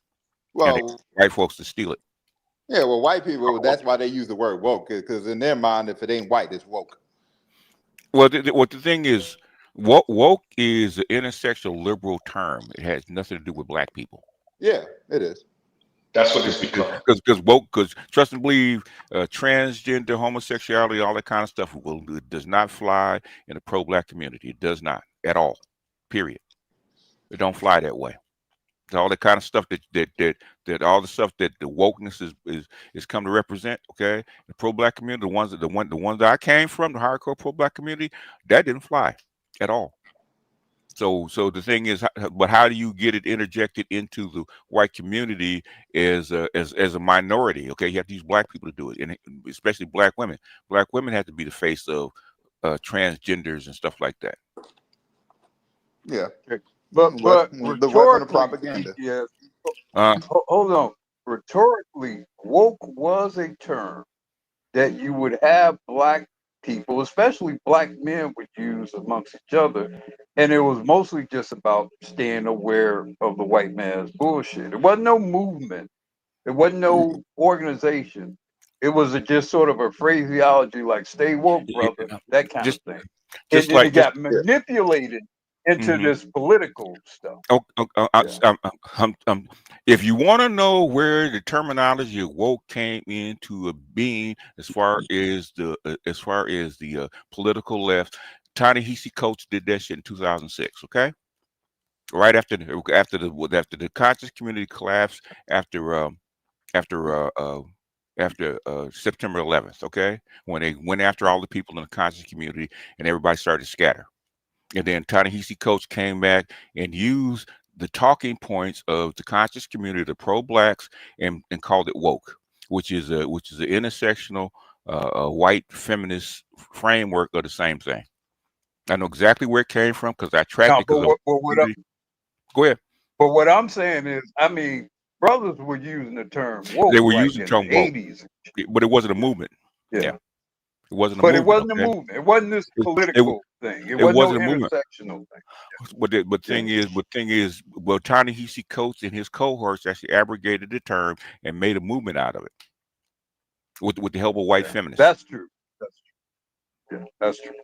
Which is if you look how they frame things, you know, especially in sexual feminists, how they frame things. All they did was take the conscious community's talking points and their framework and then plaster it onto this thing called woke. Well, I mean, like, share, subscribe, and super chat. Like you say, it basically allow white women in particular and other white and so-called liberals LGBTQ to stuff like flip that. off of Yes, flip off of what had been built by black people, by the black nationalists. So the black, so basically, because the black nationalists would never go along with the crap that they're doing. You know, that's why when I look at people like and they wouldn't have been inclusive at all with these. No. Yeah, they would not be inclusive. And feminism was not a thing in the conscious black community. And all these people, these professors that claimed that it was, they're lying their ass off. It was not part of the thing. Okay, they were outsiders. Now they want to claim that also we're for black liberation. Sometimes I said I don't even want to get in front of some of these people, man, because they'll get my back end. Hey, no lie. When you were saying it, when you paused, it was like, oh, yeah. I thought about like you knocking them upside the head. You dumbasses. What's his name that does the black liberation thing? The black liberation. Oh, Diallo. Diallo and the other guy. GTO. Yeah, no. GTO, Dr. Jared Ball, and Dr. Jared Ball. Okay, you know, because. Man, some of the crap I hear coming out of their mouths, man, I want to reach to that screen and slap the crap out of them. Where the hell did you get that from? Okay, you're using other people's legacies, man, to patch on this woke feminist crap, man. They wasn't for that kind of stuff. Okay. Believe it or not, Diallo's not on. He's not on Liberation anymore. He's on African World Network. African World Order. It's a new thing. Or World. I'm gonna tell you in a minute. Because I want to get that one. He's on another channel. Yeah, he's on another channel. Suspect, man. Sometimes he better never call me up. Okay, he better never call me up with that crap that he's talking. Go get a BGS. Go ahead. Go ahead. You notice the pro blacks. Still clear me. Okay. Because you know too much. African World Order is the name of the channel. I just want you to say what they say so I can see the look on their face when their whole worldview gets shattered. That's all I want. Because Wally did one live with them chicks going after him, and I pointed it out to everybody. He ain't been back since. Okay. No. You know what I want to see? BGS be like, I know your mentor personally. Oh. Yeah. I mean, I'm still laughing because when you went up on that panel with Shannon, I'm calling him Shannon, but his real name is Sharon, and you were giving them, you were telling them all that stuff, and I watched their whole worldview shatter. It was actually hilarious. It was hilarious to watch. I'm not even gonna lie, because like a lot of that stuff, his whole mind just was like, I don't know what the fuck he's talking about. No, he doesn't. No, he doesn't. And that's how come. I mean, there's a lot. That's how come you never will hear them call me directly. Like Jason Black, that cohort. They're not gonna call me out directly. Okay. Nah, we'll put Obsidian on him. I want to see that back and forth with him and Obsidian, because that's gonna be hilarious. That's Obsidian who he is, but Obsidian is not part of the movement. Okay. Yeah. Let me say this. I love that you never know what we're watching. You don't know who's watching what. Like lives bringing up stuff. I'm like, I didn't see that. Leon sends me stuff like that. By the way, shout out to all of you who send me the emails, including BGS and Black Uru. Black Uru is out here TikTok sniper. Black Uru will send me something from TikTok, and I'm gonna be like, I gotta cover that for real. So TikTok shout out is to all of you. TikTok is the devil, man. TikTok is the devil. These goddamn Chinese, bro. I'm telling you. There's a Black reason Uber, how the hell can you TikTok? I cannot goddamn TikTok for shit. I can't do it. I don't know how your old ass do it, man. More power to you. Yeah, You losing the Black Uru, see? You're losing the technology game to Black Uru. You just turn it on, man. You're embarrassing us. Yeah. You got the boomer being us here. You're embarrassing us. The thing is, me and Uru will never stop using it. That's the thing. Okay, y'all think that we get old and we get out of touch. No, we never stop keeping up with it. That's all. Oh, you don't. I mean, yeah. We never stop using it. Okay, I still like with StreamYards, right? When whatchamacallit, when Google Hangouts went away, nobody knew what to do. So I'm the one that I found StreamYards and brought it to the Black Manosphere. Then everybody started using it. And I had a steep learning curve too. You probably, there's no way you didn't know more than I did, because I still don't know everything on this. There's a guy, I'm trying to remember his name. He's actually a coach that does this stuff, a streaming coach. I'm trying to remember his name now, but yeah, he's a streaming coach. So he's way more advanced about streaming and stuff than I am. Nah, you want to laugh? You want to laugh about something? If you have, I don't know if y'all have X, but if you follow Cher Sade, and she did a post, but it was a couple of weeks ago. But she was quoting Ed. She was quoting Ed, and she said the white incel population would die out tomorrow if they were willing to date black women. Go ahead and look at that thread. Yo, that thread had me dying. I didn't comment not once. Between the black women lying and the white boys like, hell no, the hell out of here. This was hilarious. Wait. When you say the black women lying, what do you mean by that? What were they saying? They were saying they wouldn't date white boys. They saying they wouldn't date them. Yeah. Bullshit. They wouldn't date them. In other words, dating means they have to go out and date and put them out front. But would they have sex with them? Yeah. Yeah. And by the way, that's mutual on both sides. That's what the white guys are full of crap, and the black. That's what I'm saying. Like, both of them are full of crap. The white guys would smash, and the black women will smash too. Nah, I know they lying. I mean, yeah, you know they lying, but the responses in just the thread was hilarious, bro. That's all. You know they lying though, but the pictures the pictures you was talking about earlier, Z, that they be drawing, yo, way too many. Way too many. Yeah, and look, man. The racists, if you want to see the white boys get racist, Reddit and Twitter, Jesus Christ. Letting them. Woo, and 4chan. Ooh, Nick. Yeah. Oh my God. You be like, God damn. I ain't gonna lie. It make you want to punch the first white dude you see outside. It really do. The way they be, as reckless as they be talking. Hey, let me put it this way: I just laugh at them. I don't. If you ever want to feel sympathy or sadness for black women, go into some of them areas where them white racist dudes are. You be like, God damn, God, that should turn you pro black woman in a minute. You be like, God damn, these niggas so racist. I'm about to put on my sim shoes. That shit, you want to put on the sim shoes? How bad they be getting on black women? Jesus Christ. That's how I know. That's why I know black women don't know what they're talking about. They know who white men are. Yeah, they do. They do. That's like them. They can't admit it out loud. They can't admit they go bang a white boy. Okay. The black community will lose respect for them. They can't admit that. Immediately. Yeah. It's still funny though. Agreed. You know, that is. It is still funny though. They both acting dumb. That's why it's funny. They both the white men and black women acting dumb. Like everybody don't know what's going on between y'all two. Yo, that I'm telling you, if you go back on Twitter and look at that is a thread, bro. Hilarious. Go ahead, make a Twitter and start tweeting BG. That's my follow. I do have a Twitter, but I don't. Yeah, he has a Twitter. Oh, okay. Go ahead. Go ahead and post something. Certain people can say things and they'll get a reaction. Most people are afraid of me. Most people don't comment because they're afraid of me. Fee, fi, fo, fum. No, then go ahead.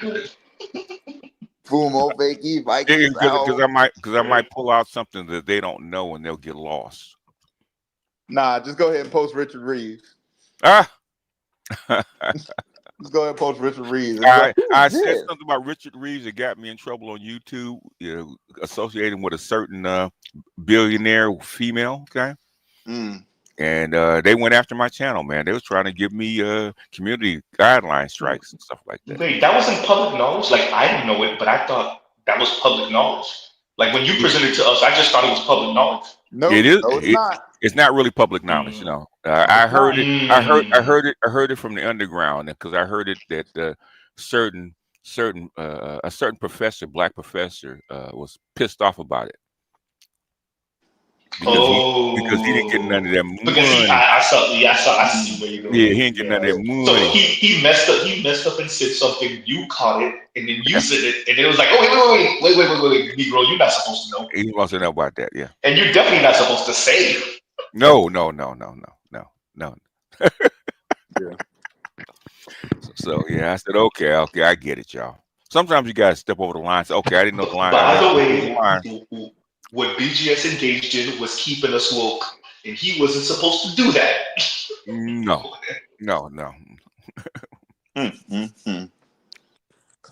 Okay, they pull you right back in, huh? Who was that just now? Was that Socrates? I'm not Socrates. That was Tunnel Runner. Tunnel Runner.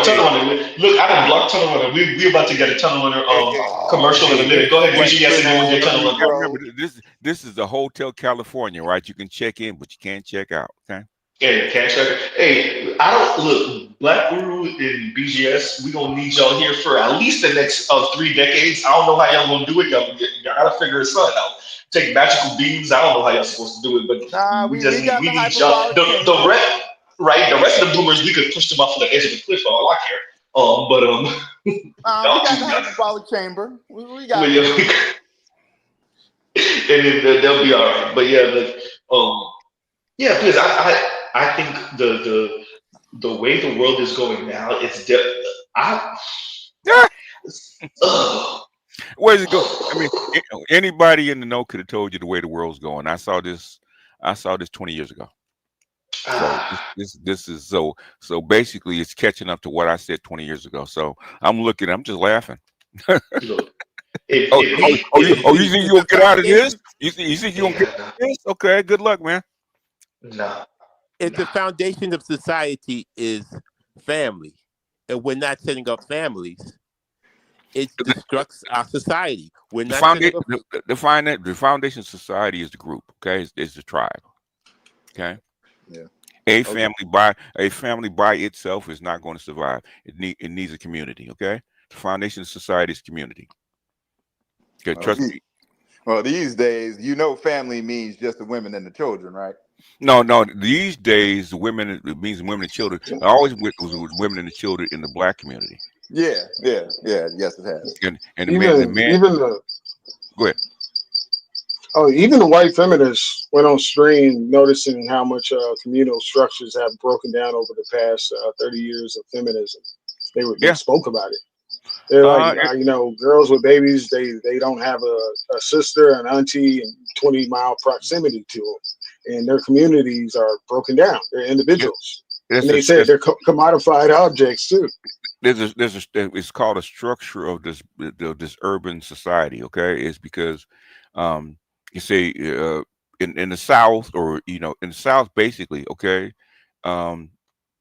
you live around your peoples. Okay, you live around your family, your cousins, your aunties, your connected friends, stuff like that. Okay, when you move out of the South into the urban communities, all that stuff broke up. So it's just decay. So you're forced to have a nuclear family, which will decay over time. Like, share, subscribe, hit the super chat. Go ahead. And I was telling Z, I was in the Discord, I was talking to ladies. I'm like, so you want to have a baby? I was like, you live near family? They're like, no. I was like, yeah. I was like, is your mom going to be there? And it's like, how long do you want to go through postpartum for by yourself? and it's like, these ladies have lost track that their ability to fight postpartum is having other fucking women around. That's your fucking husband. Oh yeah, yeah, yeah. They so stupid, I and mean, it's like they stupid.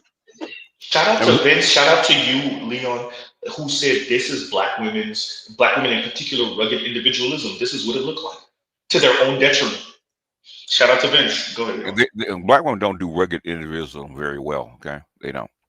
They don't have a structure. That's the point. That's the point right there. This is Because it's what's not my phrase? real. This is not It's not real. sustainable. It's just not.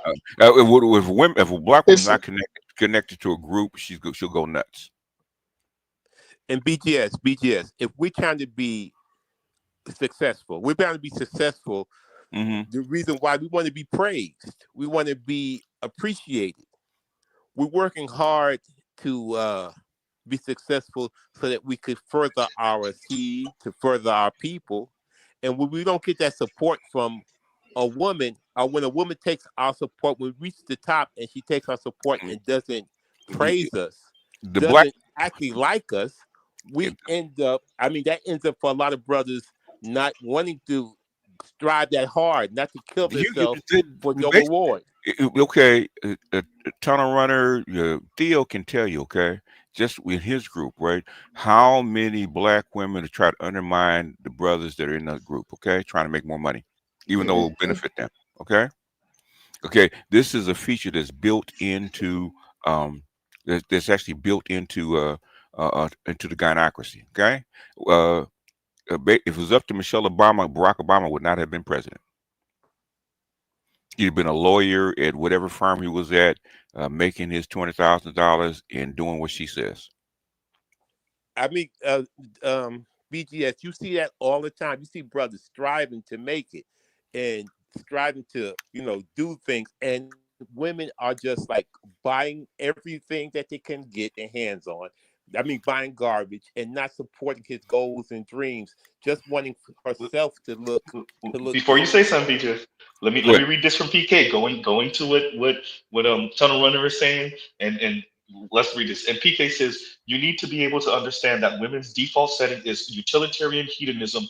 Everything else be damned. Some would argue otherwise, but that's how I see it. Yeah, that's how you see it. But if that was the case, then it would be universal. It wouldn't be just isolated. Okay. Wait, what do you mean by that, BGS? In other It words, would you be see it universal. you see it in Asia, you would see it in the Middle East, you see it Okay. you see it in Europe. Okay, it'd be universal. It's not universal. Would you factor in culture with that and upbringing, or you think that would be innate? It wouldn't be. You wouldn't It'd be be able innate. to. Culture cannot. If it's not in the human, it can't develop in culture. No, I agree. Okay, that's why it's not innate. Okay, hedonism is that. Why do you think you have religion? Why do you think religion is so prevalent around the world? Is because hedonism is rejected because it destroys the It's to culture. curtail that.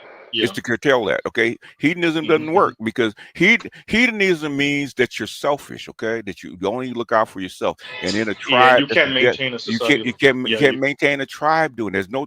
Show me a tribe where there's no where there's no cooperation, where you see the selfishness. Hedonism has to be developed in a decaying society. And BGS, I would say to you that I think the most selfish woman is the Black American woman. She is. The thing is she selfish? I would say, no more than anybody else. The thing is, she's built on her culture is built on a different plan. The thing is, you think that she wants the best for everybody. No, she wants to make sure that that she's in charge, and the only way she can be in charge is to hamper you. Yeah, so I when they agree. do anything for you, they want to hold it over your head for the They rest will of hold your over life. your head. You know what I'm saying? They So want to make sure they're not selfish.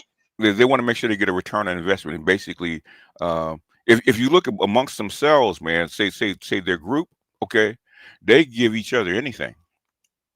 They cook each other's stuff. They take care of each other's kids. They run errands for each other. They buy each other's stuff, all kind of stuff. Okay. The thing is, you're outside of that loop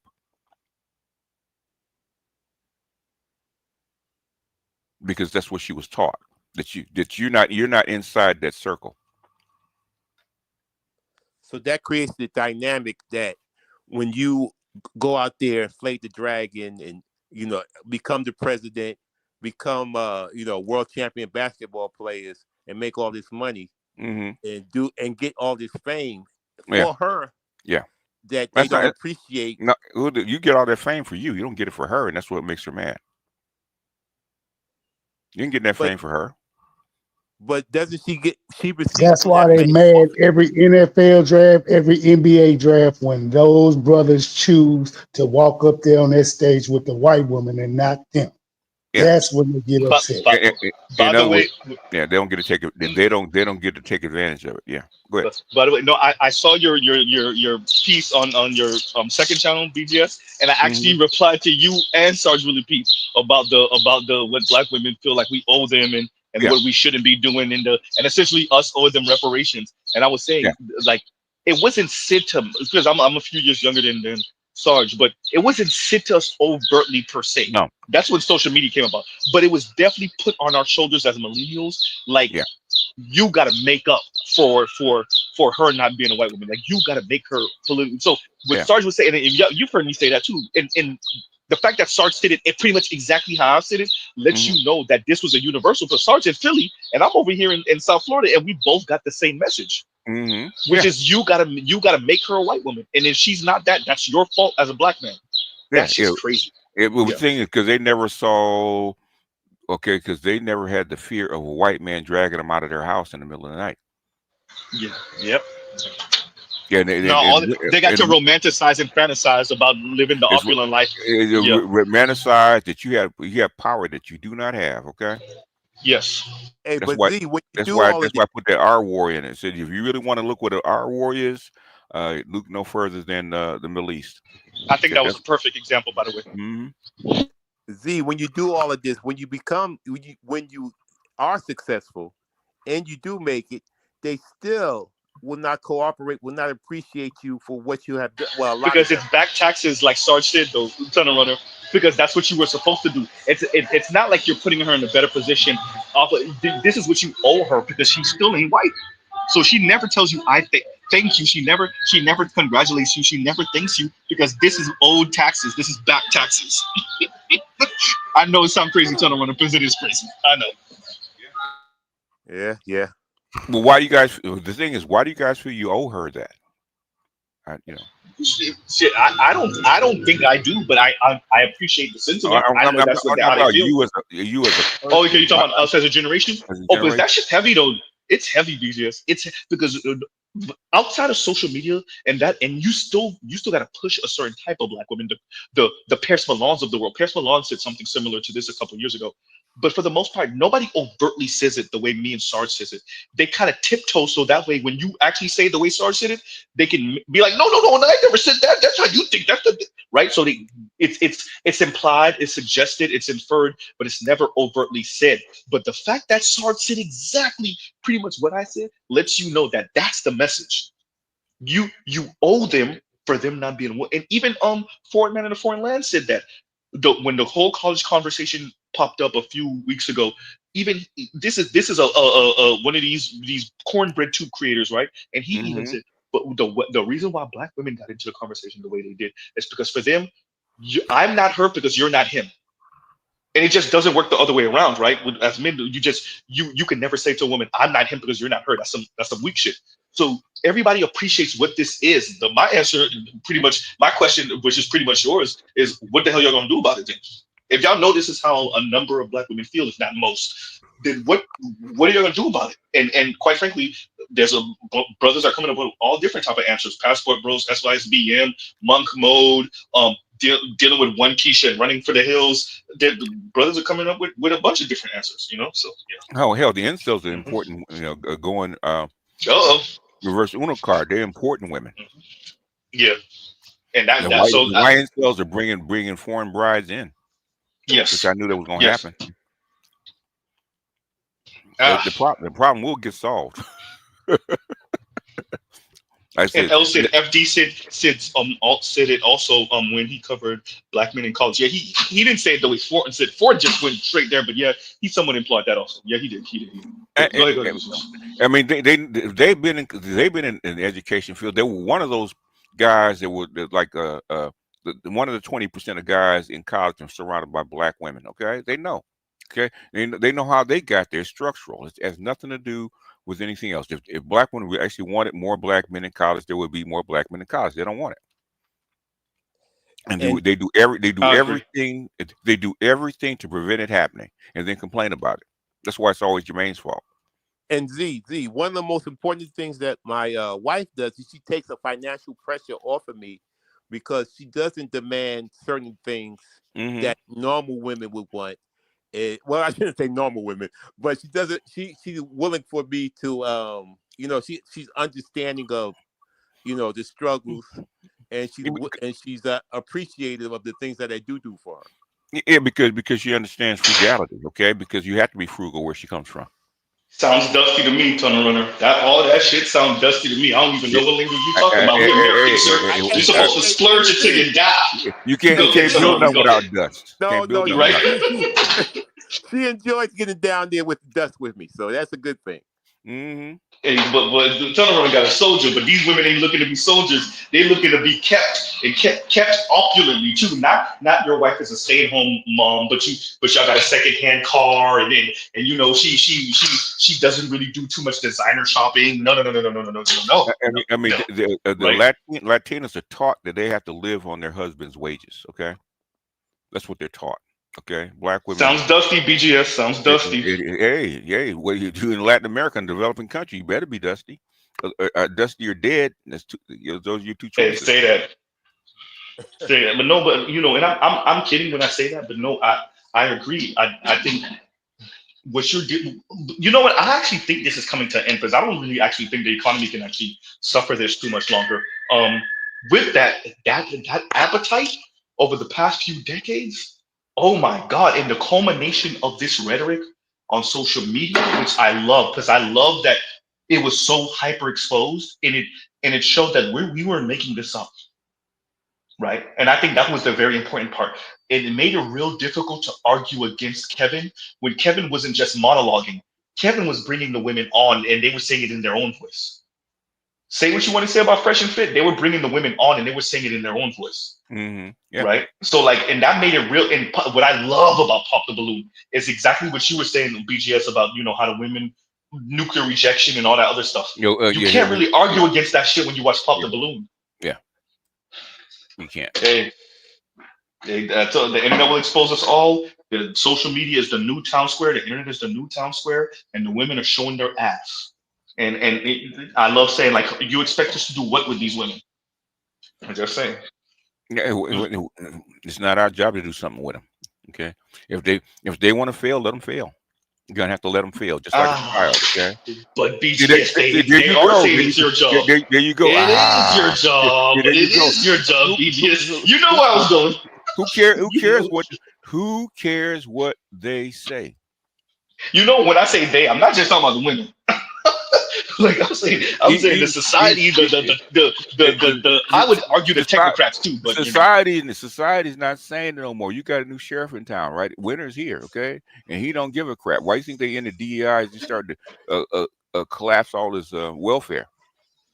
You just gotta walk over like the dead body. Society has changed, okay. If you have to hold your own ovaries, okay. There is no more free riders out here, okay. So you go ahead, Leon, and then we got Bruce on Wayne. Go ahead. I'm outside. You just gotta walk over them like male dead bodies. You just gotta put your head up. Shout out to Toya. Be strong and walk over dead bodies, bro. It's okay. Yeah. You know what I'm saying? Like I believe in pressure busting pipes, right? And if the pressure is so immense that they rather lay there on the ground instead of operating like a decent human being, let them lay.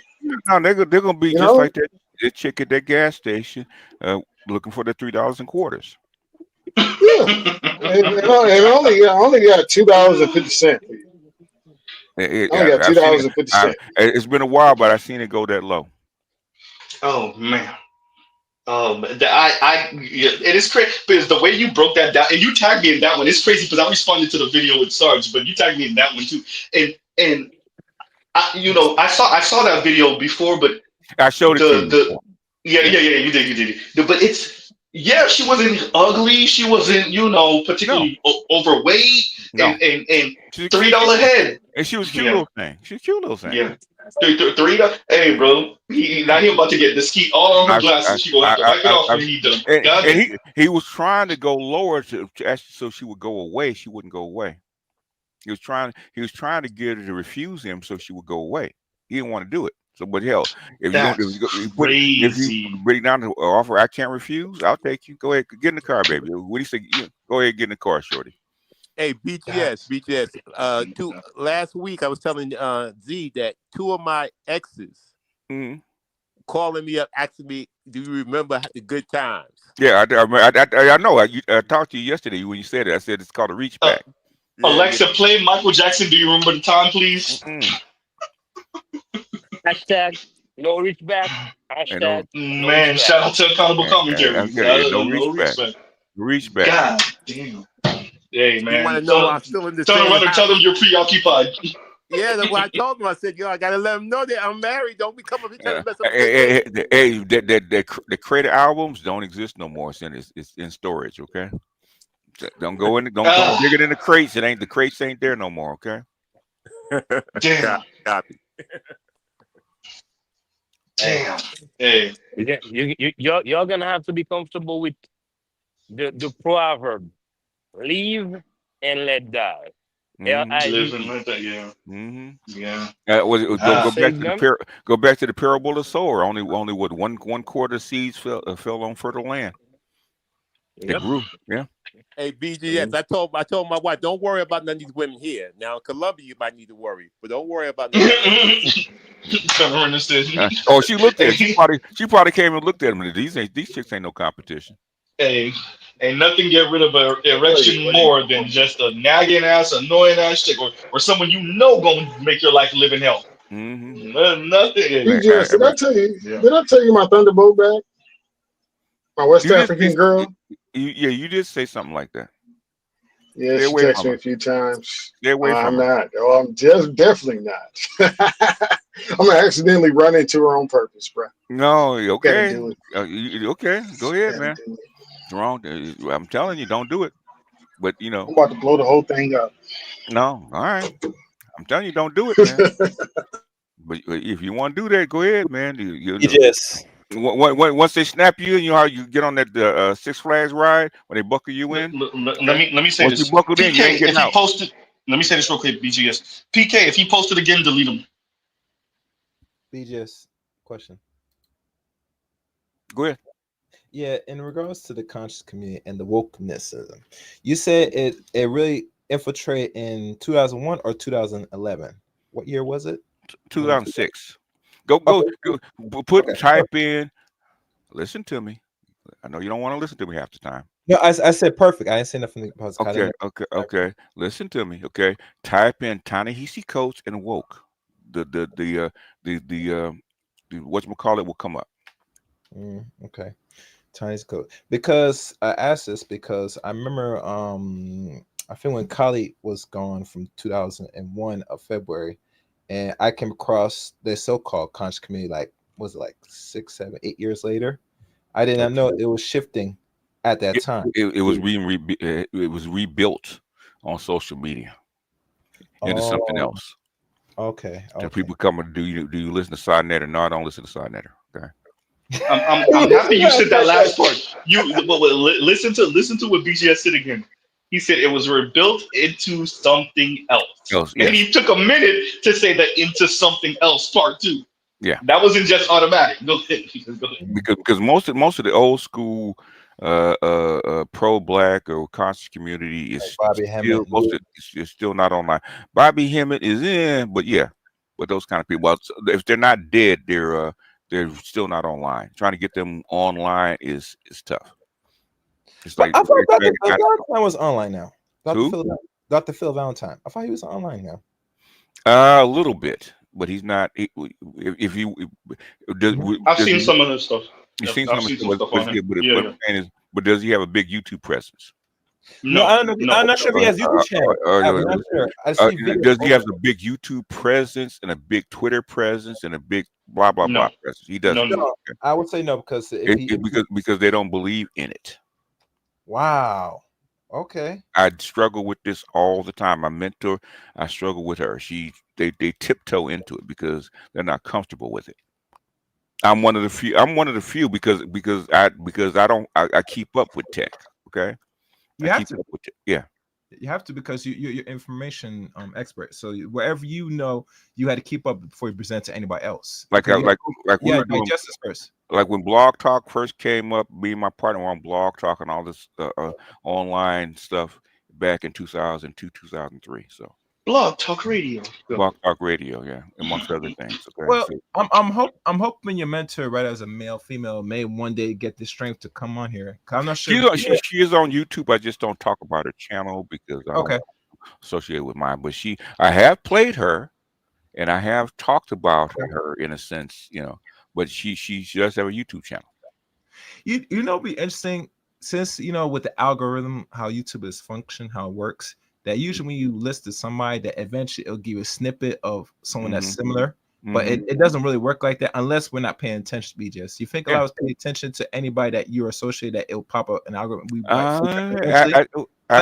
should be able to figure out eventually.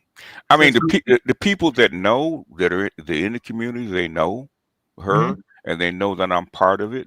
But the thing is, they know that if the reason they don't come out and come after me like that is because they know that if they come after me, okay, then all the other stuff that I've done will spill over onto them. They don't want that. So I Tar babies and whatnot. Yeah, I distinctly made a decision not to show my face and not to use my name to protect them. Otherwise, I don't care. Okay, I don't particularly care because like I said, like the homeboy said in the movie, right? This shit sells itself. I don't have to sell nothing.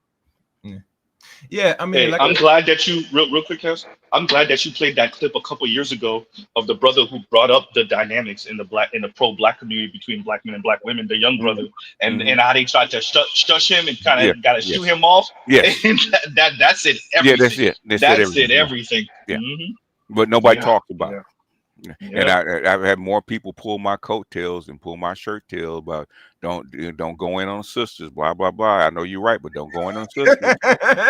Don't go after black queen. Don't go after the black queen. You'll mess up the money, yada yada yada. And that's true. That's why I don't. Dr. Umar did it a little bit when his daughter came mouthing off, but he got once she shut up, he got back on code. Yeah, and shoot. I hope they patch that up. I don't really see how they're going to because the way the mother probably weaponized her, the way you can not even probably you can see how the mother weaponized the mother knows better because if she keeps on running her mouth, the whole community will come down on her head. And she because her mama ain't said a word. Her mama told her daughter to shut the hell up, okay? Because you're gonna drag me into this. Yeah, and then he gonna mess around and tell the truth, and then it's over. He gonna mess around and tell the truth. It's over. Yeah. But she has not been doing a good job being quiet because she was on some panel like a week ago. So I gotta find what it was. She probably could say a lot more than she's saying right now because she's calmed down a lot. She might be on a panel or two here or there, but she ain't on Twitter and on TikTok. On TikTok, running her mouth recklessly like she was. Yeah, she kind of calmed down on that because that's where the audience is, not on YouTube much. Yeah, because I want to get in touch with my sister. You could have done it. All you had to do is ask your mother. Your mother knows who the other woman is and what her phone number is. Yeah. Trying to make a name of yourself, you're trying to come up. I said, baby, you're doing it the wrong way.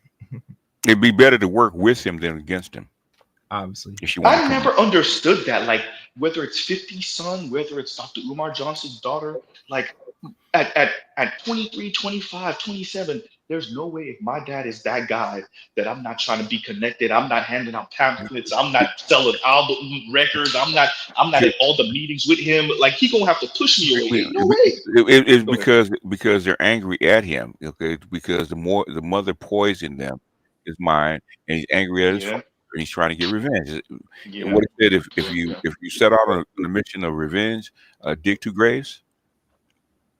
Because right along with it, okay. So he doesn't care. Damn. And it was sad. The 50 Cent Son interview, like I listened to one of the ones where I can't remember who he was speaking to, and it's just, man, you don't really appreciate you from the out, you could tell from the outside, we're like, bro, this is all your mom, bro. This is you've embodied her anger and resentment at your dad. We could smell it and see. And you know the unfortunate part, by the time you realize it, you would have burnt that bridge so bad. By the time you're gonna realize it, you're a man, you're a black man, you're gonna wake up to it eventually.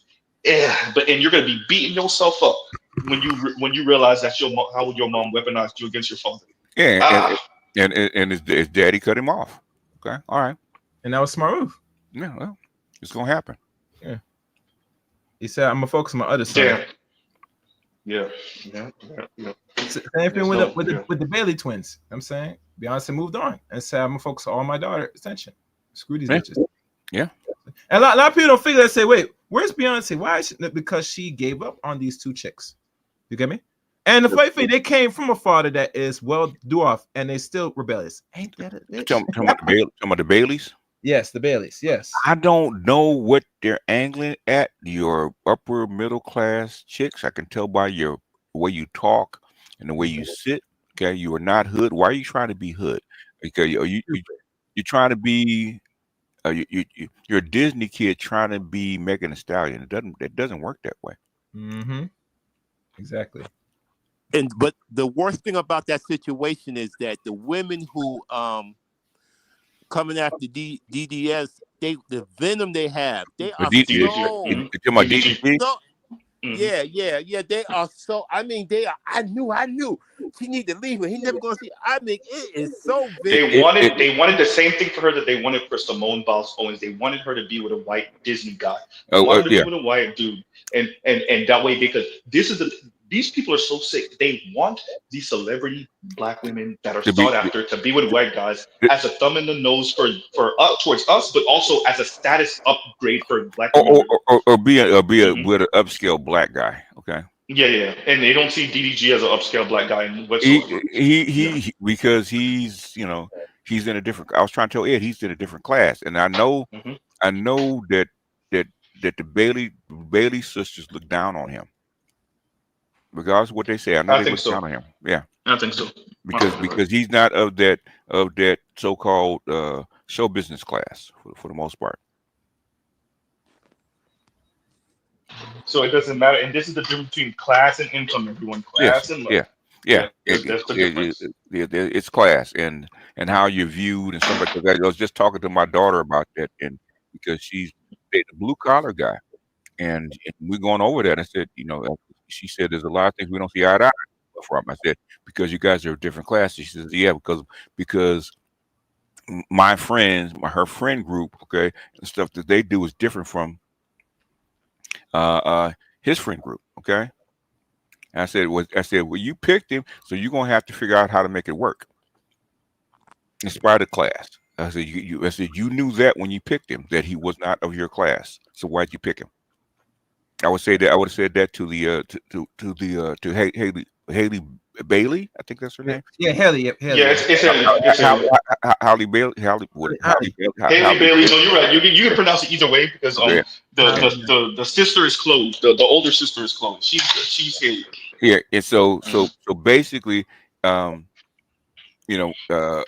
Osaka did the same thing. Okay, you knew this guy was not part. Even though he's a rapper, he's still not of your class. Okay, you say why would you pick this guy? You were nominated for a Grammy. He was not. Okay, he is not of your class. Why would you pick him? And the women around, the women that see this, gonna know the class differential. That's why they're gonna start going off. Because you see, when Lori Harvey was dating Michael B. Jordan, nobody said shit. Mm-hmm. Because the class differential is equal. But black women especially are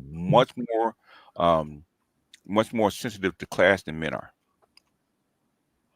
Yes. And BGS, I think a lot of these women are not guided to understand that they should have somebody in their class. And then when they get with somebody else, no, they're guided. She heard about it. because your family and the friends that you have are going to tell you about yourself if you bring that person around. You heard it. No, they want what they want in the moment. They want what they want in the moment, and basically, and that's the biggest thing about dating outside of your class, right? Okay, your Fey group is cousin T-Talk calls it, which is your 5 or 6 best friends, right? Okay.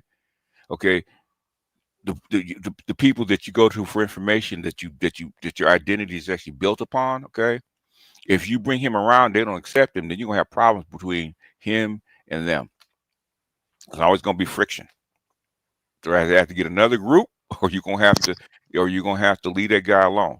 Okay, because there's always gonna be friction. So if so, evidently they're not that fond of DDG. Okay, whatever. I don't know why. Because I don't know the inside deets of of the relationship, which is why I don't like upper class women like Haley Bailey cosplaying a hood chick. Okay, you're not a hood chick. Okay, and you're gonna hang out and try to, just like Chloe, try to date hood dudes. Okay, or so-called hood appearing dudes that are not of their class. Okay, rappers especially. And if you remember on BJ's, Edward goes in detail about DG because he knows more about his background than most people don't know. DDG's. Class. All I needed to know is DDG's brother got killed. Okay, in gun violence. Okay, where he's from. Okay. That's all I need to know. Okay. Okay.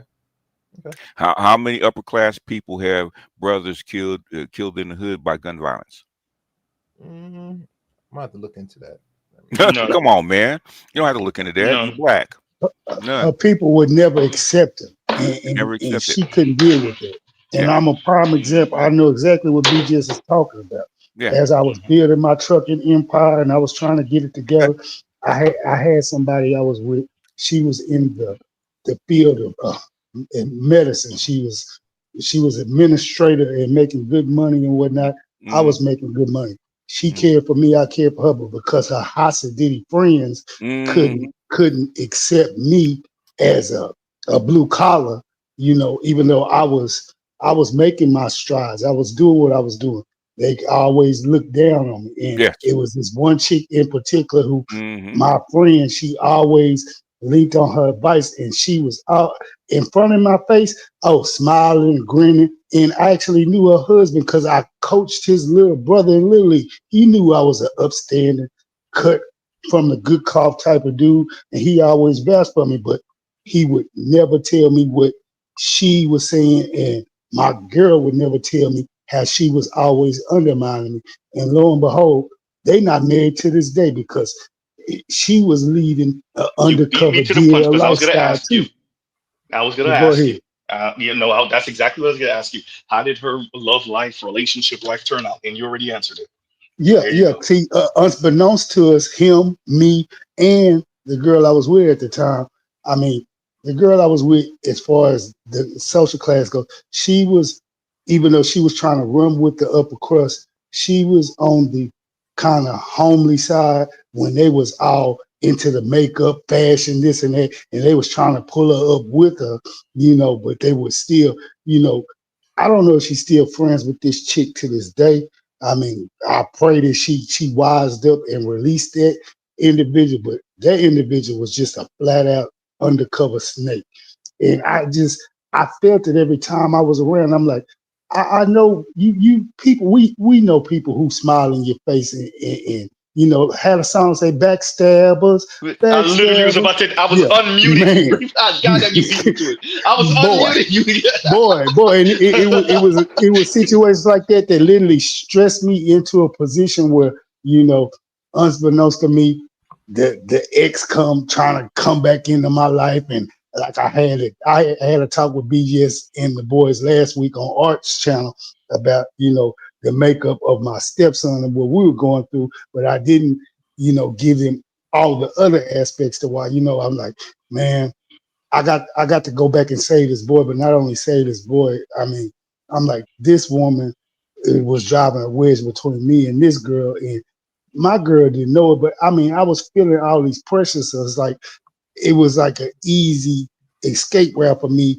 when the boy was coming back into my life, and his my ex-mother-in-law was like, "You got to save him because he's about to be a lost soul, and I don't want him to be lost. And you have been guiding him for so long, and he respects you, and he understands you." I'm like, and I'm feeling all this pressure, this and that. I literally walked away from this chick when I really should have stayed, but yet still staying. If I would have stayed, knowing what I know now, and knowing that that chick was, I mean, we literally we would go to church together.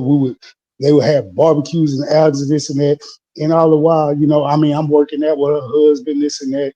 And all the while, I mean, before I knew him, before I knew he married her, so I knew the sides of him. He was outgoing, pleasant to be around, but when he got with her, it was like he became sullen and withdrawal, but he was trying to be stoic within his marriage. All the while, this girl was casting a shadow over everybody and everything around her, to the point where it was just too much division for me to just like, man, look, I got to bounce. And, I take accountability and ownership for that. I messed up. I should have fought through that, made the person I was with see the light, but then I knew how my girl at the time felt about her friendship and her inner circle. And I was like, who am I to put a wedge between it? And if I did, what more strife or heartache would that cause her? I slipped out the picture when I should have stayed in fights. But I take accountability for that and ownership. And this is things men know how to do, but they can't and they won't. So when BGS was talking about this class and whatnot and how they work and function, it was all time. I mean, right now as he speaks, it all ties in. I understand. I comprehend. So yeah, trust me, it's deeper than we all think. It's deep. But go ahead. I digress. God damn it! I accidentally deleted that. Who was that? That was Mr. MS Delta guy. MS Delta guy. My apology. I accidentally deleted that goddamn super chat.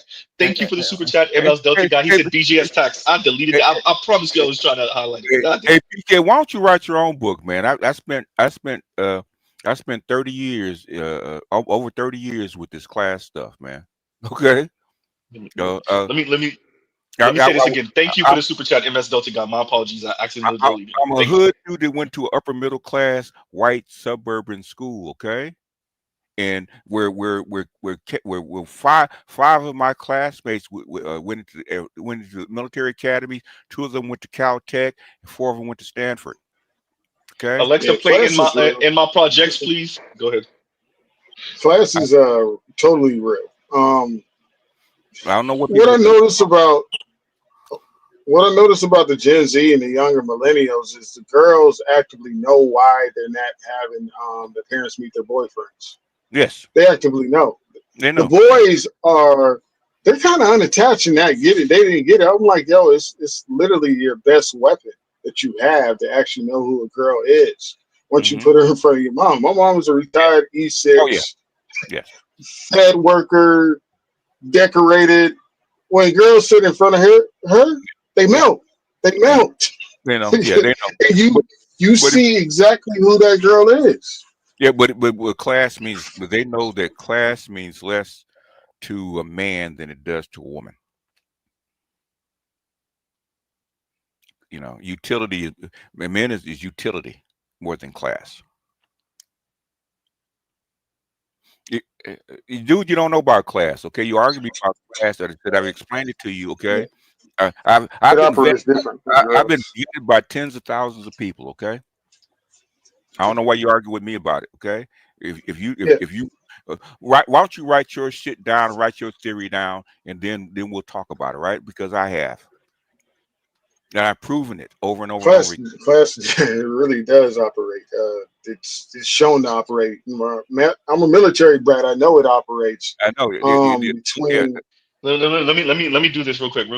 MS Delta guy, thank you. And he says BGS tax number 2. Thank you. My apologies, man. I probably because I had it highlighted and then I took it off to put another comment and I highlighted it again and then I accidentally, right when I was about to read it, when you paused for a second, BGS, I accidentally pressed the delete button. My apologies and thank you, MS Delta guy. Thank you. Jesus. Sometimes the dumb just do it its own thing. It does its own thing. I mean, when I counsel people, men and women, that shit pops up so much I can't even explain it. Okay, it pops up as an issue so many times I can't even explain it. Okay, guys wonder how come she'll make love to me. Okay, this educated chick will make love to me between 12 and 5, but she won't date me. She won't take me out. She won't show me off because you're not in her class, man. It's simple. Okay, why you you know why you think Yeah, most guys don't understand it. go ahead. No, my bad. I said it. Yeah, most guys, black guys, don't really understand it. You know. I mean, I spent 7 years talking about octanes in class, man. It was since Insecure was on. Okay, I've shown it. I've shown it in literature. I've shown it on TV.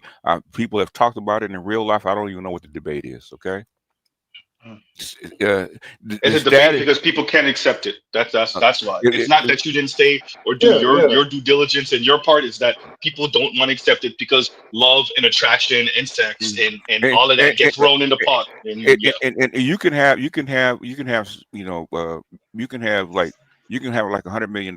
Okay, drug dealers have that. Okay, and then that's status. Okay, but thing is, when you have to come together and get married and start talking to each other, and the way you operate and the way your family structure is and how you operate, all kind of stuff, that is a function of class. Okay, that's where the friction is going to come in.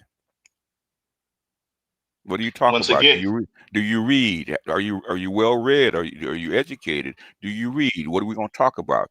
and do you even care about these things? Do you even care about things? Are you going to make faux pas in front of my friends? Okay. Yeah. Yep. That matters. Yeah. The being I didn't get up that high, but being in some of these spaces, especially when I was in the work for the firm, you get to see the nuance and you get the hey man, can you smash that chick? Yes. Yes. Being a wife or a Yeah. husband, you being her husband, that's a different question. That's question. a different question. Yeah. And can you pass? Can you mimic class to pass the vetting process? Okay, people have a hard time trying to figure out what class I'm in. Is because I do span classes. And so I very in a way lesser state. I too can kind of shadow in and out like BGS, but it's you can like say you learned how to mimic. I've heard you learned how to mimic class. Okay, how you dress, how you present yourself, all that kind of stuff. The thing is with you, the thing is when it comes down to getting together and it had to reach in your pocket, and afford that class. That shit fall apart. That's when the shit fall apart. Z can tell you class is real. Okay, basically, no, it really is. And basically, what Kevin was trying to teach you, okay, is how to mimic class. Okay, how does upper class people, corporate people present themselves? I was trying to teach you because there's a lot of guys who are educated, that came from working class families that were never taught how to mimic class, okay, because they've never been around it, they've never been socialized with it. And what Kevin would do, ask Dr. Dunbar, okay, Dr. Dunbar had to learn how to be in his class, okay, because he didn't know. Shout out to Dr. Dunbar. Shout out to Doc. Very humble guy, especially for his positionality. Very, very humble, chill. Yeah. People, so your people around you, your circle teaches you how to be in that class, okay? Because that's why class. Okay? You're socialized. You're socialized. So there's people that they're climbers, okay? You have a lot of climbers now, and there are people that are naturals. You're brought up in it, okay? There's no way you're not gonna because I had to know, okay? Because you ain't gonna wake up at 32 years old and just boom. I'm in the ghetto, man, and basically in a basically a 3-bed 1-bathroom house, okay, with 5 kids, right? And my buddy that I play basketball with, he lives off the hill, overlooking the city, okay, in a 5-bedroom mini mansion with a pool. Okay, within It's view. just a different. It's just a The different thing. vibe. Yeah. So And by the way, go when you go to like now that I've been to LA, yeah, it's hard to just. Well, people got what you just paid in BGS, but when you get to LA, you really get it. You Yeah. really get you really get the house on the hill reference. Yeah. Oh You yeah. you Yeah. get it, but you really get it when you go to LA. Yeah. When Yeah. you go to LA, yeah, because that happens when certain women try to, because they wanted money, they like the fast life. Used to deal with drug dealers, okay, the lower class dudes, okay, and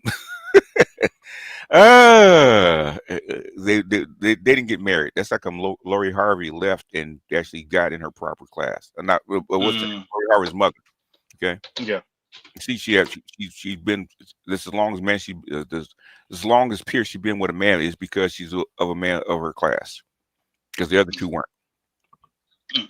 Let me BJS, if you don't mind reading this and kind of commenting on it. I don't know if anybody else seen it, but what Mr. Donnie Mack is speaking to, and then we're gonna end out in a minute because he got things to do. We are Yeah. I gotta Go ahead. I gotta go do my Patreon on Sinners. So we'll do that in a minute. Speaking of class and octanes, has anyone seen Forever on Netflix? It's the black remake of Judy Blum banned book. No, I don't think so. I think you might have given BGS homework though. Oh no, I got too much. Too much. I got too much. Hey, The wife just came home and asked me what I want to eat. I hate you for this. I'm not even gonna let you laugh. Go ahead. Okay. What's your favorite Colombian dish? What's her favorite? I don't What's your know. favorite? Oh, You don't mine. have a favorite? Oh no. Yeah, beef steak and because it's very plain. A good steak. They have good steaks in Colombia. Yeah. And some yuca. Okay. Yuca, and I like sweet potato and a salad, a good healthy salad. Yeah. Yuca. You don't find too many yuca roots here in the United States. Yeah, no, it's big in South Florida, but that's because of our Latino population. Latino population. So because yuca's big part of the diet here. Yuca and plantains and stuff like that. Yep, it's big here. Yep, big here. Yeah, and plantains is because of the Caribbean, so it's Latin also, but like Jamaicans are big on plantains. Obviously, Haitians, clearly, Puerto Ricans, Cubans. Yeah, plantains come from Africa. That's why. So. So yeah, it's a big thing. It's a big thing down here. So, it's yuca. Part of the diet. I had to think about. Oh yeah, yuca. Yeah, I know yuca. Yuca is another one. Yeah. No, it's like you said, in different parts of the country, and you find these things and how important they are to the native populations of the He makes a good on fish that. too. Look! I'm trying to end that, and he's just bragging. He's just bragging. Look at you. Oh, I forgot. Hey, Z, I forgot. One thing I like about Latina women, there's always beans on the stove. Okay, when you walk, there's always a pot of beans cooking or staying warm in the kitchen. Okay, you walk and Latinos make good fried cheese. I even know fried cheese was a thing until I'm like, God damn, this fried cheese like this shit too. Fried cheese. Oh, Z. Check your messenger because my dad's fucking with me, so I screenshotted some shit just for you to check out. This is pissing me off. But everything pisses you off, man. No. BGS. When I say I'm pissed off, I'm being a professional hater. Okay. Hey, see, they put cheese in everything, man. In Colombia, really do though. In the mountains, they put. I mean, in the hot chocolate, they put cheese on. Really? Cheese and hot chocolate? Not that one. I didn't see that one. Yeah. Tell me crema. The cremas. Crema. No, I'm about to say that's the whole difference. They put the cheese in the hot chocolate. I mean, they put cheese on everything. They drink milk with corn in it. I mean, it's like I've seen that. I've seen that. Yeah. That's a Colombian thing. I mean, And she up there smiling now. Let me say this to grab second gear. When you say yams, which yams are you talking about? Yeah. Are you talking that? Well, both. Well, depending on who you are, you could say yams are edible either way. I ain't into the other way of eating yams. But which yams are you talking about, sir? Perhaps I know what yams you're talking about, but I just wanted to be dumb, right? Yeah. So, yams. Are you saying yams in the slang way? Or are you saying yams, the edible yams? But even if you're not talking about the edible yams, you could also make the other yams edible. I ain't do it yet, but yeah. I'm trying to get one of my African chicks to do a YouTube, Twitter, a TikTok on the different forms of fried rice around the world. Oh, that's a lot. Because Asian fried rice is different from African fried rice is different from Latino fried rice. Yes. Yeah. On that note, we will let BGS get the last word on that. We will pause. We got to start. I don't know why it's always this discussion about class, man. I thought it was obvious, but I guess it's not. I mean, status and class are not the same thing. BGS. A lot of brothers grow up around working class women that like to operate like everyone's equal, and then guys get out into the reality. They get out into reality, and get their head they taken see off. that class is operating. You know what I'm saying? And they don't know how to assimilate to it. If you want to humble a working class woman that think that she's on her shit, take her to an upscale black tie event and watch her shrink. Yep. They will shrink into a corner and sipping their drink, and she would complain, "I want to go." Okay, why you want to go, baby? Yeah, because you don't fit and you know it. And the women over in the corner looking at you like, "How'd she get in here?" Quiet as hell. Quiet. I've seen it, man. I've seen it where a working class woman is mouthy, and they get in the upper class section, like in a yacht club. Okay, and all of a sudden they shrink. Like, why are you so quiet? That's why you put the term take it climber back to in the BYOB. Yeah, and she worked there. She invited me, and I'm sitting there talking to the yacht club owner's wife at the table. We having a long conversation, right? And my girlfriend's sitting over there, quiet as a mouse. So why don't you get in a conversation? She don't know what to talk about. So how can you talk to these people like this? Because I went to school with their children. And that's all it takes. That's all it takes. Yeah. Anyhow, go get out of here, Z. I'm gone. Sure. You got things. All right, y'all. We will commence maybe tomorrow, maybe Tuesday. You getting out here with tire smoking or what? No, we definitely got that.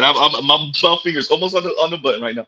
But yeah, we'll pause right here. Love, peace, and chicken grease. Y'all go check out other Black Manosphere content, non-Manosphere content, for the love of God. And as BGS said, y'all tired chirping and smoking and whatnot. Here y'all go. Mr. Z out.